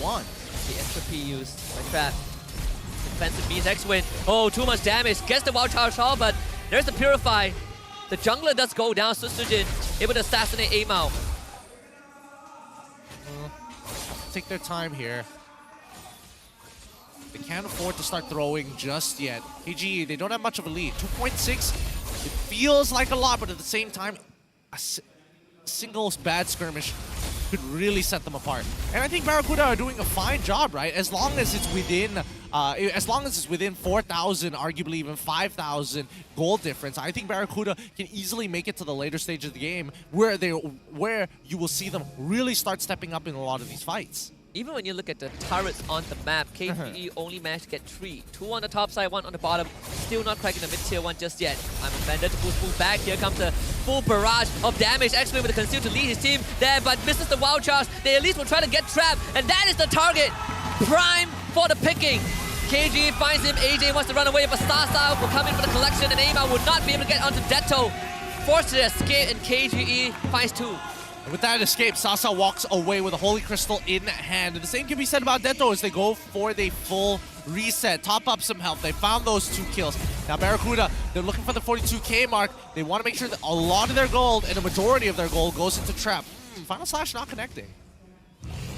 Don't think they have damage to kill X-Win, or at least it's going to take a lot of effort. KGE, they're gonna manage the top wave first. Just gather around this bush, waiting for Aima to show up, and that it is. They found him again. This time they will not miss. Sasa to get the kill. Oh, this is starting to look rough. With a slow push on the bottom side as well. Tier 2s start to fall. And now, it's going to be, once this lore comes through, they're guaranteed to get mid-tier tier 2, and then the question comes back down to, can they crack open an inhibitor? It's a big possibility for KG to finally find an opening. You mentioned if Barracuda keeps it under 5k, it's doable, but now we're looking at a 7.5k advantage that's only going to keep on increasing for KGE. And they are definitely taking advantage of Aimao's tendencies. You see all this trap set up, they tried it multiple times, and the one time it worked was when the Lord spawned. How long can they hold on to this? Because right now, Barracuda, they probably... Oh! Entropy, tap to get out. Eevee, can he find as well? Good right offended under the tier 2. That is the opening. And Aimao also shows up, but dies Sasa anyways. At least they found Detto. Yep, can't do much about that. They trade 1 for 1, and Aimao, not exactly the best high ground defender. So being able to trade like that, especially against a priority target like a mage, I think it is worthwhile. Yeah, and get to get rid of the Lord, perhaps keep that inhibitor turret up still, which is the best case scenario. With that being said, the gold lead remains at around that 7.5k range for KGE. Barracuda did not let KGE push it any further. Now they're taking it slow once again. Nothing to fight over, nothing to really do here for either side. Barracuda going to be struggling to walk out of their base, and I think King Empire is more than happy to just soak gold at EXP. Let's have a look and have a look at this play right here, right? Because as they were going in, catches all three, really good direction. I'm surprised it didn't clip Sasa or even Sutsujin there. I think Sasa used the Purify. Not really sure what the timing was though. It is on cooldown now. But this is where we fall into the very methodical state of the game. When KG is involved. It's slow, and nothing is going on the map. You're waiting for major objectives. Now the tier turrets have all fallen, at least for Barracuda. Taking their time here. It's going to be a slow game. Slow and steady winning the race. Slow burn. And now KG finally gets initiative on this purple buff. To starve up Aimao. I think that BRD could do. X-Win is a constant threat in the front as this Grok. This time this purple buff goes over to Sasa as well. Yeah, we do see the Rose Gold Meteor purchase coming in for the side of Amal. He wants some item with MR to protect him against Ditto, because so far his damage is quite large. Genius Wand already complete Lightning Trunch into the Holy Crystal. Now all he's looking for is a Divine Glaive, and he can more likely, pretty much 80% of the time, one-shot the squishier targets on the side of Barracuda. Speaking of which, we're seeing that Hesu going for full tank Arlet build. Trying to provide the utility for his team, and at this stage of the game, the final slash cooldown, I believe, is either 20 seconds or around 18 seconds. Very, very quick cooldown, so you might be able to use it twice in an extended team fight. Rose Gold Meteor for Sutsujin already, third Lord on the board. Of course, KG, they get initiative on that objective. It's not going to be an easy one for BRD to contest. I mean, they're going to push BRD out of there, right? They're just playing it so macroly well that Barracuda are forced to respond. Now, here's the big moment that we're waiting for. We need Barracuda to go for a Lord Steal to guarantee that KGE are going to get slowed down and Barracuda can hit their power spikes. Because now at the 42k mark, people like Trap getting that 4th item. He is going to be a monumental damage dealer in this upcoming fight. Eevee actually used the I'm Offended already. This could be a timing that KGE can exploit. And indeed, no Ruby ult means that we can just go on the Lord. The wall to block off Hesu from the rest of his team. Not even a contest. Aima was not even close, and Eevee struggles to get out and away from Smooth. The rest of King Empire showing out. Hesu with the final slash. They found a terrified. That is the burst of Sutsujin. Caught with his pants down. But Hesu is split from the rest of his team. Can he make some sort of an opening? Dashes onto X-Win. X-Win pull back, but the I'm Offended, and now Trap gets the damage out. Aima to show up. Actually, with the immortality, will not survive. 2 for Barracuda. Nicely done. Barracuda now slowly pulling it back. The gold lead's about to not matter anymore. Only for item swaps, and that's about it. That's all you want your economy for. Smooth purchasing the Antique Cuirass, and boy, I mean, they've defended this successfully, right? These waves aren't really going to matter here unless they leave one unattended too. And aside from the I'm offended, now Final Slash becomes such an integral part of BRD's teamfight kit. We saw that big combo, and it's not just trap, right? AJ's damage to a certain extent. You have the Guardian, the Eternal Guardian, it also hurts. And taking out Susujin is not an easy task at its core, but if you can get those controls in, Susujin, he has no way out of it. The ultimate no longer gains you the Purify effect. Big nerf. Big nerf. And I think at this point of time, it's just going to be mundane gameplay, right? The question is, what is your prediction at home about the timing of when this ENG match is going to end? Because I think that this could easily extend all the way up to 24 minutes. It could easily extend all the way up to 28 minutes if Barracuda keep playing the way that they are, right? They're just waiting for King Empire to make that mistake first. You can say the same about KGE, just waiting for Barracuda to make an error. But KGE a bit more active, proactive, is in how X-Win is trying to gather info on this Grok. See the wall, Amal getting tagged by Susujin. If we want to see Mali's prediction of when 1 hour game comes to fruition, this could be it. Okay, wild charge. That could be immortality gone for Amal, but he's able to get away in time with the cables. The pullback, and now Flicker Final Slash. Oh, Hesu with a golden ultimate to make Susujin a vulnerable target. Hesu continues to chase, but Susujin gets away in time. X window, he does fall. And Amal, no overextension, please. No, he's good. He is good. He makes it out of there, and there's still 43 seconds left on that turtle. Top side is going to need a little bit of maintenance, but Amal is going to be there to change things up. Speaking of which, look at the way that they divide and conquer from the side of Barracuda, right? They're covering all their different exits, all their different jungle routes to get in towards this turtle site just with how they are standing. So you can actually check the orange buff, knows that someone from BRD is there. BRD, for the first time in this game, assumes control over the Lord Pit. But Amal, you might have to be careful. There's a lot of AG players on the top side. Smooth was trying to bait him, but Amal this time, control aggression, tampers his tendency. Regroup with his team, the recall to reset. No purple buff yet, at least not on the map. Not yet, but they can still start this Lord Dance, right? Just want to make sure that King Empire are constantly thinking about it. And now that they're not playing Benedetta and Smooth is on something like Thamus, being able to split push can be kind of difficult here. Hesu is just pulling the Lord, making sure that Barracuda gains an advantage. AJ though, that's not a good position to be in, even with the flicker. Smooth, chunked out, Entropy out already, Trap, brings him down to less than half. Susujin on the top bush. EV might get caught, has to flicker to safety. Eternal Guardian caught out. EV now with Am offended onto X-Win. The assassination comes in from Amal. An attempt, but Smooth is going to eat up the damage. Hesu on top of him.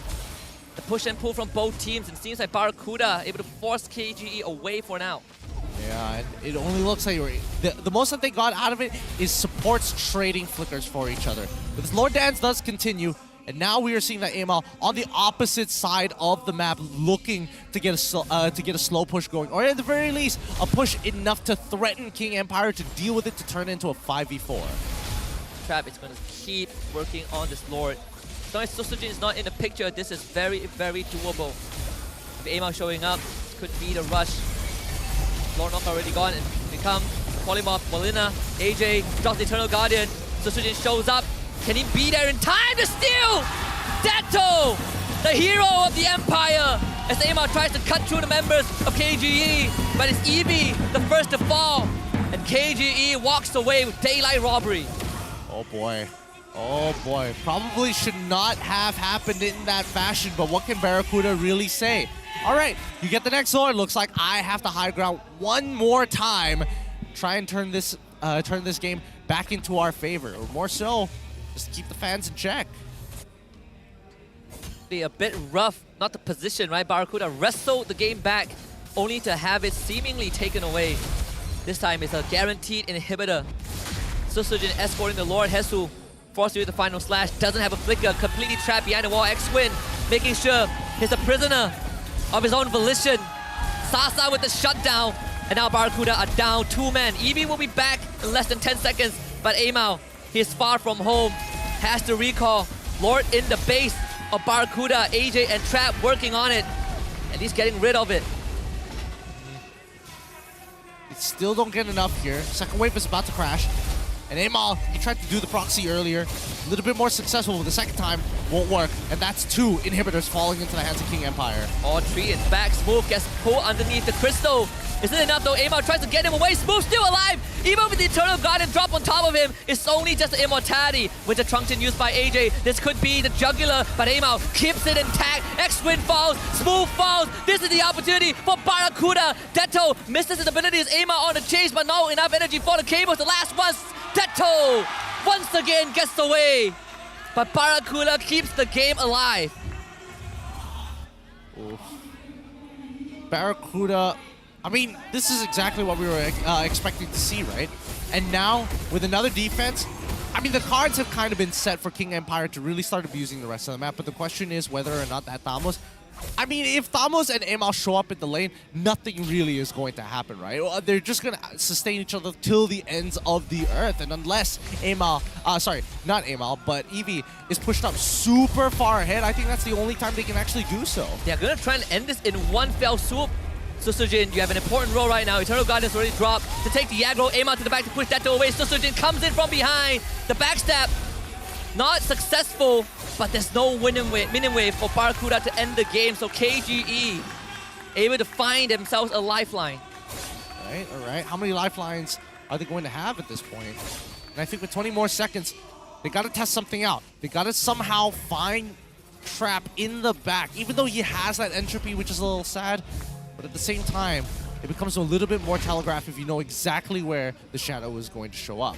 There's the Lord Dance again, but this time KG will definitely have an advantage with all 3 lanes in their favor. Well, except for the middle one, but they did take the entire BRD base out. X-Win again, this time Watch has missed it, has to want a dash, and now a flicker onto Smooth, able to get away. Molina Bliss actually misses. Now BRD, they sense it. Crucial resources expended, but the base still threatened. Oh. Taking their time with this. Mid-tier 1 is cracked open, but that's very manageable for the side of KGE. Barracuda, they do find that stun on towards Sasa's side, or at least the fear. Not necessarily the stun coming in from Arlet or even the final flash. I think that should be enough to one-shot him at this point. Oh, is that a... Did he just buy a Sky Guardian? He might have. He might have. We'll see in a little bit. Wait, where is Sasa? No, wait, he didn't, right? Yeah, he didn't. They have to deal with the top wave though. What is Barracuda's move right now? It has to be instant. It has to be decisive. They're thinking of staying. Amal, he's hesitating, but that top wave a bit too overwhelming. Amal has to deal with it, and that means no Lord for them, no contest. Eevee will try to pull though on the Susujin to get him away, but AJ is already lost. Susujin gets the Lord. A good attempt from Barracuda, but without the resources, this is about a losing fight. KGE, man advantage already. Amal to the back, can't find Susujin. And once more, Barracuda will have to defend. Oh boy! It's gonna be a long one. 26 minutes already, and Barracuda refusing to die, refusing to go down. 45 seconds without Vexana. Another advantageous defense. AJ, well, Hesu and Eevee needs to pull out the big plays. The plays of the lifetime. X-Wins conceal, cancel. Eevee trying to drag everyone away. Trap. A lot of things he needs to take care of. But the team has fallen. King Empire, divide and conquer. And the Empire continues its expansion. This time taking out Barracuda with a 2-0. And this is why. Precision and tactical. The best way I can describe KGE. They're always looking for that one right moment. If it doesn't go well, we back off. You can see the phase shift continuously from KGE's side. So GG, well played for King Empire. Is it slow? Yes. Is it borderline boring sometimes? Perhaps. But is it effective? Absolutely. It's about the win at the end of the day, and this is going to be a 2-0. So those are very valuable points for the side of KGE. Oh my goodness. They've done so well and they've gone so far. With that being said, we're going to be throwing it over to Rose for an interview with KGE up on stage. Take it away, Rose. sekali lagi King Empire Esports tunjukkan dekat semua orang diorang adalah empire baru dekat MPL Malaysia musim ke-13. Sekali lagi 2-0-3 mata penuh. Guys, before we kickstart our interview, please give them a round of applause. Hello boys, how are you all feeling? Okay lah. Okay, Smooth. I nak tanya, ini adalah fourth time you guys are actually winning untuk musim ni. Very amazing start, tapi as a new team, you guys expect korang punya win streak akan menjadi macam ni ke awal sangat? Kalau ikut jadual MPL, kita tengok KGA kita lawan 1 dari atas, 3 dari bawah kan? Yes. Kalau nak tengok KGA yang sebenar, kita tengok minggu depan. Oh, okay. Kenapa minggu depan? Sebab kita lawan bukan yang biasa-biasa, abang-abang. Wow, abang-abang. So sekarang adik-adik lagi ya? Ni adik-adik je. Alright. Can we please pass the mic to X-Win? Hi. Okay, minggu pertama, minggu 1 X-Win cakap masih nervous lagi main kan? Sekarang dah minggu kedua, dah menang banyak. Adakah you rasa lagi nervous? Ataupun dah calm down, dah biasa main atas stage? Jujur masih sih, belum bisa kontrol emosi. Oh, so bila menang tu still rasa overwhelmed sikit lah? Ya. I see, okay. Alright guys, do you guys nak tahu tak MVP siapa? Oh, jap. Sebelum producer bagi I MVP, korang rasa siapa MVP?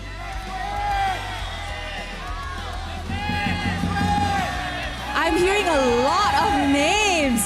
Okay guys, mari kita tengok the MVP in 3, 2, 1. MVP untuk perlawanan ini adalah... Wow! Teto. Alright, Teto. First game, you got your Novaria. Second game, you did not get your Novaria. Is it true that people say no Nova, no party, or whatever they give you also still can win? Actually Novaria is just it's just a waistband for them if they want to ban Novaria. So yeah, I still can play other heroes but I still can play better than what I did today. I see. Tengok guys, dia cakap you guys are just wasting bans kalau you guys ban Novaria sebab dia bukan hanya bisa satu hero sahaja, dia banyak hero yang ada. Okay, can we get Sujin please? Okay, yeah. Sujin, minggu depan adalah Raya sudah. So how about Sujin bagi ucapan Raya dekat semua fans KGE? Jangan drop mic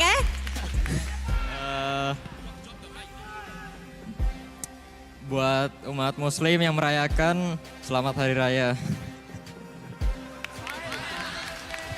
Baiklah Sujin. Smooth, nak tambah apa-apa tak? Belum Pargoy. Nak tambah apa-apa tak? Ucapan Raya? Tak ada. Hide? Okay, bagi hide lah. Sini. Alright, bagi hide. Ucapan Raya. Kepada semua orang yang merayakan Hari Raya, hati-hati yang nak balik kampung semua. Semoga korang semua selamat. Baik Raya. Baiklah, alright. Congratulations once again. You guys may now go celebrate your well-deserved victory. Perlawanan kedua, 2-0 sekali lagi. And another 3 mata penuh untuk pasukan King Empire Esports. It's getting hot in MPL, it's getting spicy. Minggu depan kita akan saksikan perlawanan yang lagi panas. Tapi sebelum tu, mari let's show it back to the casters untuk dapat tahu apa yang jadi dalam game kedua in our best of 3 series. Casters, silakan. Thank you, Rose. I guess we need a new moniker for this man. He is the win collector for his team. This time, the MVP of this best of 3 is Detto. He's done a very good job. He's good at his role. And if they want to waste the ban on Novaria, go ahead. He still will find these opportunities. Man, playing that Nana and seeing him just one-shot people off of a single combination, any kind of CC, no problem. Just give me an opportunity, I'll blow him up. By the way, for our viewers out there, this is not a graphical error, right? His total KDA from both games, it's actually 4-1 and 15. Total, which is crazy when you think about it, right? Because again, he is, man, I mean, we know it. He's going to be expert wingman. He's going to be the expert wingman. I 100%, no, without a shadow of doubt. In fact, this really solidifies his role as more of a backstage operator, but still gets the job done, right? Novaria, whether it's Novaria or Nana, even Nana, this man was a pivotal reason why they won Game 2, stealing the Lord when it all seemed hopeless. Hey man, that full magic build comes with a lot of perks, and one is 3 instances of damage, and they overlap each other. Boy, was it difficult for Barracuda, because again, that was their moment to be like, yes, finally, Jesus, he's playing on this Arlet. He can make and set up plays for his entire team, even though he is going to go with a full tank build. But at the same time, Barracuda unable to get that final piece of the puzzle to close it out on KGE. You can see BRD, they were entering flow state. Eevee, he's catching the targets. Hesu, big final slashes. And even Amao, he's able to assassinate crucial targets.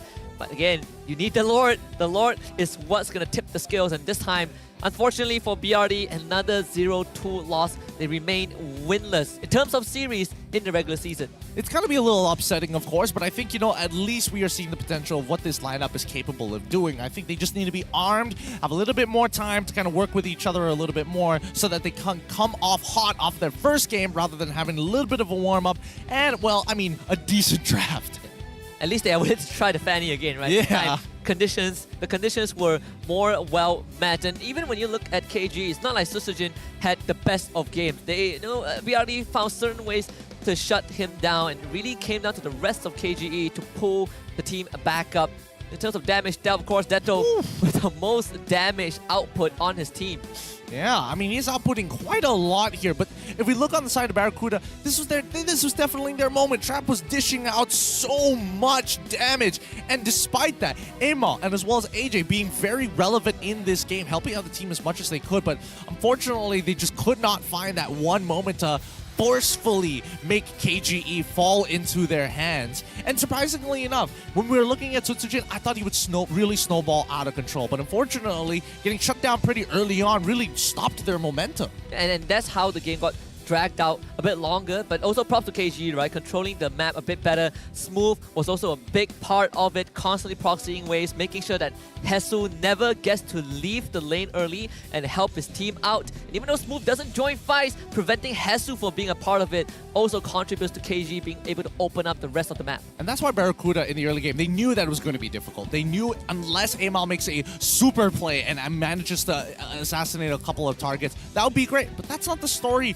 that we heard this time around. It was KGE on the upper hand early on, and unfortunately gets stubbed midway in terms of momentum consistently, right? Every time you see them, oh, this looks good. Sasa is now in a position where he can actually do a lot of stuff. Even he gets caught out by these big fights when it gets really, really messy. And I think a big part of it also comes down to BRD and their resources, right? There are a lot of times where Eevee or Hesu, they're able to set things up for AJ and Amal using their ultimate, right? Those I'm offended or final slash into Eternal Guardian, it was an instant kill. We even saw the same effect onto X-Win, and at one point, Trap was just cutting through Smooth and X-Win's health bar.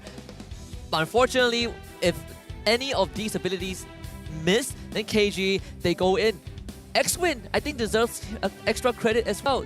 The ability to constantly find these space, and sure, there were some sick escapes from BRD. X-Win don't necessarily land every single wild charge, but being able to push BRD away from their territory is a good enough reason for KG to push on forward. A lot can be said about this, but I think at the end of the day, it really shows like KG, they can go the distance in these marathons, even if their draft doesn't necessarily support the ultra late stages of the game.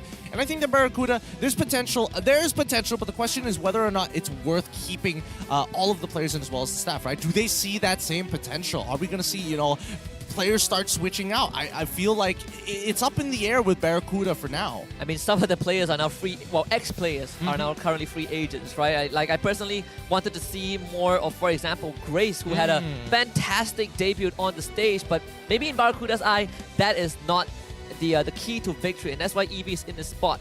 Do I think Eevee is better than Grace? Not really, but at least he's able to put out the same level of performance. Now is to hope that BRD keeps this lineup and the performance keeps on getting better. Yep.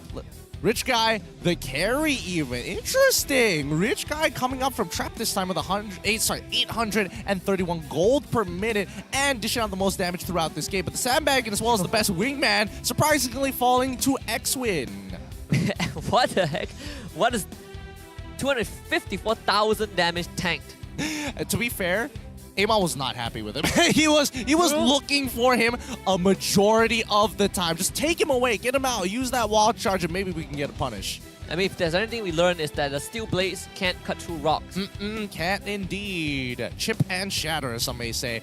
Man, tough game, tough loss for the side of Barracuda, especially when they were like right there, when they really got the engine going. Yeah, bit of a flashback to when they went up against Todak as well. Oh, yeah. A lot of situations where it seemed so doable for Barracuda, the supports at that time before EV, it was Grace, finding good opportunities. But once again, Barracuda losing because the opponents that they went up against just had the experience to keep their cool when the game goes late. Speaking of keeping their cool, let's have a look at these highlights here. And I mean, the story is already set in stone. We could see so many good plays coming out from KGE, but even Barracuda, they're not backing down from these fights, which is good to see. Even after having a dominating victory in game number 1 for the side of KGE, Barracuda are still able to find openings and holes in the play of KGE to kind of maintain the gold lead not too far from each other. But this was one big moment here. Finding 3 off of that I'm offended really kind of stopped the momentum coming in from KGE, losing 2,000 gold in that process, and then Deto just luckily able to take away that Lord, especially since Barracuda, this is the ultra late stages, 23 minutes into the game, right? Yeah. So close. One Lord could have turned it around for Barracuda. And even then, Barracuda managed a defense, but they did lose all of the inhibitor turrets, and KGE played around that and eventually ended the game. So at the end of the day, the macro from KGE allowed them to gain a lot more advantages overall. Let's take a look at the standings after that. KGE right now perched on top of the leaderboard with 10 points. No series loss, but 2 match losses. SRG, they're not playing today, so they will have to sit in second for a while. Whereas for Barracuda, they sank all the way to the bottom.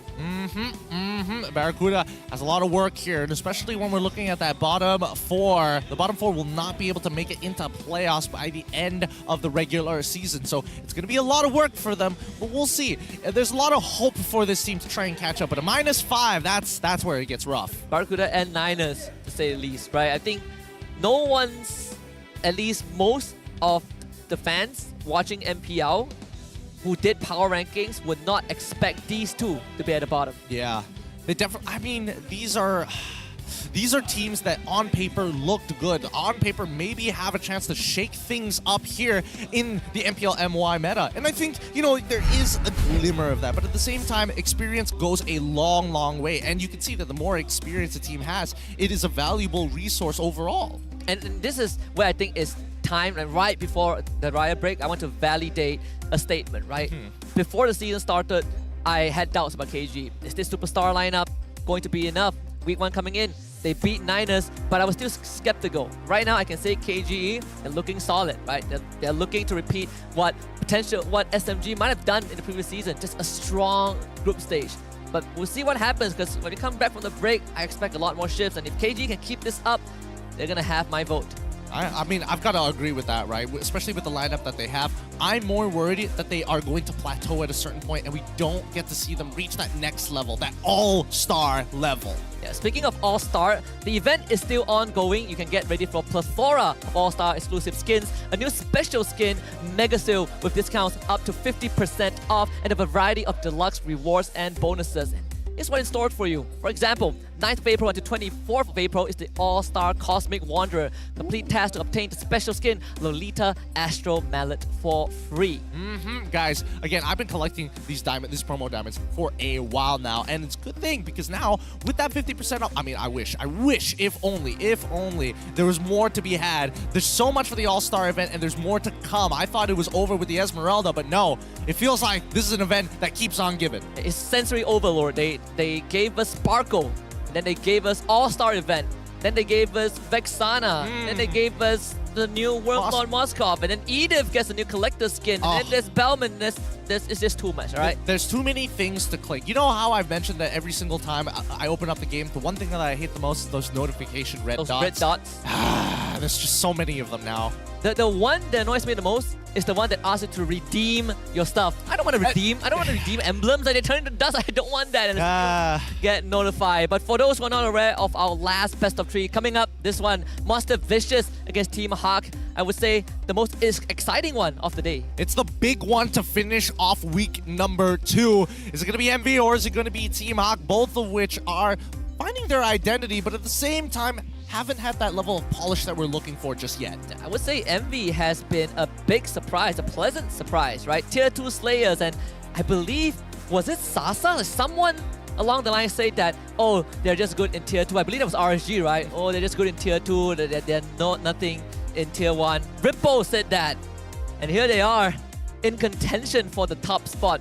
Are they SRG level? Not really, but they're getting close. Yeah, they're interesting at the very least, so you don't want to miss out that showdown, especially up against Team Hawk. Yeah, bring out the Granger jungle, right? Do it again. Subway has been introducing us to a lot of technology that you would not have expected. Not on the Tier 1 stage, and yet here they are in a very good position in that standing. And if they beat Team Hawk, they're going to go up even more. Yep, and I mean, it can only go up from here, right? Team Hawk, on the other hand, hopefully they're going to be able to kind of have like a very clear identity with the way that they actually want to play. Because again, a lot of these names, they've been working together for a while, and even boot camping. We need to see that progress. Absolutely. Now we're going to go for a break first, but remember, when we come back later on, it's going to be Monster Vicious against Team Hawk. We'll just see who gets the win and move on the leaderboard. We'll see you in a bit. Dapat. Funny guys. Nice. Biru dia dapat, biru dia. Nice. Balik. Sini, let go. Let go. Ya. Dilihat noti guys. Miss guys, sorry guys. Apa. Tawa. Nice. Ini udah selesai. Ini udah save ini. Backup. Sasa kuat. Funny. Funny nak ulti kan? Ulti aku 20. Starting Lord dah. Dia pun saja. Arik dulu kat Lord. Boleh tak, Man? Nice, Man. Easy. Lihat. Nice. Mati enggak? Mati, boy. Lot. Dia flank. Wait. Ini dapat tiga. Dia puri. Mati. Nana mati. Nice, Man. Slot, guys. Okay, Man. Oh, nice try, Man. Sakit. Guys, on AB. Tengok aku ah. Ya. Here. Sini. DV, grow EV, hati. Mati. Nolan mati. Backup. Jam. Jom, guys. Tak gerak. Grab flick. Nice, guys. Give me. Tarik minions. Aku dapat 4. Gerak flicker ulti. Boleh defend lah. Tak ada minion. Don't low.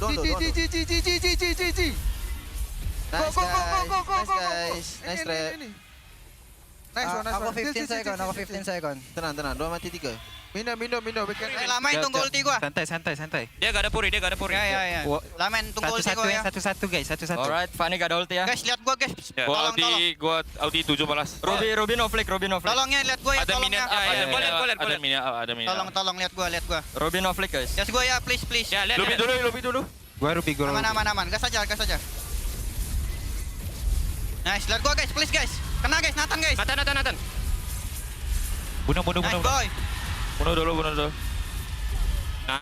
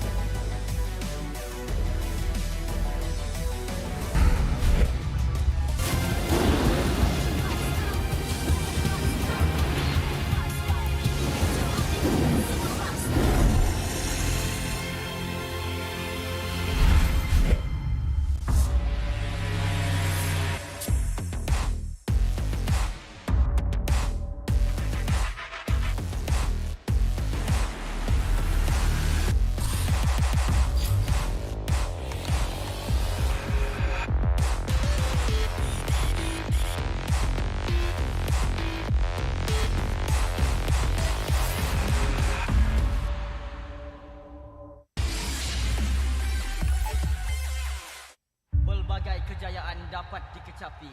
Sejarah baru telah tercipta. Namun, setakat itu sahajakah kemampuan kita? Setiap kali ke pentas dunia, pasti kecewa. Sampai bila kita nak kalah? Ditundukkan serendah-rendahnya. Sampai bila kita nak dihina? Tiap musim harapan peminat gugur. Sampai bila nak kalah? Sampai bila nak kecewa? Setiap rakyat pasti akan melaungkan semangat ingin mempertahankan rumah mereka. Jika patah sayap Raja Wali, bertongkat jua kita kemari. Tahun ini pastinya kemenangan semakin dicita demi menjulang nama Malaysia di pesada dunia. Di mana bumi dipijak, disitulah langit dijunjung. Stadium MBSJ Serdang Jaya secara rasminya menjadi rumah MPL MY pada tahun ini. Seterusnya, melangkah ke arena besar di Timur Tengah, di Riyadh, Arab Saudi. Juara kita bangkit menghadapi cabaran, bersedia mencipta sejarah. Utara, Timur, Barat dan Selatan, kita semua MPL MY Playoff musim ke-14 akan berhijrah ke Johor, mendekatkan lagi silaturahim MPL MY bersama. Hasrat kita semua bersatu dan bangkit dengan satu tujuan yang sama. Naikkan martabat negara, kecari juara dunia, kemuncaknya di M6. Pastikan kemenangan dan kebanggaan dikecap di rumah kita.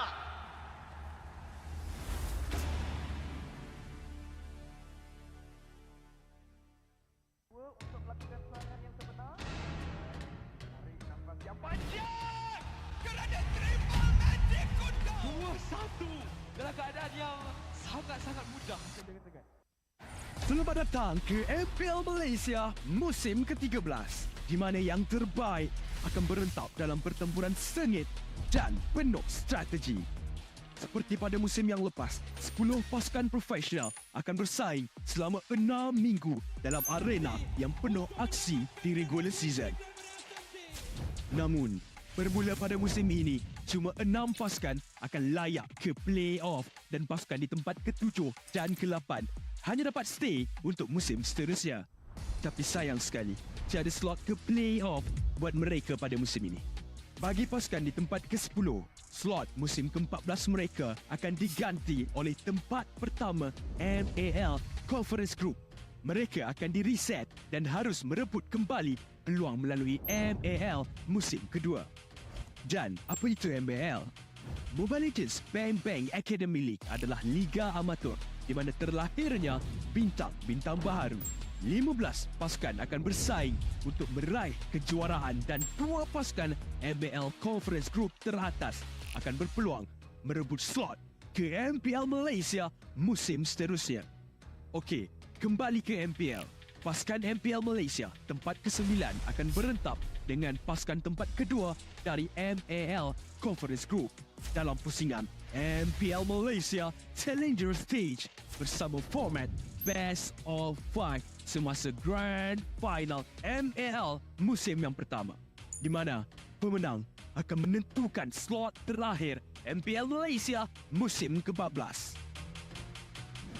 6 pasukan yang layak ke play-off akan berentap untuk meneruskan jalan ke Grand Final MPL Malaysia musim ke-13 dan merebut peluang untuk ke MSC 2024. Jadi, bersiap sedia. Persiapkan strategi anda. Bersedia untuk aksi profesional di pentas MPL Malaysia musim ke-13.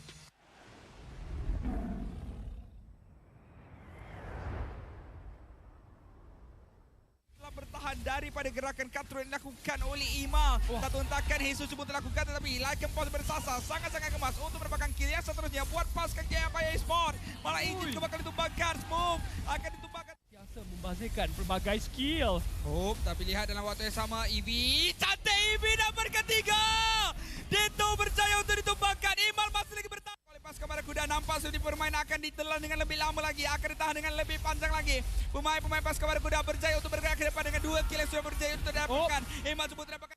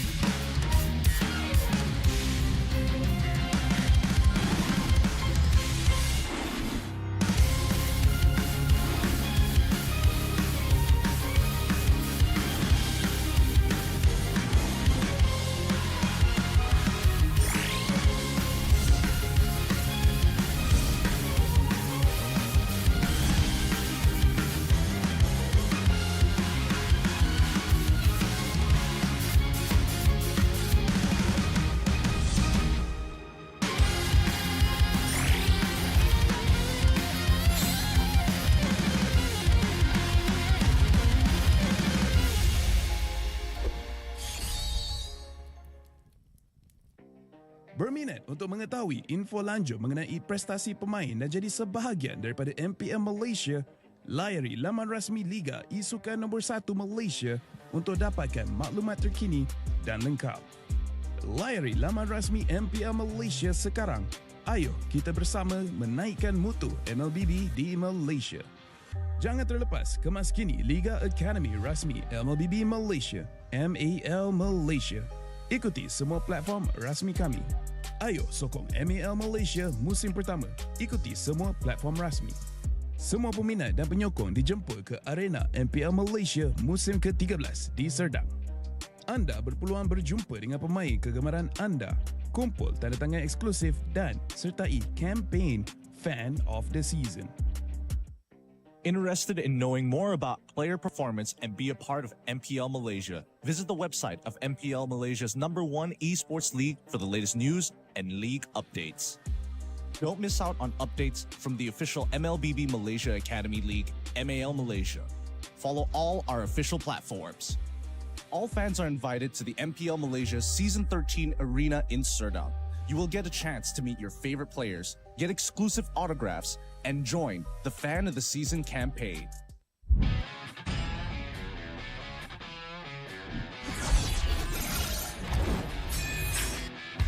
Versus satu Skylar can you do it? Dan Albert di sana ternyata harus hilang. Ledge fight as Lom gets instantly shot down by the Blazing Duet, as well as the Electo final blow. This is going to be easy cleanup for Todak as most of the... Apat yun, pero nasipa din siya yung ninakaw na sipa. Buhay pa rin ang 41! Backline already, and they're running for the lives, cutting it. David trying to drag the members of RG right underneath the turret. It's not enough though. Gray coming all the way, and he cleans it all the way out. Just no way for him to run. Just... Kita akan ada satu buah reward di Malaysia membuat pergerakan dari Liga terlalu benar-benar slow. Rafanya sudah tumpah.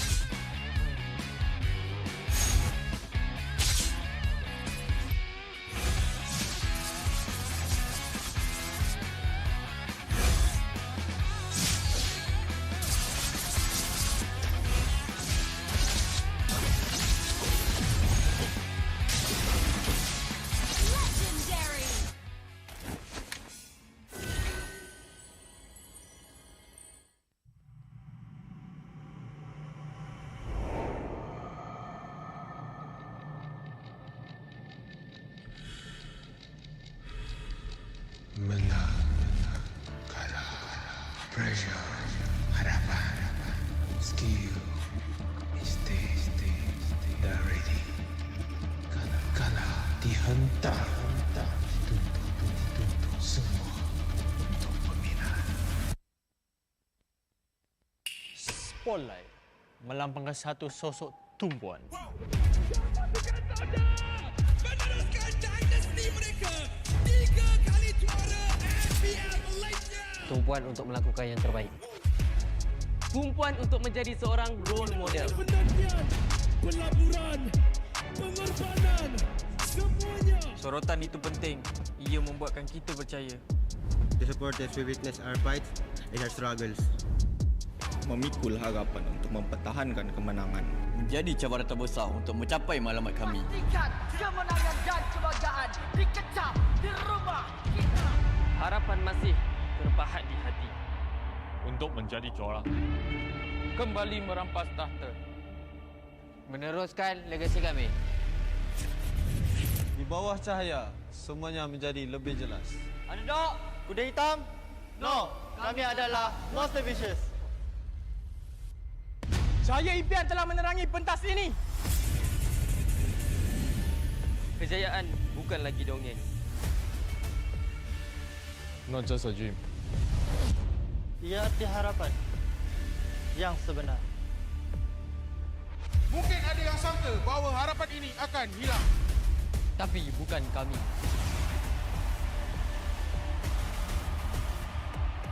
Ini harapan kami. Ini semangat kami. Bersama kami mencapai satu tujuan. Menjadi sinar yang paling terang.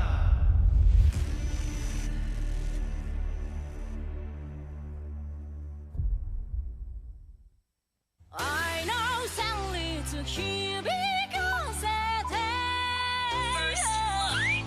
Well, I know that I can be stronger with you.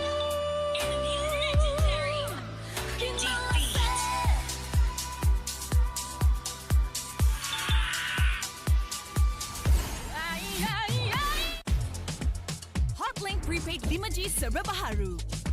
Nikmati jago 5G untukmu. Dengan kelajuan internet 5G tanpa batas. Layan gaming sepantas kilat. Dan stream video paling lancar. Nikmati juga lebih nilai dengan 20% cashback. Hanya RM32 sebulan. Dapatkan sekarang.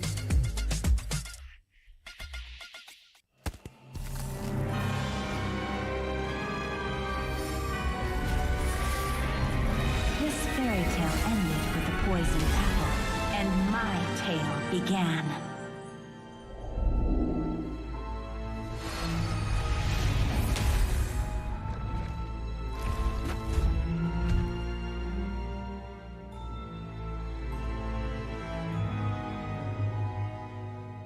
A princess in a tower is just a bird in a cage.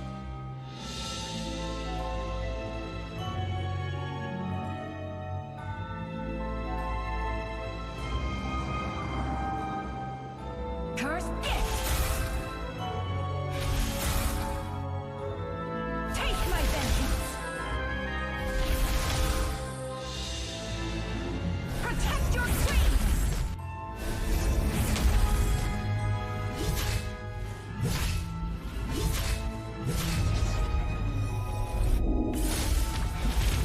Kneel before your queen. It won't take long, I promise.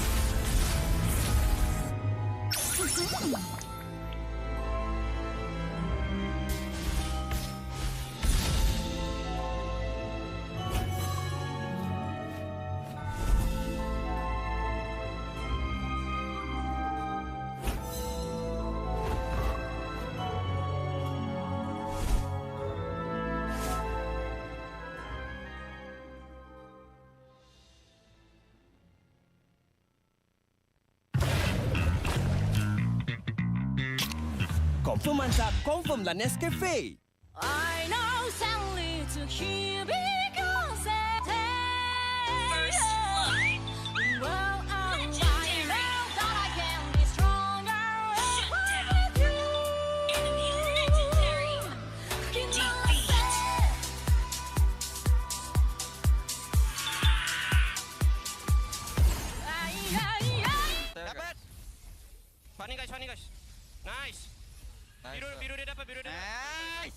balik. Satu. Sini, let go. Let go. Ya. Dilihat ulti guys. Miss guys, sorry guys. Apa? Tawa. Nice. Ini udah selesai. Nice, udah save ini. Backup. Sasa kuat. Fanny. Fanny nak ulti kan? Aku 20. Starting Lord dah. Starting Lord. Dia push aja. Arik dulu kat lot. Boleh Amal. Nice Mal. Easy. Lihat. Nice. Mati enggak? Mati boy. Lot. Dia flank. Wait. Ini dapat tiga. Dia puri. Mati. Nana mati. Nice Mal. Slot guys. Okay Mal. Oh, nice try. Dapat lebih guys on AB. Tengok aku ah. Ya. Here, sini. DV, grow EV, hati-hati. Mati. Nolan mati. Backup. Jam. Jom guys, Tak gerak. Flick. Nice guys. Mi. tarik minions. Aku dapat 4. Gerak flicker ulti. Boleh defend lah. Tak ada minion. Santai. Tak ada minion. Don't low. Nice guys. Nice trap. Aku 15 second. Tenang. 2 mati 3. Minum. We can end. Puri. Lamain tunggu ulti gua. Santai. Dia gak ada puri. Ya. Lamain tunggu ulti gua ya. Satu guys. Alright, Fanny gak ada ulti ya. Guys, lihat gua guys. Gua Audi 17. Ruby no flick. Tolongnya lihat gua ya. Ada minion. Boleh. Ada minion. Tolong lihat gua. Ruby no flick guys. Gas gua ya, please. Ya, lihat. Lobby dulu. Gua Ruby. Aman. Gas aja. Nice, lihat gua guys, please guys. Kena guys, Nathan guys. Nathan. Bunuh. Nice boy. Bunuh dulu. Nice.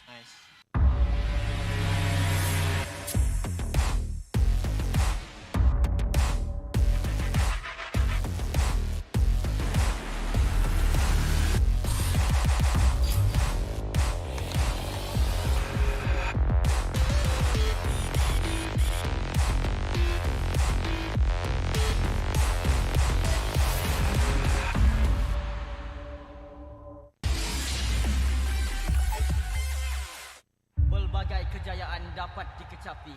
Sejarah baru telah tercipta. Namun, setakat itu sahajakah kemampuan kita? Setiap kali ke pentas dunia, pasti kecewa. Sampai bila kita nak kalah?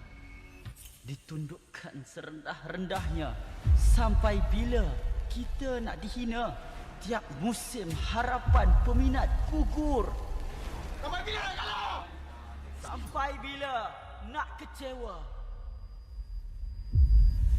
Setiap rakyat pasti akan melaungkan semangat, ingin mempertahankan rumah mereka. Jika patah sayap Raja Wali, bertongkat jua kita kemari. Tahun ini pastinya kemenangan semakin dicita demi menjulang nama Malaysia di pesada dunia. Di mana bumi dipijak, disitulah langit dijunjung. Stadium MBSJ Serdang Jaya secara rasminya menjadi rumah MPL MY pada tahun ini. Seterusnya, melangkah ke arena besar di Timur Tengah, di Riyadh, Arab Saudi. Juara kita bangkit menghadapi cabaran, bersedia mencipta sejarah. Utara, Timur, Barat dan Selatan, kita semua MPL MY Playoff musim ke-14 akan berhijrah ke Johor, mendekatkan lagi silaturahim MPL MY bersama. Hasrat kita semua bersatu dan bangkit dengan satu tujuan yang sama. Naikkan martabat negara, kecari juara dunia, kemuncaknya di M6. Pastikan kemenangan dan kebanggaan dikecap di rumah kita.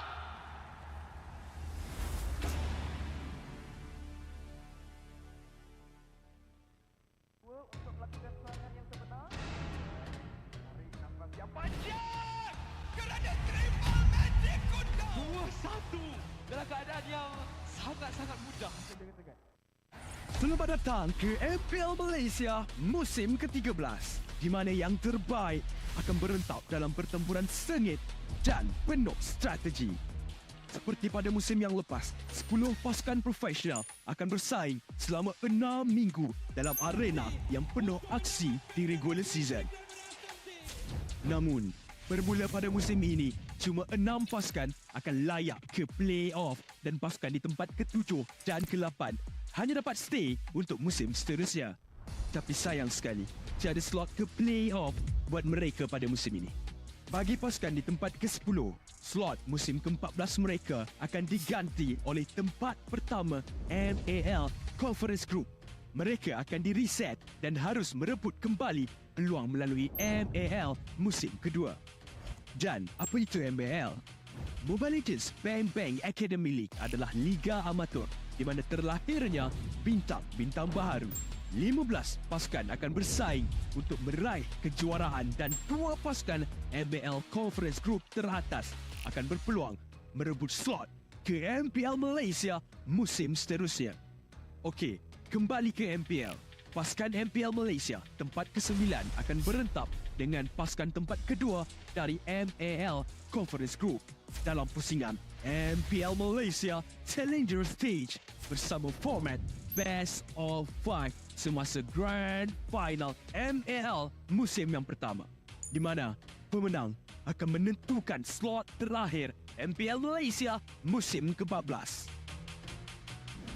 6 pasukan yang layak ke play-off akan berentap untuk meneruskan jalan ke Grand Final MPL Malaysia musim ke-13 dan merebut peluang untuk ke MSC 2024.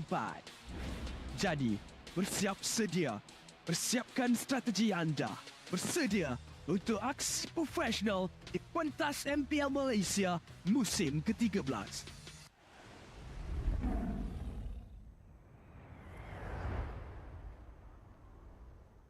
Bertahan daripada gerakan cutthroat yang dilakukan oleh Ima. Satu hentakan Jesus cuba dilakukan tetapi Lycan Pulse bersasar sangat-sangat kemas untuk mendapatkan kill yang seterusnya buat pasukan King Empire Esport. Malah ENG juga bakal ditumbangkan. Smooth akan ditumbangkan. Biasa membazirkan pelbagai skill.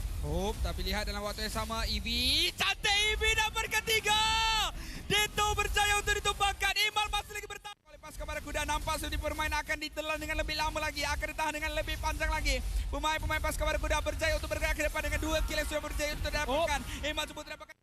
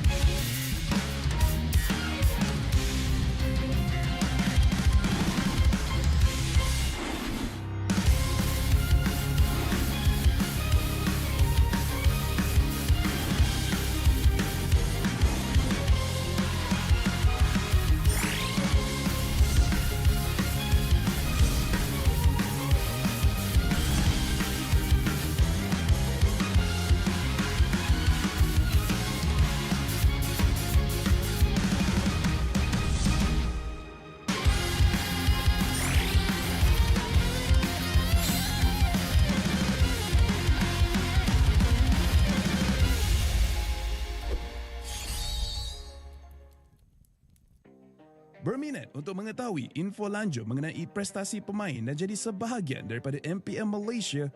Layari laman rasmi Liga E-Sukan nombor 1 Malaysia untuk dapatkan maklumat terkini dan lengkap. Layari laman rasmi MPL Malaysia sekarang. Ayo kita bersama menaikkan mutu MLBB di Malaysia. Jangan terlepas kemas kini Liga Academy rasmi MLBB Malaysia, MAL Malaysia. Ikuti semua platform rasmi kami. Ayo sokong MAL Malaysia musim pertama. Ikuti semua platform rasmi. Semua peminat dan penyokong dijemput ke arena MPL Malaysia musim ke-13 di Serdang. Anda berpeluang berjumpa dengan pemain kegemaran anda, kumpul tanda tangan eksklusif dan sertai kempen Fan of the Season. Interested in knowing more about player performance and be a part of MPL Malaysia? Visit the website of MPL Malaysia's #1 esports league for the latest news and league updates. Don't miss out on updates from the official MLBB Malaysia Academy League, MAL Malaysia. Follow all our official platforms. All fans are invited to the MPL Malaysia Season 13 Arena in Serdang. You will get a chance to meet your favorite players, get exclusive autographs, and join the Fan of the Season campaign.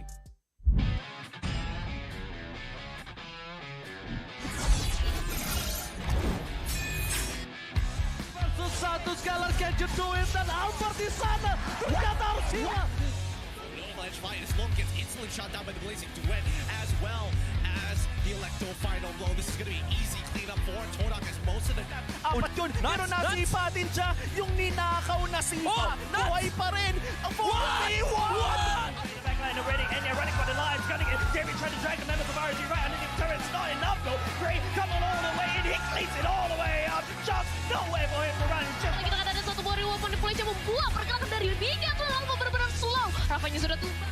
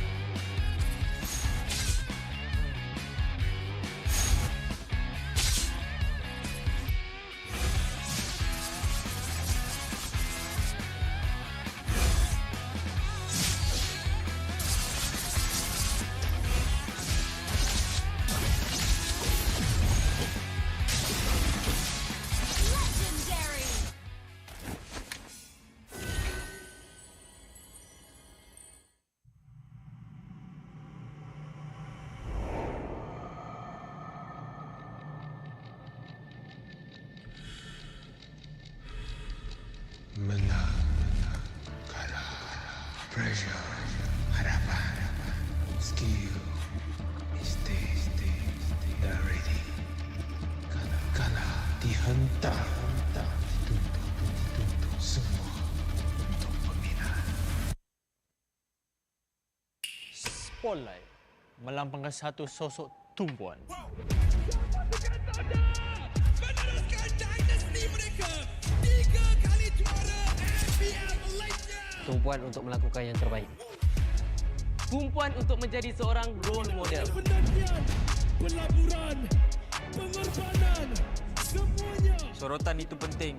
Ia membuatkan kita percaya. The supporters will witness our fights and our struggles. Memikul harapan untuk mempertahankan kemenangan. Menjadi cabaran terbesar untuk mencapai matlamat kami. Pastikan kemenangan dan kebanggaan dikecap di rumah kita. Harapan masih terpahat di hati. Untuk menjadi juara. Kembali merampas tahta. Meneruskan legasi kami. Di bawah cahaya, semuanya menjadi lebih jelas. Underdog, kuda hitam? No, kami adalah Monster Vicious. Cahaya impian telah menerangi pentas ini. Kejayaan bukan lagi dongeng. Not just a dream. Ia arti harapan yang sebenar. Mungkin ada yang sangka bahawa harapan ini akan hilang. Tapi bukan kami.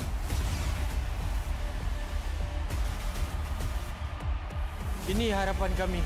Ini semangat kami. Bersama kami mencapai satu tujuan. Mencari sinar yang paling terang.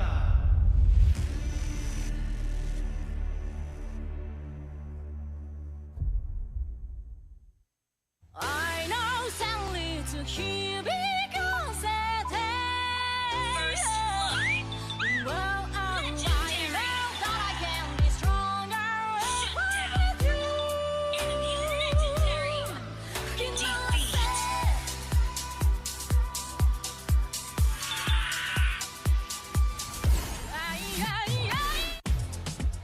Hotlink Prepaid 5G serba baharu.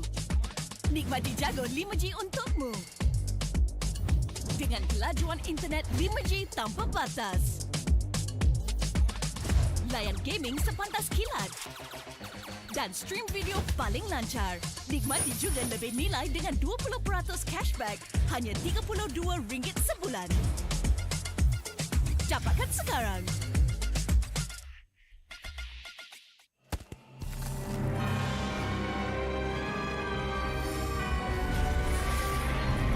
This fairy tale ended with the poisoned apple, and my tale began.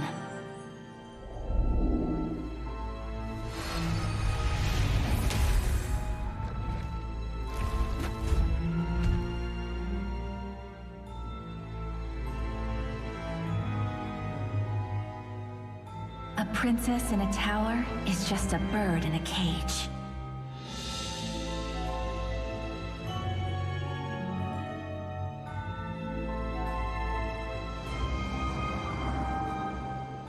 Curse it! Take my vengeance! Protect your queen!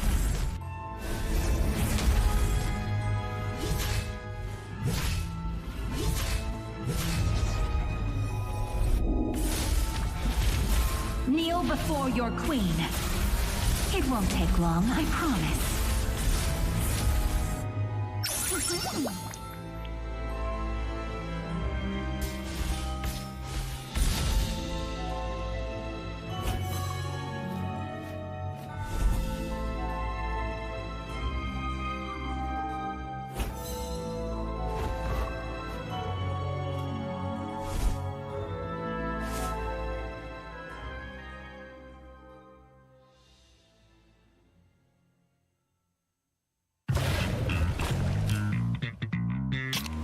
Confirm mantap, confirm lah Nescafe.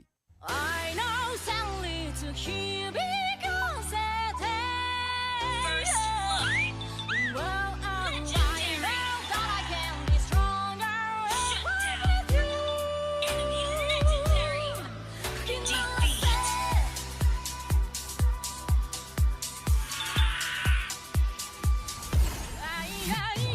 Dapat. Funny guys. Nice. Biru dia dapat, biru dia. Nice. Balik. Satu. Sini, let go. Dilihat OT. Let go. Ya. Dilihat OT guys. Miss guys, sorry guys. Apa? Tawa. Nice. Ini udah Nice. Backup. Sasa kuat. Funny. Pani nak ulti kan? Aku 20. Starting Lord dah. Starting Lord. Dia pun saja. Harik dulu kat Lord. Boleh Amal. Nice man. Easy. Lihat. Nice. Mati enggak? Mati boy. Lo. Deflang. Wait. Ini dapat juga. Dia puri. Mati. Nana mati. Nice man. Slot guys. Okay man. Oh, nice try man. Sakit. Dapat lebih guys on AB. Tengok aku ah. Ya. Here. Sini. DV, grow EV, hati. Mati. Nolan mati. Backup. Jom. Jom guys. Tak gerak. Grow flick. Nice guys. Meet. Tarik minions. Aku dapat 4. Gerak flicker ulti. Boleh defend lah. Tak ada minion. Don't low.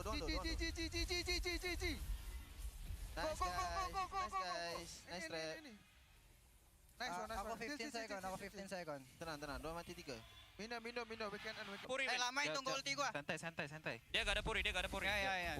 Lamain tunggu ulti gua ya. Satu guys. Alright, Fanny enggak ada ulti ya. Guys, lihat gua guys. Gua Audi 7 balas. Ruby no flick. Tolong ya, lihat gua ya. Ada minion. Ada minion. Tolong lihat gua. Ruby no flick guys. Lihat gua ya, please. Ya, lihat. Lobby dulu. Gua Ruby. Aman. Gas aja. Nice, lihat gua guys, please guys. Kena guys, Nathan guys. Nathan. Bunuh. Nice boy. Bunuh dulu. Nice.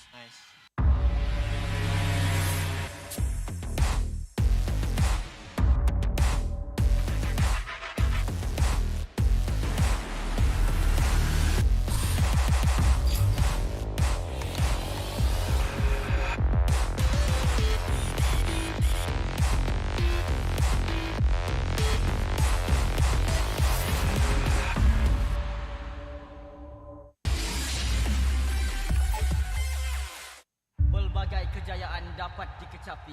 Sejak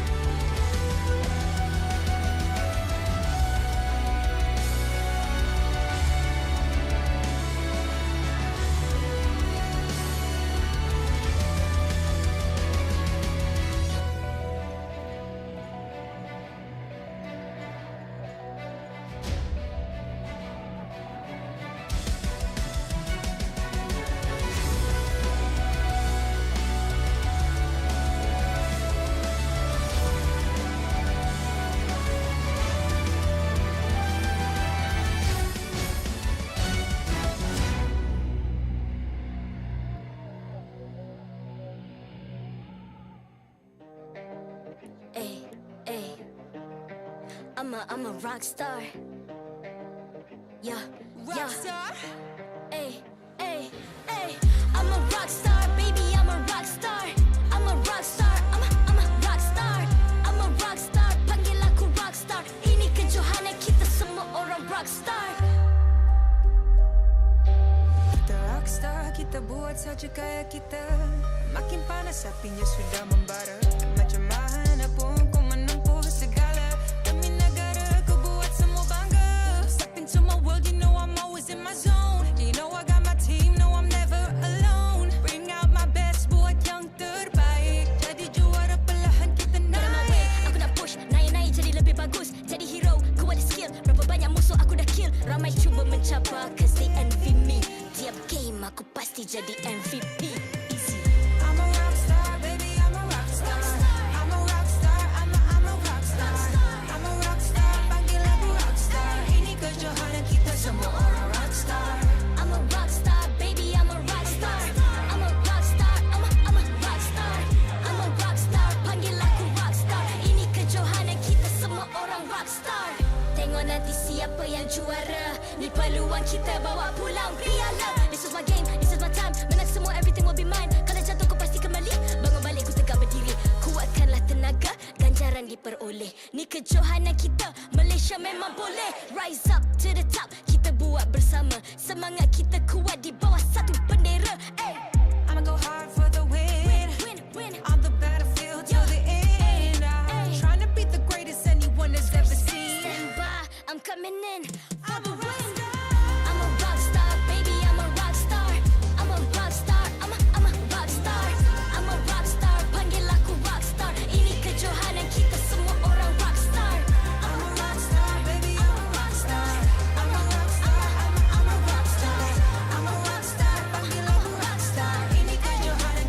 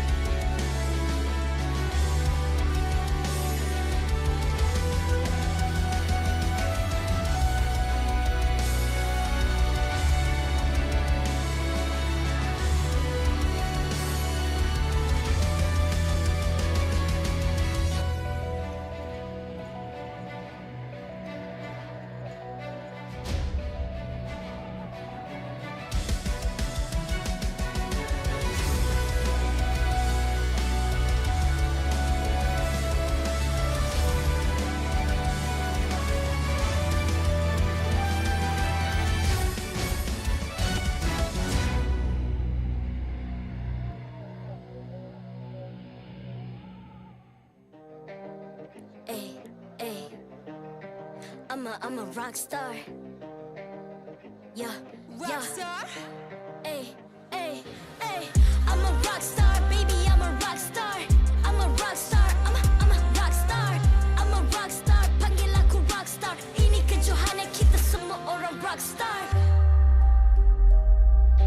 Kita rockstar, kita buat saja gaya kita. Makin panas apinya sudah membara.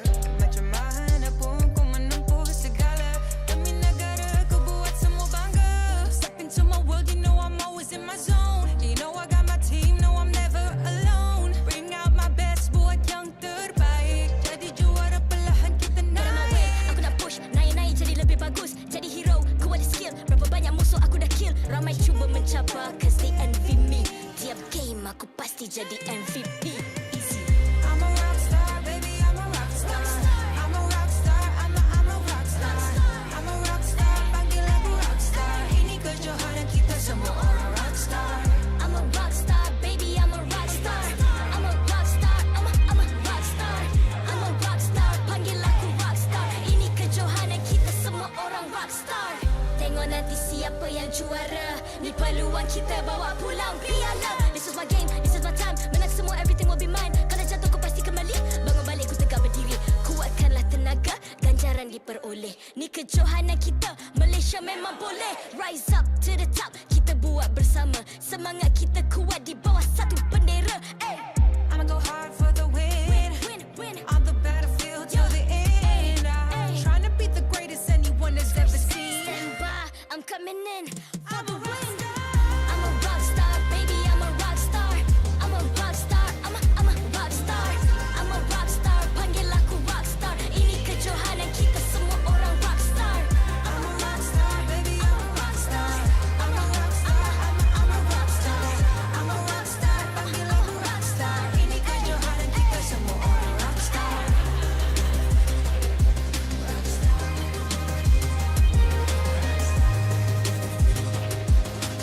Ini kejohanan kita semua orang rockstar.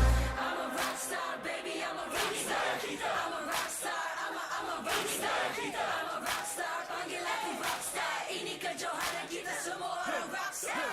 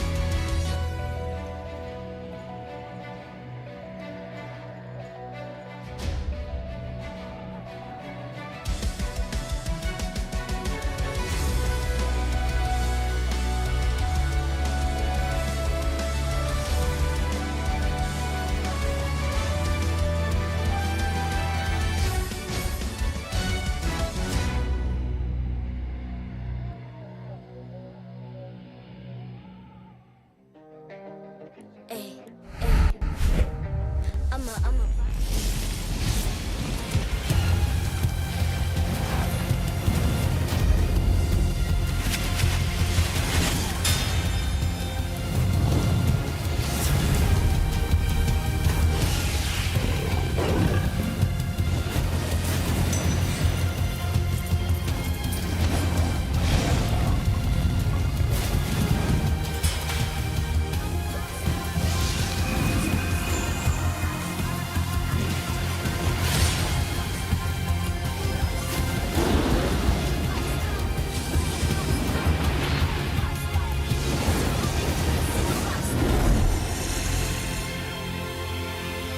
MPL Malaysia Season 13 is powered by Moontalk. Enjoy a superior 5G network and lightning-fast gaming experience only with our official mobile internet hotlink. A big shout out to ROG Phone 8, the official gaming phone, for keeping our players at the top of their game. Grind on with Nescafe to keep your gaming spirit going. Thank you to all of our sponsors and partners for your support in MPL Malaysia Season 13. Welcome back, ladies and gentlemen, to the English stream for MPL Malaysia Season 13. One last best of 3 before we head off for the Raya break, and this time it's between Team Hak and also their opponents here, MV Yes. Monster. They are vicious, man. I was reading the script just now, and I'm just like, man, you cannot leave this team out, especially with the way that they play, especially with the way that they are, well, willing to really test science, really test the facts. They have defied some of the societal norms in competitive ML. Ranger was one of the biggest litmus tests, and that one came out with a win. But we'll see if that continues, because if these players want to be a bit more creative, a bit extra energized, they gotta have Nescafe as the option. They can recharge themselves, and you can recharge yourself with superior taste and quality Arabica beans. Grind on with Nescafe. If there's anything that you want to relate to the players, is the fact that they're not only are grinding up on stage, but in ranked games, in their scrims, and if they need that little boost of energy, Nescafe is going to be there with them the entire way. So maybe consider picking one up for yourself, because for this upcoming game, and especially since it is the latter half and it's before Buka Puasa, I think both of these teams are pretty desperate to close it out quick, so they have enough time, head back home, and have a good meal. And especially, this is also the most anticipated series on this Super Sunday. We don't expect a quick one. It might get messy, it might get bloody. I mean, when you look at Team Hak and Monster Vicious, they both have their own sort of an identity in this series. So we just have to look at the gold lanes, for example. Saken coming in all the way from Indonesia against Ruff.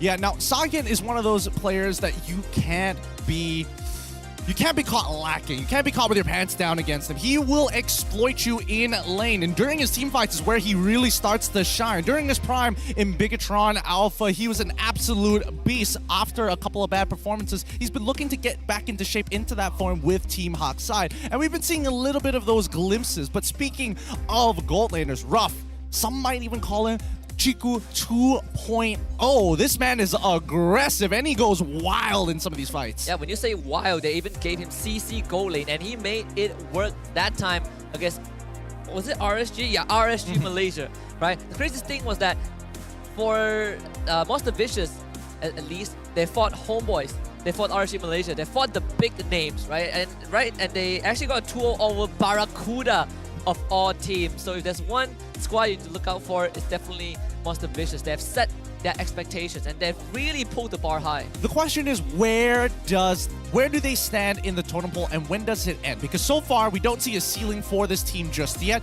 The question is, who is going to force them upon that plateau at the top of this mountain? And so far, I mean, Team Hawk, I'm not sure whether they can really push them this time around, considering some of their performances has been a little on and off overall, and we are looking for them to really start playing as a team, but they've got great ideas. Yeah, they definitely have great ideas. And you know who else has great ideas? Who? The design teams from Munton, because they have this amazing new skin, the Infernal Worm Lord for Moscow. From April 6th to April 30th, dive into the Infernal Worm Lord draw event and get a chance at winning the exclusive Moscow Infernal Worm Lord All-Star skin with the first ever skin ID tag. And from April 6th to April 12th, you can unlock exclusive gold ID tag. From April 13th to April 30th, you can unlock exclusive silver ID tag. And during an event, enjoy a jaw-dropping 50% off your first 10 draw.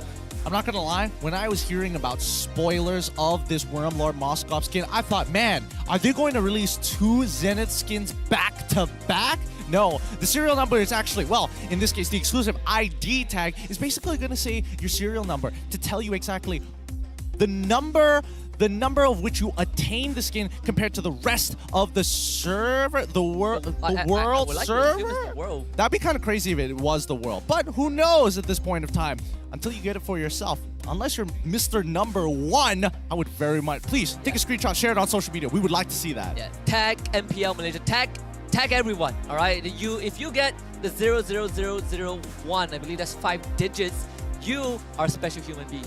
Yes. Yeah. I'm dyslexic. I can't keep going on for more than 5. If it's more than 5, I'm just guessing it's correct at this point. But speaking of which, I am curious about the overall coaches.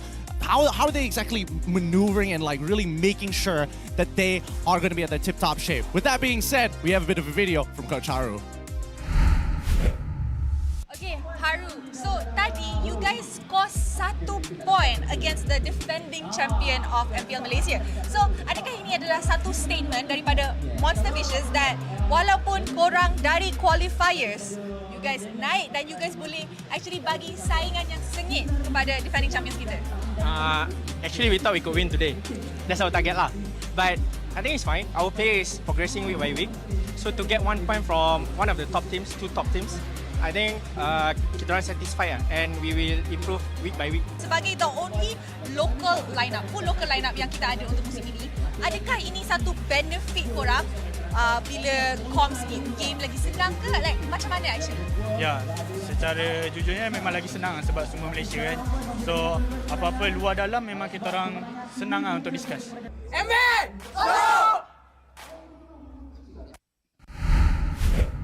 It's good to see that the bunch of nomads have finally found I would say, a full-time home, somewhere that they could find respite and solace in. And I like what Coach Haru said, right? The players are progressing week by week. From what I know behind the scenes, I think they're getting together very well. And I think so. It feels good to see a team actually built from the ground up and more so with their own 2 hands to get to this point.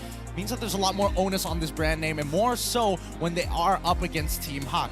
I think for a team of this caliber, as of right now, it's good. Haru is really taking it step by step, making sure that the team improves week by week, and that's what you want to see, continuous progress. And I think also the dynamics of Haru, we discussed this, I believe, in week number 1, the transition from X-Team SMG, Team Hawk, how is that going to fare, right? Is the play style, is Haru's coaching style going to affect how Team Hawk plays? Team Hawk, Monster Vicious, plays.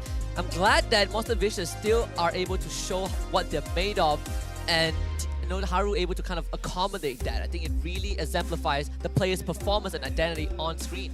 It fits the style because he is very much, I want to see what my players are capable of, and I'm going to create a weapon out of this arsenal. With that being said, we're trying to bring on the teams, the contenders for this best of 2. Let's see the teams. Monster Vicious. Despite only having local players and coaching staff, the team showed that they were able to steal a game or 2 and compete with some of the best teams in the league. Here they are. They're the monster. They're vicious. It's Monster Vicious! Tier 2 to Tier 1, they are making a brand out of themselves, but they are not up against any opponents. They're up against the beast in their own name. Team Hawk. They managed to take a game against the defending champion. The team is ready to elevate their gameplay and end the week with a win. Can the likes of Lexia, Saken, and Iris lead their team to victory? Brace yourselves, Ibambe! It's Team Hawk! Of course, it would not be complete without the coach and analysts of both teams alongside our head of League Ops, Cedric, who would in fact ensure fair play and professional integrity of the match. From the side of Monster Vicious, we have Coach Haru and assistant coach Rexvin. From the side of Team Hawk will be Coach Wright. And still standing on the same side, standing on the correct side, some may say, as they fist bump each other one more time before they hit the land of dawn and become mortal enemies. Only one team may stand at the end of this best of 3. Common theme for these 2 teams is they both took 1 game off of our defending champions, Homeboys. Both ended in a 1-2 loss, unfortunately, and today that is going to change. Obviously, for Monster Vicious, after defeating Barracuda 2-0, expectations were set higher. People are starting to believe in the Monster Vicious technology, in the Monster Vicious aggression. Sometimes it can be punished, it can be exploited. And I'm looking at Team Hawk to take advantage of that. I'm hoping so too, because Team Hawk have been showing some really good ideas, some really good macro play overall, and sometimes even forcing mistakes out of their opponents with their said macro play. The question is, when are they going to come together, unite as a team, where micro translate into that macro? Something that I think Team Hawk showed in the previous seasons, right? Got off to a very strong start, and then you see that slight fall off after the week 3 transfer window. And think in this case, it's the complete opposite. Got off to a shaky start, showed some promises, and now, just like what we're looking for from Niners and Bounty, we are looking for Team Hawk to show us the same unity as well. Of course, let's talk about Monster Vicious first. Tier 2 Slayers turn Tier 1 aspiring dominators with Fakes, Xenomount, Ruff, Subway, and Nova Escobar. Now, this team has been loaning out their players constantly, even when they were in the Tier 2 scene, before we even had the MAL. But MV have been hungry for a spot here at the MPL, and now they are here to prove that they deserve to keep that spot. Speaking of which, we know the likes of Subway, right? It's surprising to see that in week 1 itself, he was willing to bring out a Granger in the jungle. You don't see that very often, but he's most well known for his Fredrin. Absolutely, and I think it also pays to be in a Tier 2 scene for a while. People might look at it and be like, okay, there's a big gap between MPL stage and any Tier 2 competition, but that's where experiments happen, right? That's where you sort of find that identity that you don't really get to discover much in MPL when there's a rigid meta that everyone follows, and maybe that's the advantage that Monster Vicious has brought to the table, and the fact that it worked out proves something about them. I think a big indicator here is Nova Escobar, right? I mean, when we talk about him, we've seen him on many different teams, and he kind of doesn't really jive, but he's, again, very spontaneous, and now that he's back with his original lineup, that's where you see him really shine, where he found that identity in the first place, in comparison to their opponents, Team Hawk, it's Sake, Noir, Lexia, Iris, and as well as Janice. We are hoping that Noir in this particular lineup, he's worked well with Lexia and as well as Iris during his time in RSG, but can that translate to the rest for this lineup here in Team Hawk? I think so far the spotlight might just be on the Romans, right? Nova Escobar, he has saved teams before, and now against Noir, who also has their own flair. Lexia coming out of a short hiatus, now becoming the IGL for Team Hawk. Yeah, he's really trying to make a difference here, right? And especially being a very vocal person. I'm not kidding. You can hear him sometimes. If I take off these headphones, I'm pretty sure I'll hear his voice ringing through my ears. The one thing that Team Hawk also brings to the table that separates them from the rest is how Iris is a bit more flexible and malleable in the XP lane, right? The only guy who has made XP Fredrin work, and as much as a lot of people, and even I am against it, Team Hawk is able to find a sweet spot for Iris to function. But of course, he also has the Lapu Lapu that he gets to whip out every once in a while, a hero that ideally missed on the stage, and which better team to do it than Team Hawk? Yeah, I think, I do miss the old days of Iris where he has this uncontrollable aggression, sometimes to a fault even, but now that he's kind of tempered it a little bit, and especially taking such a responsibility as the IGL, not only does he have to be aware of everything that is happening across the map, he still has to win out his lanes. Terizla, that is also one pick that we kind of missed from Iris, meta so far, doesn't permit us to go back to that spot, at least not yet. Another player, I think, key player, in fact, is Saken, right? Saken coming in again from ex-Bigatron player from MPL Indonesia. Did have his rough times, at least in the first few series. Even against, was it SRG? I mean, didn't really have a good ending, right? Yep. I remember watching that clip of Innocent asking, oh, what happened to Indonesians now? Ooh, that one was rough. It was. It really, really was. And I think, it's going to take some time. A lot of these teams are putting these rosters together, and it's going to take more time than necessary in comparison to MV, who has been together for quite some time. So this is where the advantages really start to show. And I think that especially for Team Hawk, it all begins with the draft. What's the identity that they are going with? Because it feels like Team Hawk, as an organization, comes in with a game plan, and they don't deviate too far from the game plan. Yeah, and I think for this season, we've kind of talked about this every now and then. It is super crucial for Team Hawk because there was a timeline that they are not even on that stage, right? So this is kind of the second chance, or maybe even a third for Team Hawk to regain that glory a few seasons ago. In the draft, we already see a bit of difference from what we've seen in the first two series. Faraz, Export, Matilda, and the Natan. Natan gets banned out here against Ruff. Rather interesting. I know that Ruff definitely plays the Natan and has shown it off before. We see the Farmers ban coming out from Haru's side. They want to deter Team Hawk from actually going into that team fight style position. Maybe this shakes up their plans, because at the end of the day, I'm noticing that both Nolan and as well as Joy are still wide out. The best part is now Subway has direct access to that Fredrin, right? Two of his biggest threats eliminated from the pool. And for Team Hawk, what are they going to ban out? It seems like they're going to ban Fredrin. I like this call. All right, come on. Let's see it. Assassin v Assassin, S-tier Assassin junglers in the meta. Come on. We got to give it to him. And for those who don't know who Janus is, he's actually not a rookie, contrary to popular belief. He actually played for Signal Ultra back in MPL Philippines Season 7. That is, what, 6-7 seasons ago. Yeah, that is a name I haven't heard in a very long time, right? And we have aged. We have aged. Dude, this is like Sunsparks. This is like Archangel even to a certain Oh yeah, Archangel. The classics, dude! Gotta bring out the classics, but this means that Masha has been locked in for the very first time here at MPL MY. MV take it as its first pick, while Team Hawk respond with a Minotaur and as well as a Harith. Yes, Masha might have a lot of damage output, but also very susceptible to getting tapped into the grave. I like it. This dominant lanes, you have Harith that basically locks down your gold lane. Not much heroes can go up against him. Maybe a Roger if you want to really go toe-to-toe, but the Minotaur also makes sure that you have a T5 formation to work with. Roger does get picked up by Monster Vicious alongside the Baxia. Yeah, this is pretty nice here.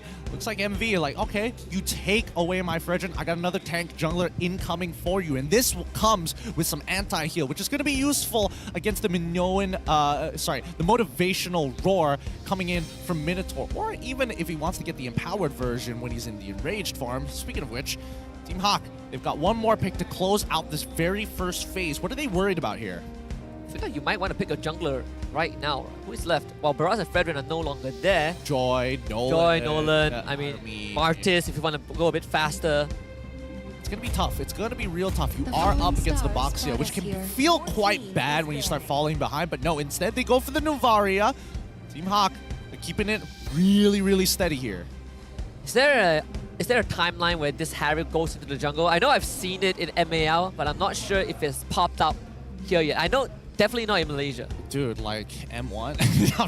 I'm kidding. I mean, it was a hot commodity. It was either Harith or Lunox, and that was like the good old days. But it's been a while. Harith used to go into the jungle pretty often because you wanted to be able to have access to the purple buff to get added cooldowns, so that basically you can just like drop the Zaman Force and have like a 1 second, less than a second, even a 0.5 on your Chrono Dash. We see that MV gets rid of the Paquito this time round, so it looks like MV might want to set up for something here. Team Hawk, on the other hand, they get rid of the Angela, get rid of the utility support, supports. Wait, are they suspecting that this Masha is going to go into the EXP lane? No, wait, right? It could be. Unless... I mean, you're not going to have any pressure in that lane, but... Oh. I mean, unless they suspect that this Angela might still get picked up to go into the mid lane, which I suppose... Okay, they're still banning out mid laners. Okay, I mean, then yes. Then they think that maybe Angela might be a mid option. I can see where this is going because you have a Baxia on your side. Yeah. Oh, this one's tough. I think you continue shutting out Iris. What else is there? I mean, double down, right? You're going to target Fakes? Okay, I'll target Iris. Lapu? I think Benedetta might need to get... Oh, Benedetta, yeah. Yeah, you need something that actually stays in the lane to actually man-fight the Masha, and they've already gotten rid of the Paquito. Might as well get rid of the Swiss Army Knife with the EXP lane, who has really good push. That could be an option also. I think... Okay, I'm looking at either Benedetta or Lapu. Yeah, Benedetta bans out. So, good call there. Now, Iris... Obviously, the target... I think if you're Fakes, you're not as affected without the... Valentina or Angela. There's still the Vexana in the pool. That is always a good fallback plan for FB. And I think even the Vexana might have a bit of a tough time here, considering that we don't know what exactly Team Hawk want to bring into the jungle specifically just yet. I mean, they could show it off right now, for all we know. The Barats is already gone, the Fedrin's already gone, so 2 of the big tanks are gone, and Baxia has been taken away, so that's 3 in total, 3 tanks in total that have been taken away. So unless Team Hawk decide to be really ballsy on this one, just like, you know what, I'm going to chase down this Masha, I'm going to chase down this Roger with a Nolan or even a Droid, that'd be pretty impressive. Okay, so back to the classic Iris Terizla. Okay, they're keeping that jungler for last. There's the Martis, right? Martis, Nolan, Joy, the first three I could think of. If Janus is a bit more adventurous, perhaps the Fanny that has been picked up twice today. Unfortunately, both games were a loss in the hands of Barracuda. It wouldn't be too bad You can definitely play on one side. Ooh, Nana gets locked in for the side of Envy as well as the Ruby. Still don't know which one is going where. We'll see with the final pick coming in for the side of Team Hawk. They've got a decent EXP side because if Masha decides to go in towards that EXP lane, Terizla is going to be able to outpush her, but Masha is going to chunk Terizla out before he walks out of that lane. If it's going to be the Ruby, it'll make a lot more sense for me, but Team Hawk still has to worry about the fact that even if I have a lot of dashes, this Ruby can be quite a nuisance. Honestly, I think Ruby is probably the better XP laner, right? Good sustain, decent damage. You're not worried about getting pushed away, pushed out of lane by Terizla, and you also have a good teamfight ultimate with the I'm Offended. Give it a high fives from the side of Team Hawk. Confidence for them. Yep, Fanny brought up once more. So far today, 2 picks on the side of Barracuda earlier on resulted in a loss. Let's see if Janice can turn it around. Yep, it looks like Masha is going to be the Roman, Ruby as the EXP. Well done. I have to say, Haru's experience is really showing off here. Making sure that the mid lane is going to be relatively safe, having an escape mechanic, having a passive that basically gives you a second life, making sure that there's not going to be too many holes for Janice to actually exploit off of them. Let's see whether Team Hawk is able to find that momentum. They have to play through Iris because we can expect that Saken, he's going to have to be quite independent. Yeah, and for Monster Vicious, it's all about what the Roger and the Masha could do. Can you find executions, right? Both heroes have the potential to one-tap their targets. Let's hop into the Land of Dawn for the final series of the day. Monster Vicious against Team Hawk.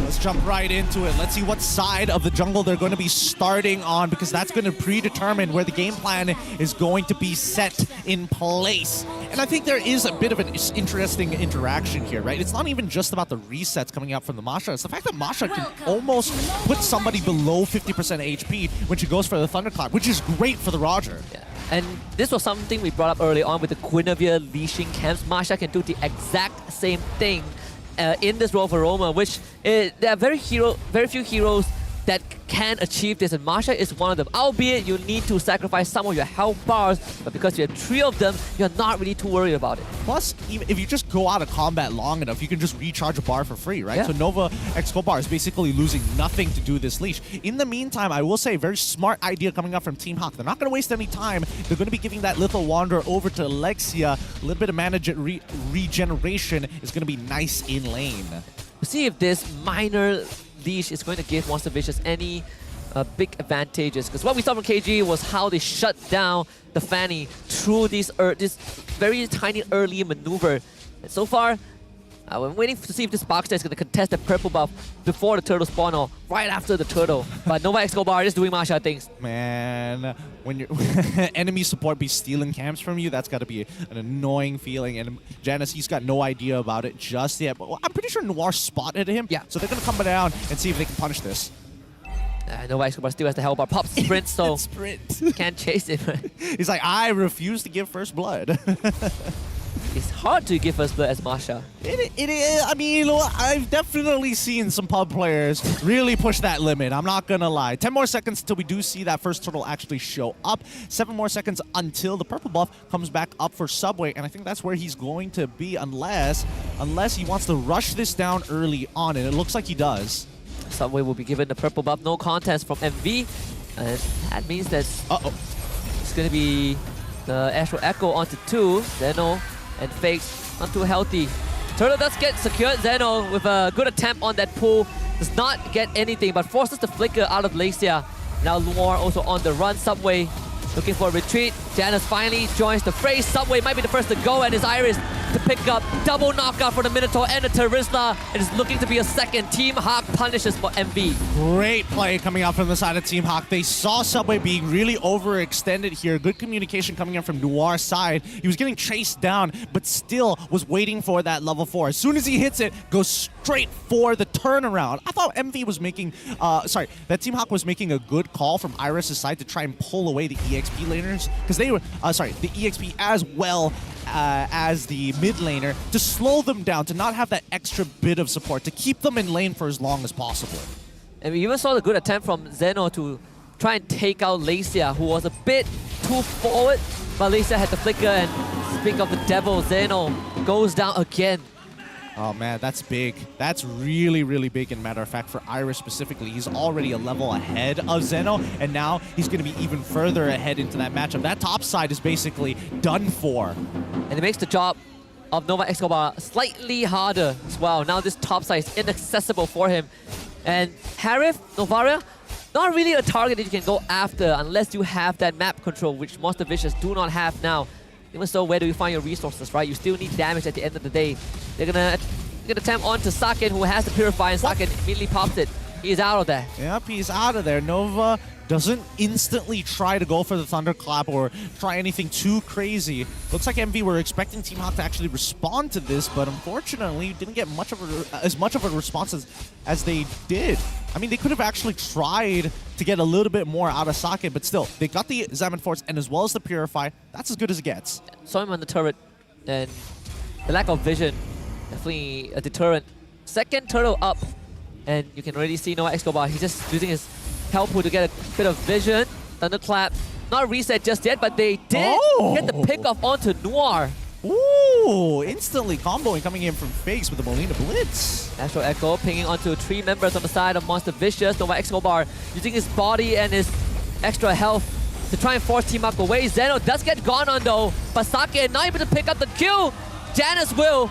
Turtle goes over to MV, but Team Hawk walks away with the kill. I think that's totally fine for Team Hawk. Whether they take the turtle or not doesn't really matter. Janice needs to start snowballing. He needs to find some extra surplus of gold to start taking advantage of that map. He's level 8 to Subway's level 7. And there we go, the one shot again. Lexia just eating it. Fakes is playing well on this Nana. Yeah. Opens up the turtle for his team and proceeds to take out the Novaria. Fakes being really, really happy about that.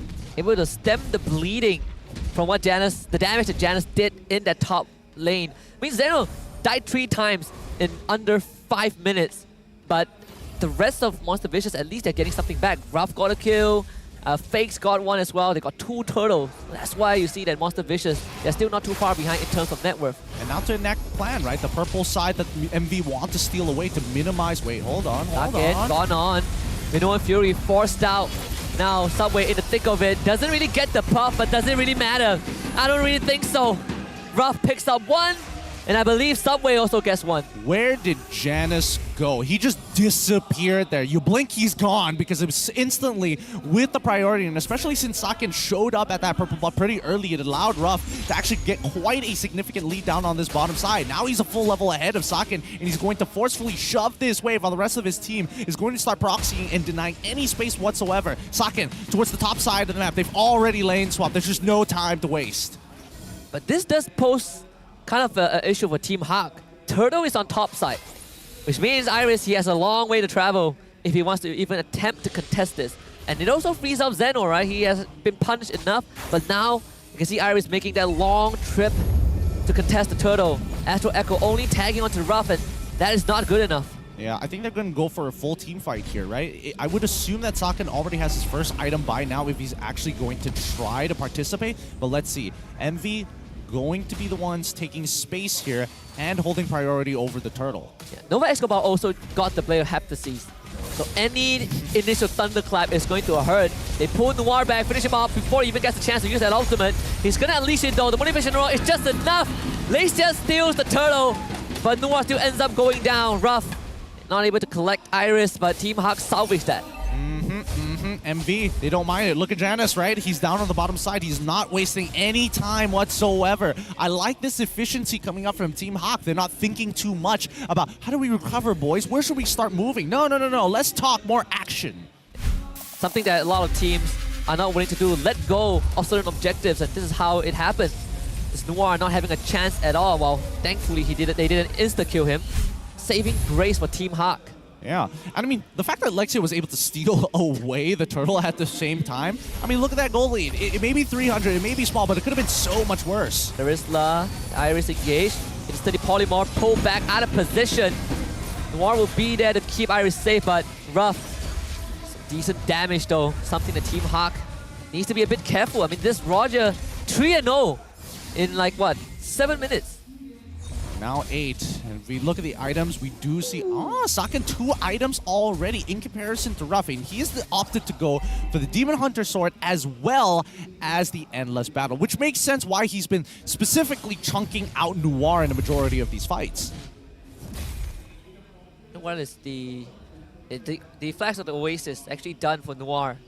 Might be going for the Athena next because of the abundance of damage from fakes. I don't know if that's going for the Flask of the Oasis is the correct item to first build here. I would have expected some steel pants, but I'll think about it a little bit more here. It's interesting, but now Ruff in a bit of trouble here. Saken, he is not afraid. Lane dominance. You're 3-0, no problem. Yeah, not that big of a deal. Not that big of a deal. Contest on his purple buff. Get the ping Iris though. Not in best position as Noah Escobar. He's cutting off the battle lines of Team Hawk. Constantly posing himself as a threat now. On to Janus first. First thunderclap, second one to come through. Janus forced away from his own purple.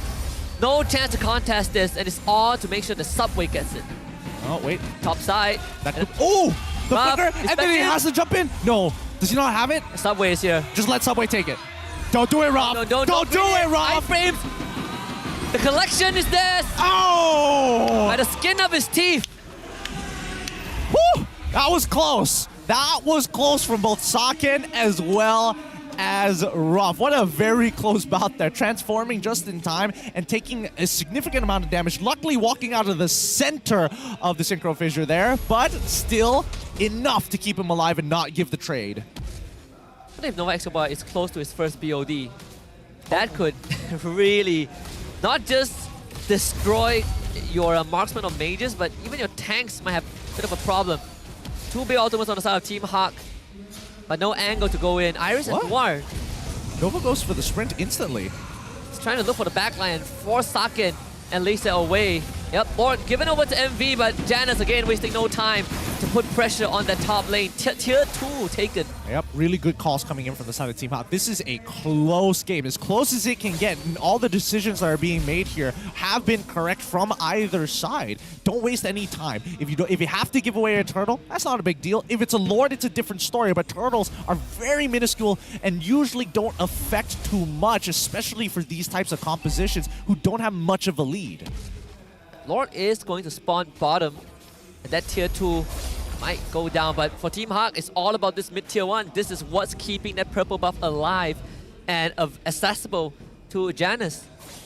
Now with this Lord starting to walk from the bottom side here, Team Hawk are willing to sacrifice a couple of their tier 2s, and I don't think it really matters too much as long as their mid tier 1 is still available. It holds the most important position on the map, and there we go, the BOD purchase coming in from Nova Escobar. Now I think MV getting pushed out of their position here. They give up the tier 2, but they will guarantee destroy this Lord. On the top side though, it's Nova. And that's 2 thunderclaps. Janus wanted to test it out a little bit and realized that nope, if I refresh all his thunderclaps, I'm gonna die. It's not worth it. Whoa, Saken. He gets hit by the Retribution as well. I don't know if this was a good choice coming in from Subway side. I don't know how they expect to catch him. There's a lot of damage though. Noir not even able to respond with his own flicker. Subway with a damage reduction with that ultimate just tanks through Saken. And Nova Escobar, he's just doing his own thing. Janus will try. Thunderclap. 1, 2, 3. Almost! Oh, the cutthroat. Oh my goodness. Hey man, all that split pushing paid off for Janus Society. He's still stronger than Nova Escobar at this point, and luckily holding on to that cutthroat to get the maximum amount of damage possible. Subway will steal the orange buff, but hey, doesn't matter. As long as they contest and make sure that purple buff falls into the hands of Janus, he will still have influence across the map. Let's see if they can protect it. Nova Escobar still out for 3 seconds, so that means no pressure on the side lanes as Lexia also cripple fakes his health bar. So they keep a purple buff for Janus, saving grace for Team Hawk. Janus still keeping up in terms of levels. I mean, so far so good, right? Now the real question is, how do Team Hawk want to team fight? Because so far Noir has been punished very, very heavily from walking up too far forward, refusing to use his ultimate as a means of escape, at the very least, because it does have crowd control immunity, right? You cannot stop the channel once it begins. Speaking of which, interesting positions coming in from the side of MV. I do feel like now whoever, the person who starts the fight has to change a little bit for Team Hawk. Right now it's on Iris' shoulders to kind of leap in with the penalty zone plus flicker to get something off, and then Noir as a secondary layer to that. At least even if Iris gets pulled, you have that body of Smith. You get to take a little bit more damage before you eventually fall. That is true. We do see Ruff. See Halbert here. The anti-heal is going to be a little useful, especially as it applies to shield as well. Janus, another attempt. This time, wow! Assassination onto Ruff. God damn, he's fast. He is quick. He is quick with those fingers there. We need to get a hand cam on this guy sooner rather than later. But now it's going to be a 4v5. And especially since Ruff is out of the picture, Team Hawk, they're going to be able to claim this Lord pretty easily. But that's not the main goal. How much time can you buy? Goodbye. Just 1, 2. Can't get the third one off. Expending the Minoan Fury. Noir saves his team. The beauty of the Harith, the Chrono Dashes. Every single time you dash, you get a bit of a shield, and it's really starting to stack up every single time we see Nova Escobar try to go for a Thunderclap. He's not as low as I would like him to be. Every clap is just breaking the shield, but you're not affecting the health bar. Well, Ruff is back. Monster Vicious bought just enough time. And he's going to be gifted that orange buff. Team Hawk also not too interested in rushing this down. We might still be in for a full team fight. Big pain on Astro Echo, and Iris engages onto 2 members of Monster Vicious. Janus shows up, and this time is Zeno to fall.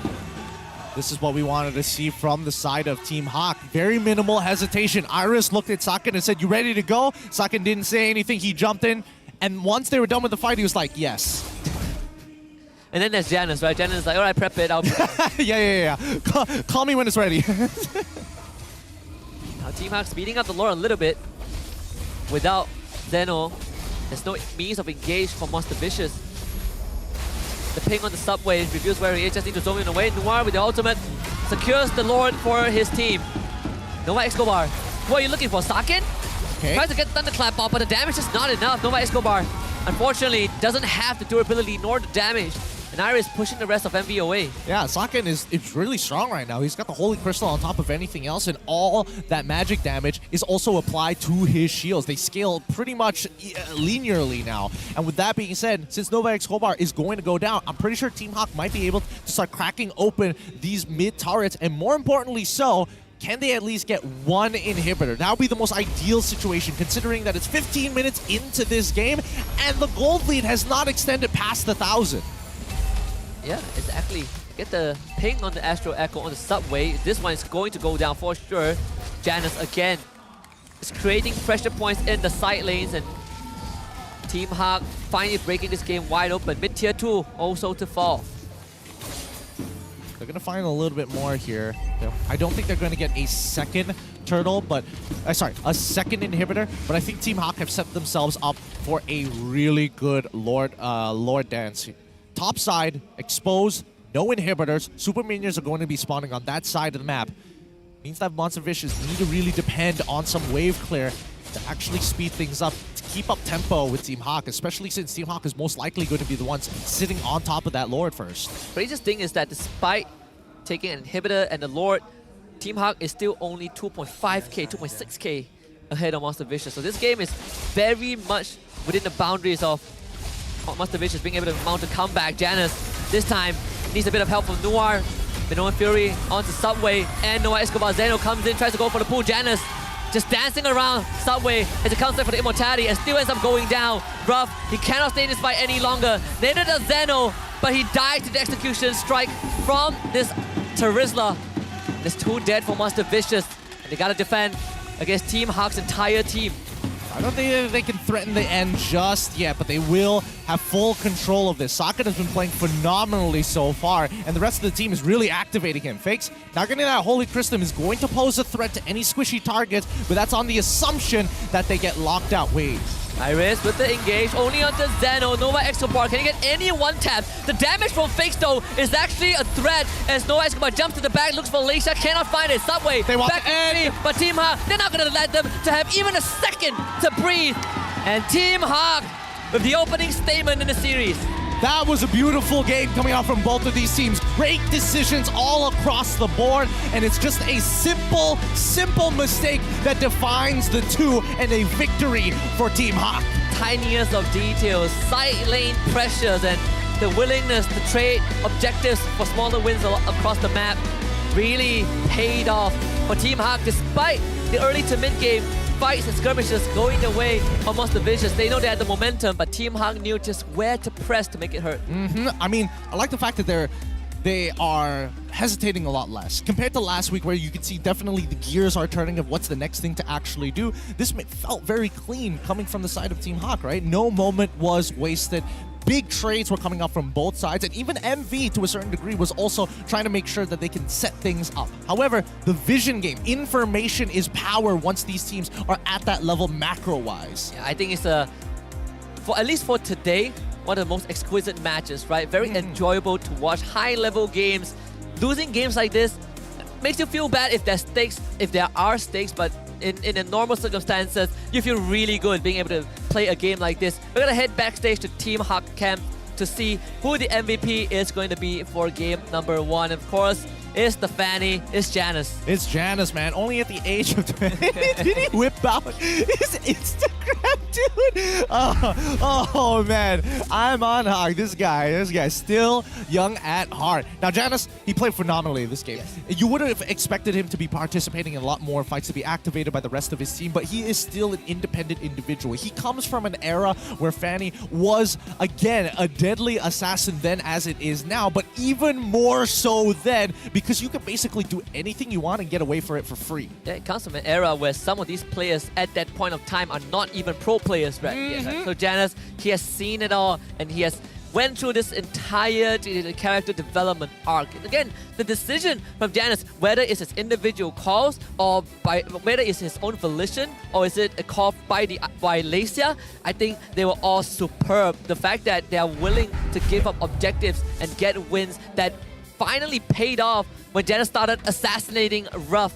And I believe if you are Ruff, you would not have expected that to be the result. I agree. And I think, MV, they're looking at their draft and it's just like, what could we have done better? And I think, so far, the only problem here was the fact that Ruby was not able to actually keep up being the primary target, being the weak point, surprisingly enough, when he was supposed to be the defender of people like Fakes after his passive has been broken, or even protecting Ruff at times. Yeah, well, in the first 4 or 5 minutes, Zeno died 3 times, right? And you can see, after the first blood, right after he respawns, Janice paid a visit to his lane again, takes him out. Third death came at the first turtle, I believe.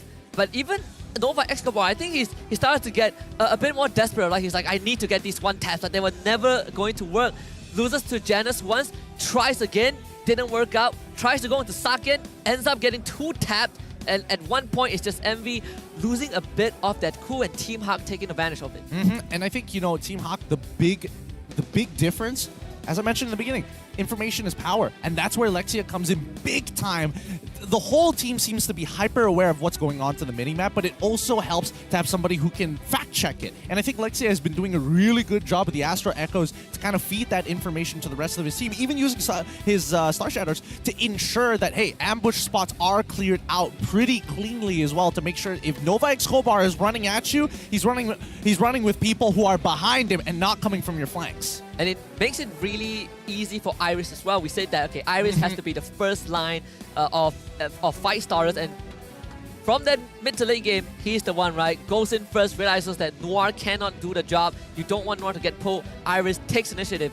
Lecia pings a couple of members of Astro Echo. Iris follows up, and Noir, he can just be the protector. Oh, Noah Escobar, you want Saken? Too bad. Take the trip up in the air. I got to give it to Saken, though, because again, MV's plan was designed around, first, we neuter Noir. Make sure that he's not tanky enough to be able to do anything so we can get these free picks and Nova Escobar can manhandle him single-handedly, right? Once he gets to that point, then we can start, I wouldn't say funneling, but reinvesting those resources into Saken to try and set up that dive like we saw before when Lexia pinged it all out and more importantly confirmed that the top side of the map was empty, so Saken just had to back away. Yeah. So I think just very well played from Team Hawk. The minor calls, MV. We say that they are a team that likes to be on the offense, and it clearly showed in Game 1. And Team Hawk at one point figured out how to stop the offense, how to really make MV feel like nothing is going their way. I mean, even for Ruff, he wants to participate, but you can't do it when Zeno gets one-shotted, when Nova Escobar can't zone Lacia or Saken away from the fight for long enough. And let's not forget, Ruff actually had quite a significant lead. Oh yes, he was able to start snowballing pretty early on, and going up against Saken, it was actually surprisingly close despite that. Shocking to me, but I think even MV wanted to be like, all right, we got to stop Janus. He is making sure that our gold lead isn't as worth it as it's supposed to be, isn't as valuable, but they could not get towards his purple buff side. Hey, you saw what Ruff was 3-0 and barely got and almost got soloed by Saken, right? He was 4-0 and got assassinated by Janus. The Hall of Fame for this game, Janus, highest GPM, and Saken with the most damage dealt. Most of it coming from that mid to late game. Zeno, the sandbag for the team, and Lacia, of course, the best wingman for Team Hawk. I'm so surprised that Saken wasn't the rich guy in this game. Because he was getting his full build pretty early on, considerably early on in this match, and that's why he was able to start like one-shotting Nova Escobar just for fun, honestly. But Sandbag coming in from Zeno makes sense. Lexia, expert wingman, he's playing Novaria. No surprises there. Yeah, no surprises at all. I'm interested to look at the goal graph though and see how the changes throughout the game is. In fact, even from the beginning, Team Hawk actually held the lead, and then suddenly MV, they started getting rough going, had a minor increment, had a minor upward trend at around the 11th to 13th minute, and then Team Hawk started taking it back. Yeah, I mean, the item power spikes really started to come in. The fact that Saken was not, again, able to absorb a majority of his waves, even though Ruff was able to get a lead over him due to the mistakes of others. But I think it worked out pretty well. It looks like Team Hawk have really found their groove here. I don't know if this was like all part of the plan, or whether or not MV were just unable to really close it out in spreading their influence to other players instead of just Noir. Maybe spilling it into Janus, for an example, unable to do that. Spilling it into Saken, also unable to do that. Yeah, I think that was a good idea of what MV wanted to do, right? After the second Lord, they took 3 turrets, and 2 of them were just Noah Escobar running it down a lane before he eventually fell. But after that, I believe in the last Lord fight that we are probably going to see in the replay in just a little bit, Team Hawk's Lord Dance was also what gave them the advantage. Those individual pickoffs, right, started by taking out Nova Escobar and then Zeno. And then I believe they also took out Ruff or Subway, and these staggered revives made Monster Vicious feel a bit more compelled to make something happen. And Team Hawk, they're not in a rush. We just reset the Lord. You keep coming back. We keep doing it over and over again. They scale really, really well in these types of matchups here. And they know for a fact that Nova Escobar, he has been running it down a little too much sometimes. So it's definitely worrisome, but it also shows the experience coming out from the side of Team Hawk. Whether it's communicated or not, it makes sure that the players all seem on board, which is a much better showing compared to week number 1. Wait, I just saw Nova Escobar, actually Ruff, when he turned back into human form, he actually had some extra health and he still got popped by Executioner Strike. Alright, that is interesting. I mean, he got clipped. What can I say? The hitboxes just be like that sometimes. That's all it takes. Again, a lot of these moments are predetermined by very small things, the micros that are eventually leading up to the macros. But still, in this particular case, it's not even forced errors. It's just a micro mistake. What can you really say? I don't think MV should be disappointed with their performance. It can be very deceiving as well, right? Like Charisma execution damage can be very, very deceiving once you get hit by that. Well, MV, they still have one more game. I'm expecting this to go the distance. At least we ended on a high note. And I think MV, after that game 1, is not a crushing defeat. It's more like, wow, our management in that mid to late game phase wasn't the cleanest. But maybe we got a bit desperate. Nova Escobar kept wanting to make it happen, make something happen, kept coming close but not close enough. Maybe adjustments in game 2 should start with the management from that mid to late game, right? Janus needs to be kept in check. I think not only Janus, but the way that they actually have information across the map, right? When you don't have a Navaria, space becomes very, very important, especially controlling that riverside, right? I definitely think that, you know, Fakes could have started disrespecting the space a little bit more, utilizing his passive as a tool to not only be, not as a tool just to, oh, you break my passive, I get to walk away, but as a way to use your body to ping out where the enemies are going to be. You already have the polymorph as a way to kind of ensure, oh, they're not inside of this bush. You can use the boomerang for another bush, and if you do see Janus actually jump on top of you, all you have to make sure is, where do I fall back to? Where is my team going to start sitting in bushes or setting up shop to make sure that we don't get punished too hard or find the trade? And I think this also is a bit of a credit for Coach Wright from the side of Team Hawk. When you look at the bans in Game 1, MV, very clear message of what they want to play.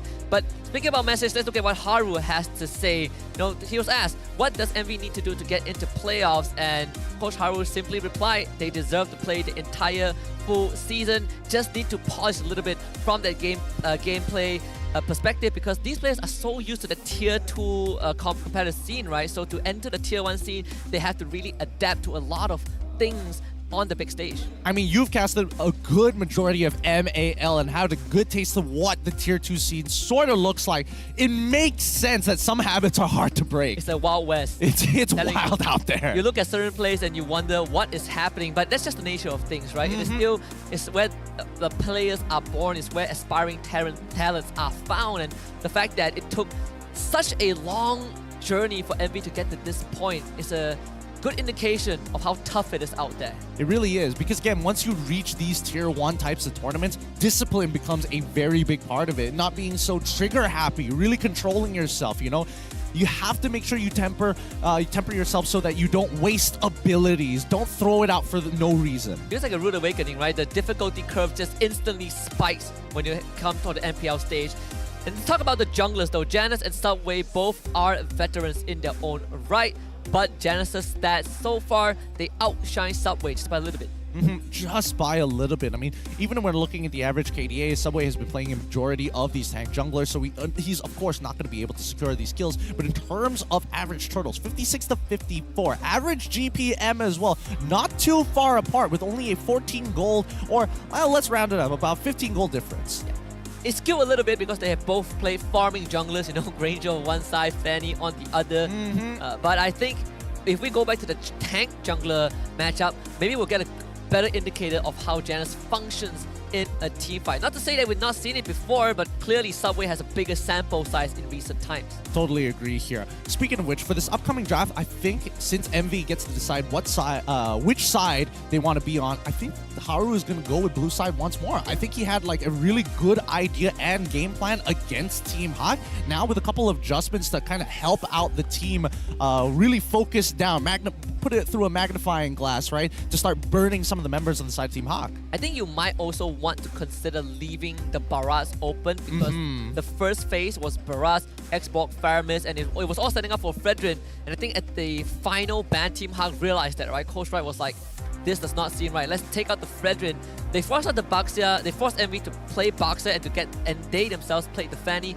What happens if that Barras and Fredrin both become an option? Maybe that can shift that draft that draft composition a little bit towards MV side. I definitely agree with that one. I mean, I don't have anything against the Boxia specifically, right? But I would have expected from MV side to have, in terms of the step-by-step, yes, you punish Noir and you want to translate that lead into either the gold or in towards the jungle side, a little bit more focused towards that jungle side instead of the gold. They definitely let their foot off the gas, right? And there was a period, I think, of 2-3 purple buffs where they were able to constantly take it away. And then when they started losing side lane towers, you can see the focus shifted a little bit. Purple buffs are no longer contested and Janus gets to fly free again. That's how we ended up at the stage where Ruff was just casually farming the side lanes and this Fanny shows up and kills him in one go. Something that I think MV can definitely adjust a bit more, just keep their head focused on what the prime objective is. MV though actually opting for the red side for game 2. They still want Interesting. They want to go on to red side. We'll see. Maybe Haru has a plan here. We saw him with his little notebook. He's literally got all the stats. And even Rex Finn, as his assistant coach, has come up to kind of give him that extra bit of support as they discuss this draft. And it looks like nothing much is going to change for the side of Team Hawk, right? Banning out the Natan, also banning out the Angela as well. MV got to get rid of the standard stuff. Matilda and... Ooh, they're the ones banning out Masha this time round. Interesting hero, like if blue side, red side, they all ban Masha. But that means that we might see the assassins open up again. By the way, right now, this venue we're in, Stadium MPSJ Sherdang Jaya, can hold over 1,200 visitors. So bring your friends. And do you know that admission is free? Yep. Free! It's free, so you can just come down, have a good time, bring your friends along, and we can make this, honestly, I don't know. You know what? I take it back. Don't bring your friends. Just keep yourself here, because I'm realizing very quickly that it's going to get real loud, real quick, and it's going to be the environment that every esports fan wants to have, except for us here at the caster desk, who is just like, I can't hear my thoughts sometimes. if you were here on day 1 last week when Homeboys went up against SRG, you know dear Lord, that was an actual full house. I didn't even know you could fit more than 1,000 people. Like, someone asked me for estimations. I'm like, I guess 500 is the max, but I'm way off. Way off the number on this one. Farmis gets banned out. Team Hawk not changing too much from their game plan. MV on the other side. Where do they go with this? Now it's on them. Do you ban Fredrin, Joy, Nolan? Couple of choices. They don't get the first say in terms of picks. Now MV had Team Hawk had a clear goal in game 1, but now MV they're definitely put in a slightly rougher spot. So they will ban out the Barrage. You know my traits. Okay, they ban out the Barats. Does Team Hawk do it again? We'll see. What is their first pick? Unless they want to start deviating from the plan and really shake things up against MV. You can still go for the Novaria opener. It has been quite popular. Give Leisha the Novaria, and then you keep your jungler in the pool. And it makes it a bit uncomfortable for MV. Like, if they have the thought of, oh, if they pick Fredrin, we're just going to straight up X-Borg, now you can't really do it. You know what? I think Team Hawk needs to do the statement piece. Give it to Sakin. Make sure that he gets the Roger. Take the Harris? See value in me? Nah, just give him the Roger. He can win it anyways, regardless. That's true. Considering how his Harith played out in that matchup despite being gold down, like, come on. I would like to see him really show Ruff living up to his namesake, a rough time. A rough time. Well, the Fredrin becomes the pick for Team Hawk, something that I think even MV saw it coming, right? You have to choose between that or Barats. Now, MV, they get to respond a little bit. Again, they can go for the power picks, actively picking red side. Roger, Minotaur, Harith, even an X-Borg if they so wish to. Usually when you're on red side, you're looking for natural combos, such as strong pillars of a team comp. And it's going to be Minotaur once again. The Vexana, I think. Yeah, Minotaur Vexana. Minotaur Vexana. This is interesting because now the mid-duo combo is going to pose quite a threat to specifically the Fredrin if it does come down to, well, Fredrin, assuming Fredrin goes into the jungle, it's Team Hawk. Iris can play it as well. But yes, let's assume that it's going to be Janice who's playing this Fredrin. The amount of chain CCs that he's going to receive by a turtle fight or a lore fight can be quite annoying. You see the focus also shifted in terms of the picks, right? Like when in game 1, Team Hawk was on the red side, it was Novaria, Minotaur opening, I believe. Actually, no, it was the Harith Minotaur opening and then Novaria third pick.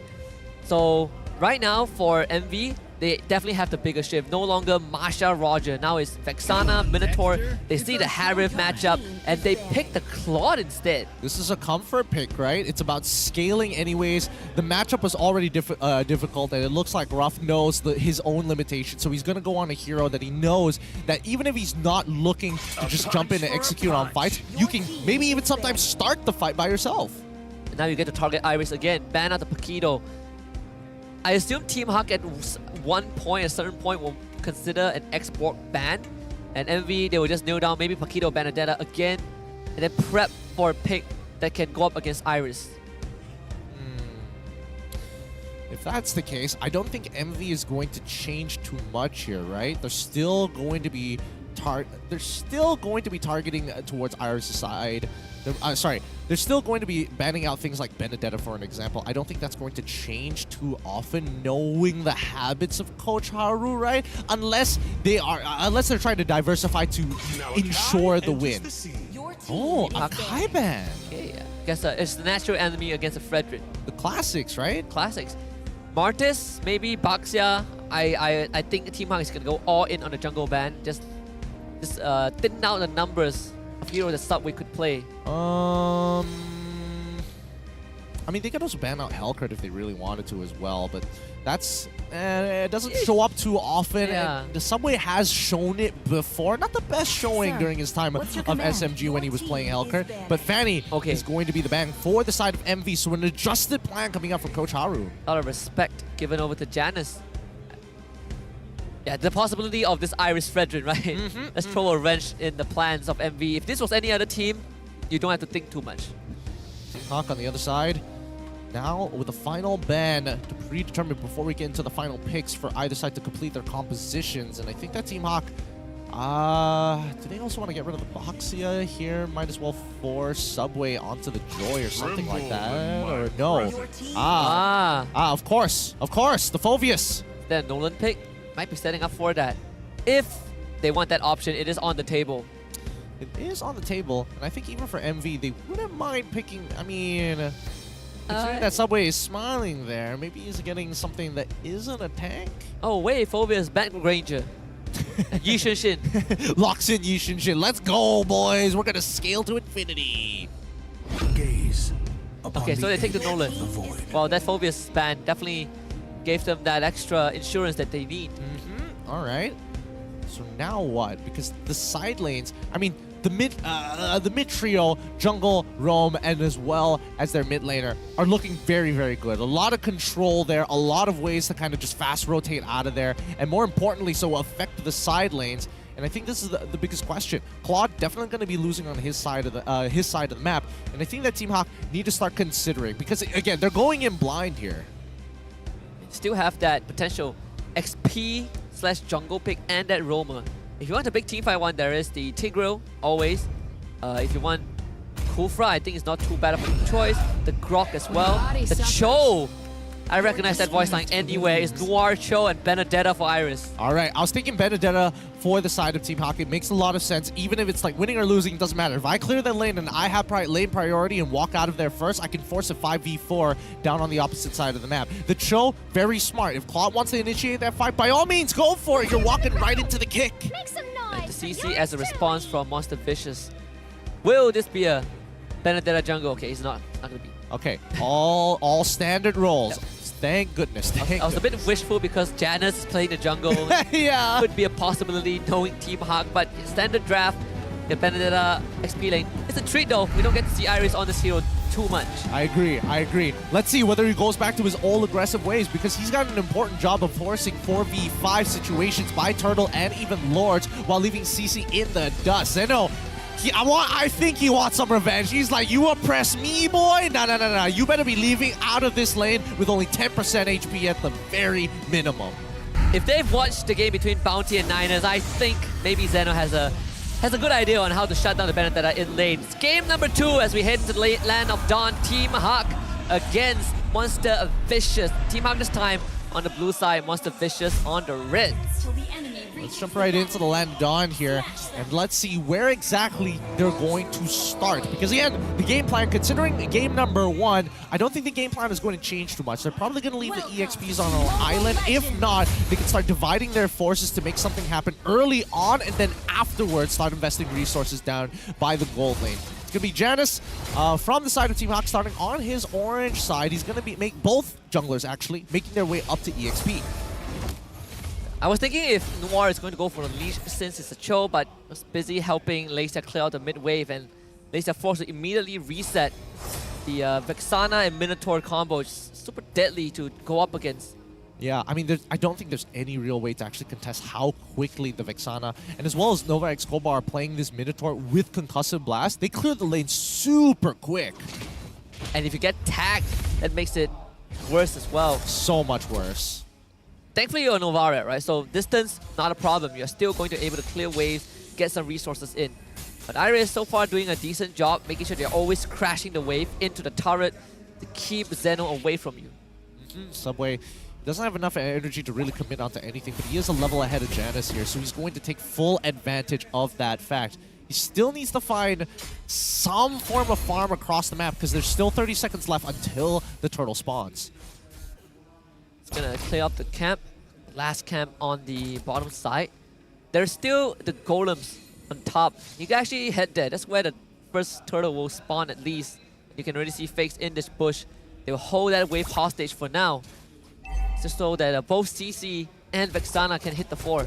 Yeah, it looks like MV gonna wait for Subway to actually get his purple buff before they actually participate for this upcoming turtle. Speaking of which, MV have also sent their mid laner as well up to the top side of the map to try and force a quick level 4. Nice. Iris left on an island, but he's already hit 4, no problem. Then the turtle very much gone. MV not even contesting. Potential punish here for the side of MV. They could look specifically to start proxying the waves early on and then instantly invade that jungle with the extra pressure being given by Zeno. This is under, again, a lot of assumption here because look at how quickly this mid lane gets chonked out. Oh my goodness. I mean, Lexia is trying his best to keep up with it, but look at it. Instantly, no purple buff for you. I'm out of here. Yeah. The fact that he didn't have retribution for this, right? So Monster Vicious getting the timing correct and Subway speeding up that farm. There is the potential contest at the Little Wanderer. That's where Janus is at.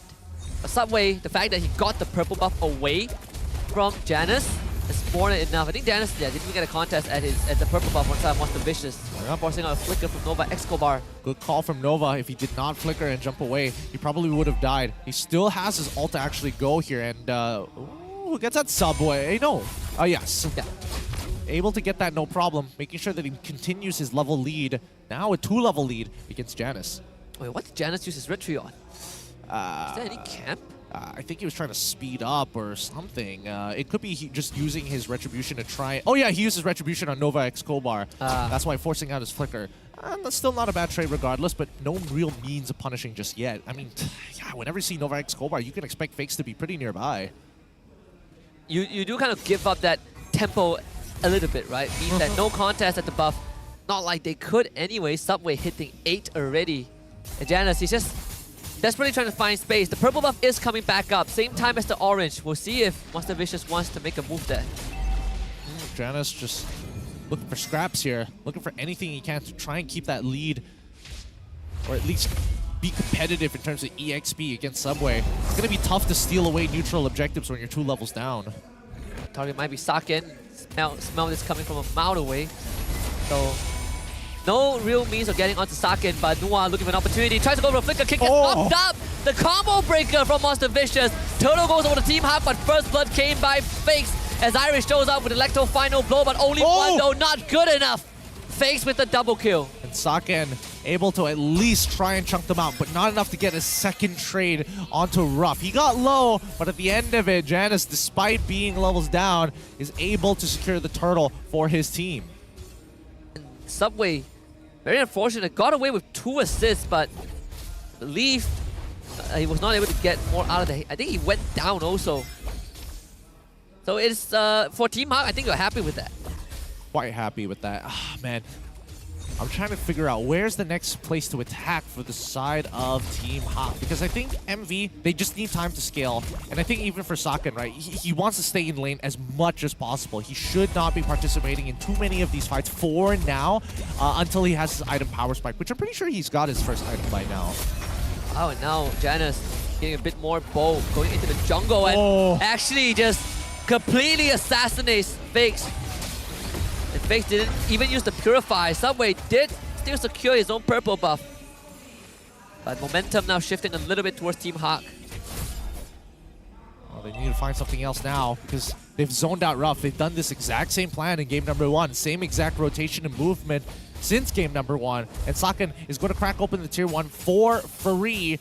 But look at Zeno. He's going to be cutting the waves and proxying very deep in enemy territory. He might get punished here as Noir is on the way too. Noir gets the knockup kick under the tier 2. Could not have gotten a better kick. Zaman Force, a couple of chrono dashes would do the job. Saken collects it. Good punish. Very good punish indeed. Subway, does he actually secure the top tier one? Yes, he does. There's no kick to find it. Rough. Oh, getting out of there, but he's in the danger zone still. Completely in enemy territory, Malaysia. Oh! Tag him. Okay, the heal is there, but extra echo sufficient for Iris to collect the kill. And Nova Escobar next in line. Janus sticking on to him. The combo point stacking up. Princess Wrath not sufficient. Malaysia not able to get the snipe. Nova Escobar gets out. Interesting plays coming out from the side of MV, but unfortunately, at the end of it all, Team Hawk is going to get a lot more in response. Oh, another kick! Another kick! Noir! So deep in enemy territory, but it's deep enough to give Saken a second kill. Oh man, Zeno, he's just been targeted all this time. The first one, maybe he was overextended. This time, the second gank, man, Noir. Noir really showing his chops. Cross Subway, looking for avenues, completely surrounded. Malaysia to take him down, and Iris taking advantage to find a kill in the back line. He does end up going down, but still advantage for the side of Team Hawk. Ruff on the run. Sniped down from half a screen. Oh man. Ruff, he's got to calm down here. He's too eager, thinking that the tower is going to save him. No, Team Hawk, they've got the experience. They can completely disrespect that. They can tower dive him as they please. He's got to be extremely careful with his positioning now. Yeah, you need time now. Every single death makes it the time that you need to scale up a bit longer. The fact that he has participated in 2 skirmishes and went down in both of them now really makes life a bit hard for Monster Vicious. Look at that. Fakes and Nova Escobar babysitting Ruff. That means this Vexana is going to start missing out. Oh man, all that mid lane priority, and for what? They've lost all their tier 1s, and MV now in recovery mode. Team Hawk developing quite the lead for themselves. Oh, the damage coming out from these Star Shatters. Lexia doing a phenomenal job. And they're just going to cut this wave. Not even going to give Monster Vicious any chance. Saken is going to work on the turret. Don't even need the Diamond Force. Astro Echo pinging. Noir able to walk away, and here comes the Minoan Fury. The damage though! Iris just slices all of them into ribbons. And where did the 2 members of Monster Vicious go? Oh, there. This is going to be a rough one for MV. Team Hawk are playing really, really well. Oh, Subway can actually catch him. He does! Eye for an eye. Iris. The potential well played. Lethal Ignition does not find a kill. Not fatal enough. Subway now in no man's land. No purple buff. Help. The last vestige of his energy. Help, SOS, I'm stuck. I'm stuck, boys. He's got to go for the execute, right? Do it, come on, come. No, no! Why? Why did you recall, man? Come on. I mean, did he have enough energy for one more dash there? I'm not 100% sure. It was getting like close to that bar. But he could have walked, you know, instead of standing there. I suppose, yeah. You add with the crystal, right? You add with the crystal one more time. Yeah, I think that might have been it. That could have been it here. And that's going to be a free Lord into the hands of Team Hawk. MV, their tier, man. I mean, as long as he doesn't give the kill over to Team Hawk, it's something, right? You're not giving over free gold or EXP, but in this sake, with the 7k gold lead, it feels like MV have gone back to the tier 2 ways. Yeah. Oh. I mean, Ruff, I didn't want to fight this. I don't think he wanted to. I just want to quickly bring this up. Our producer just whispered in our ears that Haraya is coming, but Subway went back to the wrong hometown. Wrong fountain. No wonder everybody's like, oh, stay safe out there when you're going Barracuda. And the Petrify, whoa, Iris! Oh! An assassin! It's over. In broad daylight. The fast game inbound for Team Hawk. They want to go home and celebrate this win. Festivity in the air. Team Hawk finding their identity, taking what's theirs, and they take down the beast 2-0 over Monster Vicious. Yeah, baby! Team Hawk, this is what we wanted to see from them on pen and paper to now applied in a professional setting.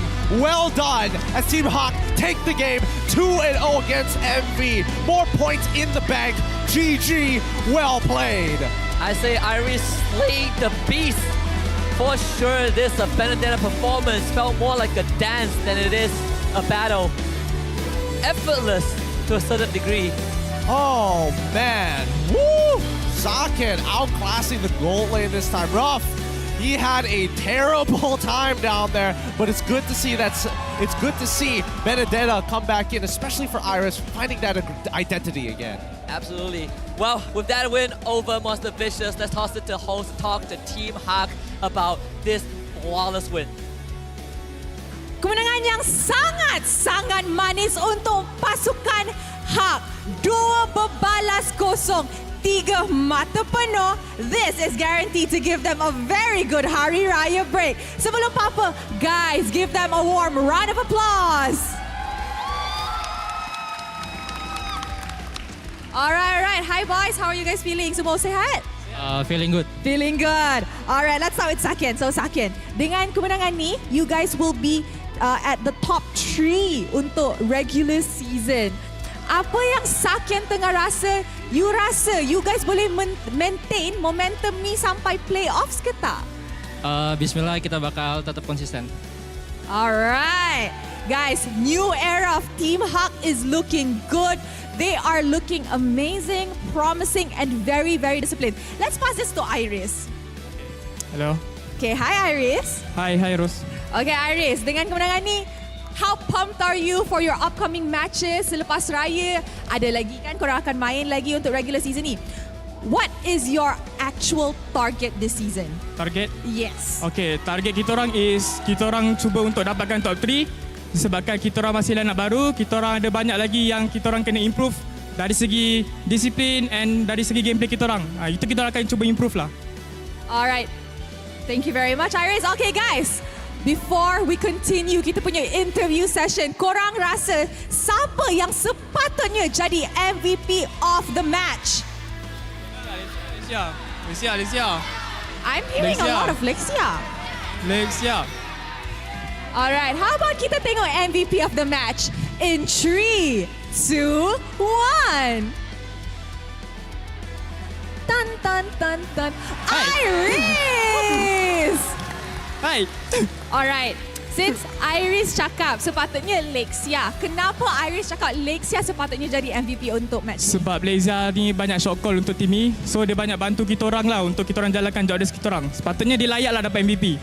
Wow. Okay, so Lexia is one of the main shot callers, is it? Untuk Team Hak?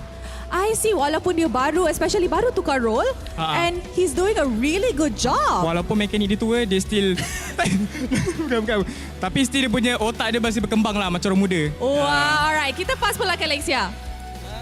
Lexia, tengoklah teammate Iris puji siap-siap walaupun dia cakap mekanik tua. Tapi sebagai mid laner untuk pasukan ni, adakah Lexia rasa you guys still have a lot of room for improvement dan korang belum lagi 100% punya chemistry ke?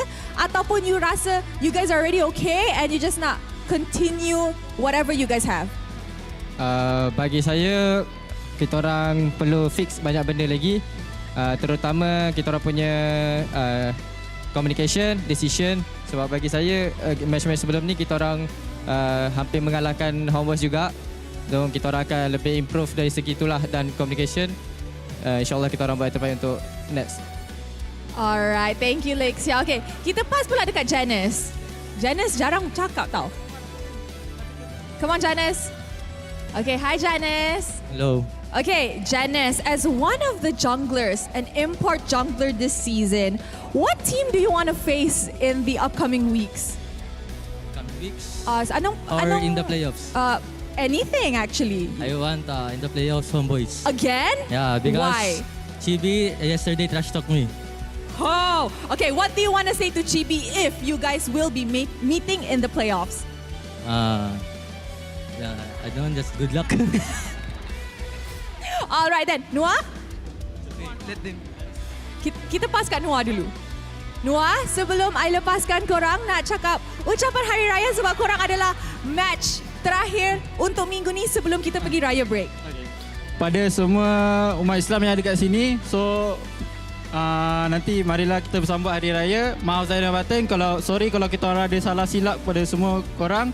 Kita orang akan comeback stronger lah lepas ni. Terima kasih guys. Alright, thank you so much to Team Hak. You guys may now go celebrate your well-deserved victory. Wow. Kita punya minggu kedua hari terakhir, hari ketiga untuk MPL musim ni guys. Semua game hari ni tak silap I 2 berbalas kosong kan? Which means all the teams yang main hari ini akan ada Hari Raya break yang sangat-sangat amazing. But before we go for our Hari Raya break, let us pass it over to the casters untuk dapat tahu apa yang jadi game ni. And with that, from me, Rose, selamat Hari Raya.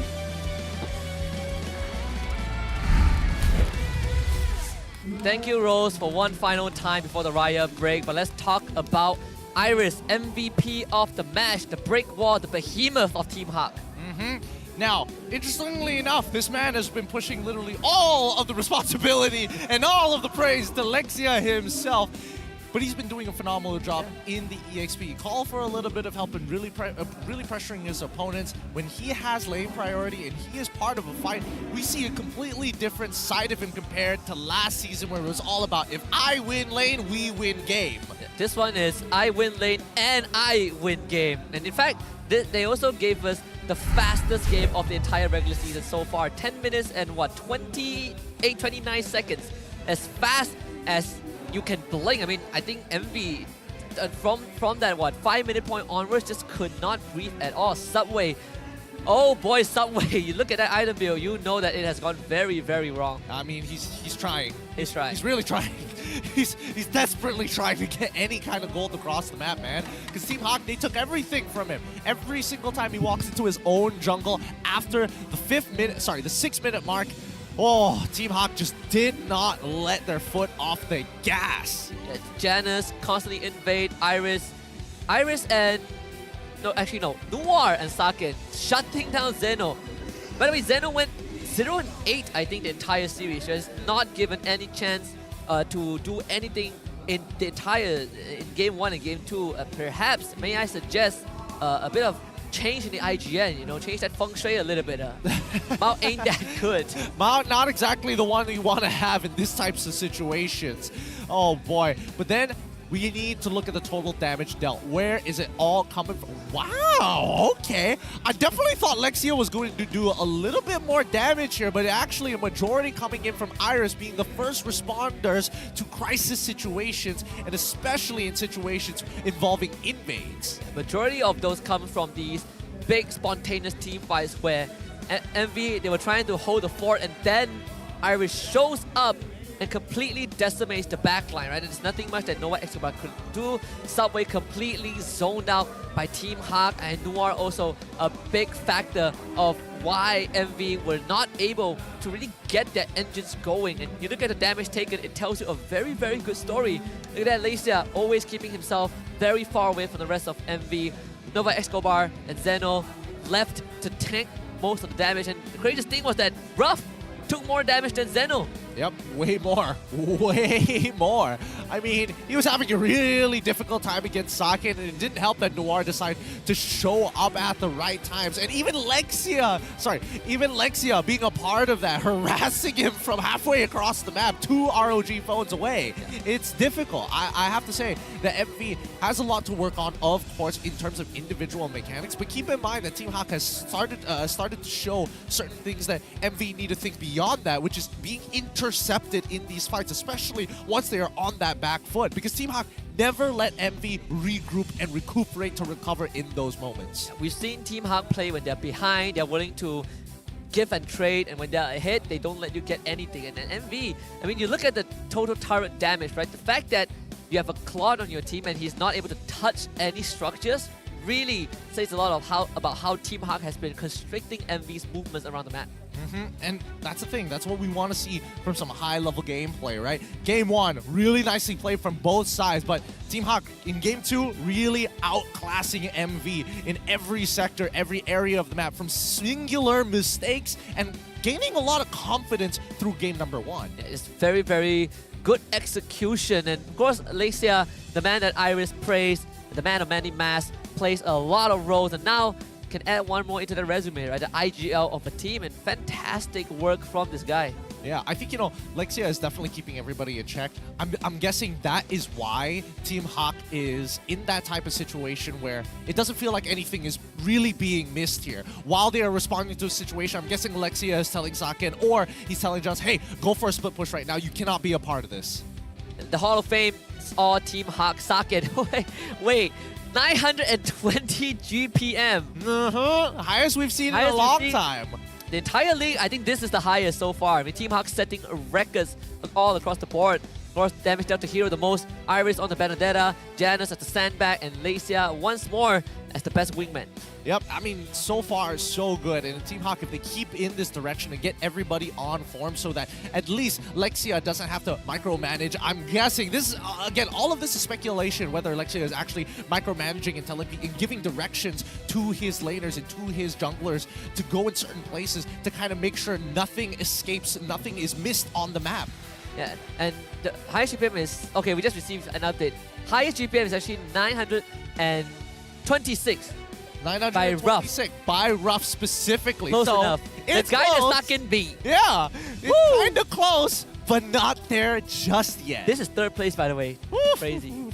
So much gold these players are actually developing here. But yes, this has been a crazy series overall. I gotta give it to both of these teams. They put on a show.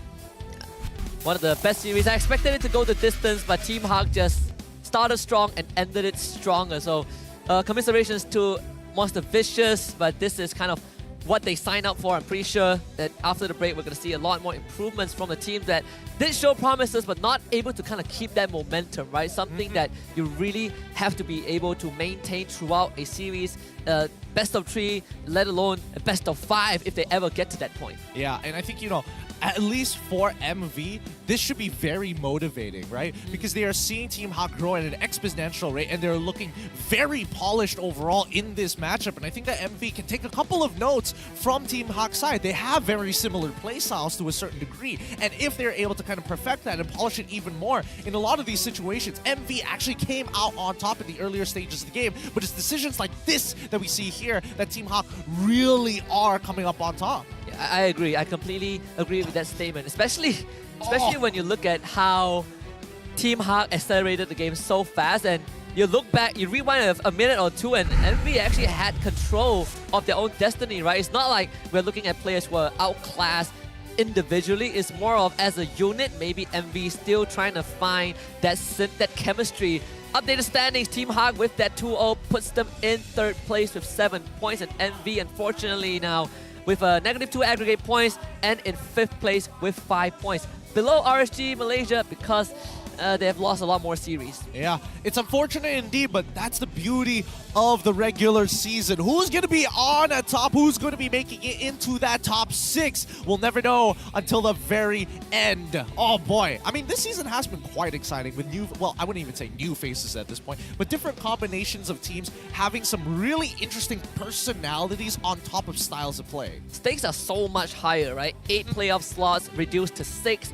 Best of 3s are no longer a thing in playoffs. It's all best of 5 culminating to a BO7 in the grand final. So many things on the line, of course. MAL, if you ever finish last. Let's take a look at the schedule on the 19th of April when we come back from the Raya break. Starting off strong with Selangor Red Giants against RSG Malaysia, followed by Barracuda versus the Niners. Oh boy, Barracuda versus the Niners. Hopefully that Riot break is going to shake up both of these teams. Barracuda have a lot of things to work on, but Niners, even after today's performance, oh boy, they really gotta, stand strong, wide stance it. Yeah, I saw right after the match ends, you can see that Moon is definitely in deep thoughts, right? Daddyhood actually visited our stadium, and you can clearly see that behind the scenes, Niners, they have a lot of things on their mind. Hopefully this detox is going to give them time to reset, recuperate and regroup for the after Riot break. Because I think Niners came into this just like Barracuda, coincidentally in the same boat, right? Both teams with high promises, high expectations, but both not able to achieve that. Both. I mean, there's so much to work on here, but it's good to see that at least for Team Hawk and Envy, they're moving into that right direction. Well, I have something to help you guys, to steer you guys in the right direction. It is the ML Bagi Belanja event. You can join us on TikTok. The campaign during 1st to 10th of April. Complete missions to win the exclusive Ahaha emote, exclusively for Malaysian players. You hear that? Malaysian players. Malaysian players only. Unfortunately, I'm pretty sure there's probably other events happening in the other MPLs across, and it's going to be exclusive to their players too. So don't worry, you're not really missing out on too much. It's just at a different place at a different time. Yeah. That being said, though, I will say the has been the new emote that's been pissing me off. I have not seen that. Oh, I have buddy. not seen that yet. Oh, buddy. I've seen a couple and I'm like, darn, I thought the Geek Fam one was difficult to listen to. No, I only spam the Gojo one. That is good enough for me, you know, just yay! Yay! Yay! Oh my goodness. So many emotes to be spamming here. So many exciting things here at the MPL MY, the most entertaining region for a reason. But you don't know what you're going to get. It's a box of chocolates that you'll never find out whether it's good or bad. Sometimes you might not like it. Like, for example, dark chocolate might not be your thing. Sometimes you would enjoy the games that you see. But that sort of kind of wraps up week number 2, right? We're going off to for a 1 week plus break. Any expectations you want to see when we come back from that? Well, expectations. These players and teams are going to be looking at their tip-top shape. Because again, a lot of these players are, well, Muslim. So therefore, fasting, no more. Yeah. No more excuses, right? No more debuff. No more debuff. And that's the important thing. We're going to have audience members come on in and make sure, again, we can hold a lot of people in the arena, and we want to hear your voices all together in one place. Yeah, and with that being said, we just want to wish you guys, on behalf of everyone behind the scenes, wish you guys Selamat Hari Raya Aidilfitri. Be safe when you go home. Just have a great break. We'll see you guys on the 19th of April to continue MPL MY Season 13. This is Husky alongside Gideon Q. Have a good day. We'll see you guys in 2 weeks. Yeah, see you. I see you, bang. Okay, go. Tahan. Aku tahan. Ini aku. Go. Si Masha, Ruby. Okay, mati. Nice, guys. Aku Mino dah jam. Tarik no ulti. Slow. Go. Nice. Trust me, I can stand. Trust me. Okay, nice. Go. Balik. Kalau dia nak kejar. Si Masha. Backup. Boleh. Aman, gua aman. Mati. 30 seconds, tarik aku. 30 seconds, careful, 30 seconds. Aman. Just mid, guys. Sabar, guys. Sabar, balik lu. Blue. I can scan mid, guys. One second nanti boleh? Boleh. It's okay, I can hear. Aku kenapa ni? Okay, nice one. Go, Ruby. Ruby first. Dah. Kan Masha. Dah. And then tower. Nice, guys. Nice, pre. Tower. Nice. Itu dia, bro. I'm okay. No. No, nice. Nice one, this. Babing mati ya? Siap. I see Nor. Si. I see bang. Dah. Nice. Woo. Aspak guys. Chill guys. Aman aja. We get it guys. Nice. Tower. Bisa. Gotor. Tower. Bisa. Ada. Boleh. Oh, okey, alok tadi. Kan dah. Hero first guys. Kan. Hero. Kan tower. Tower. Tower. Tower.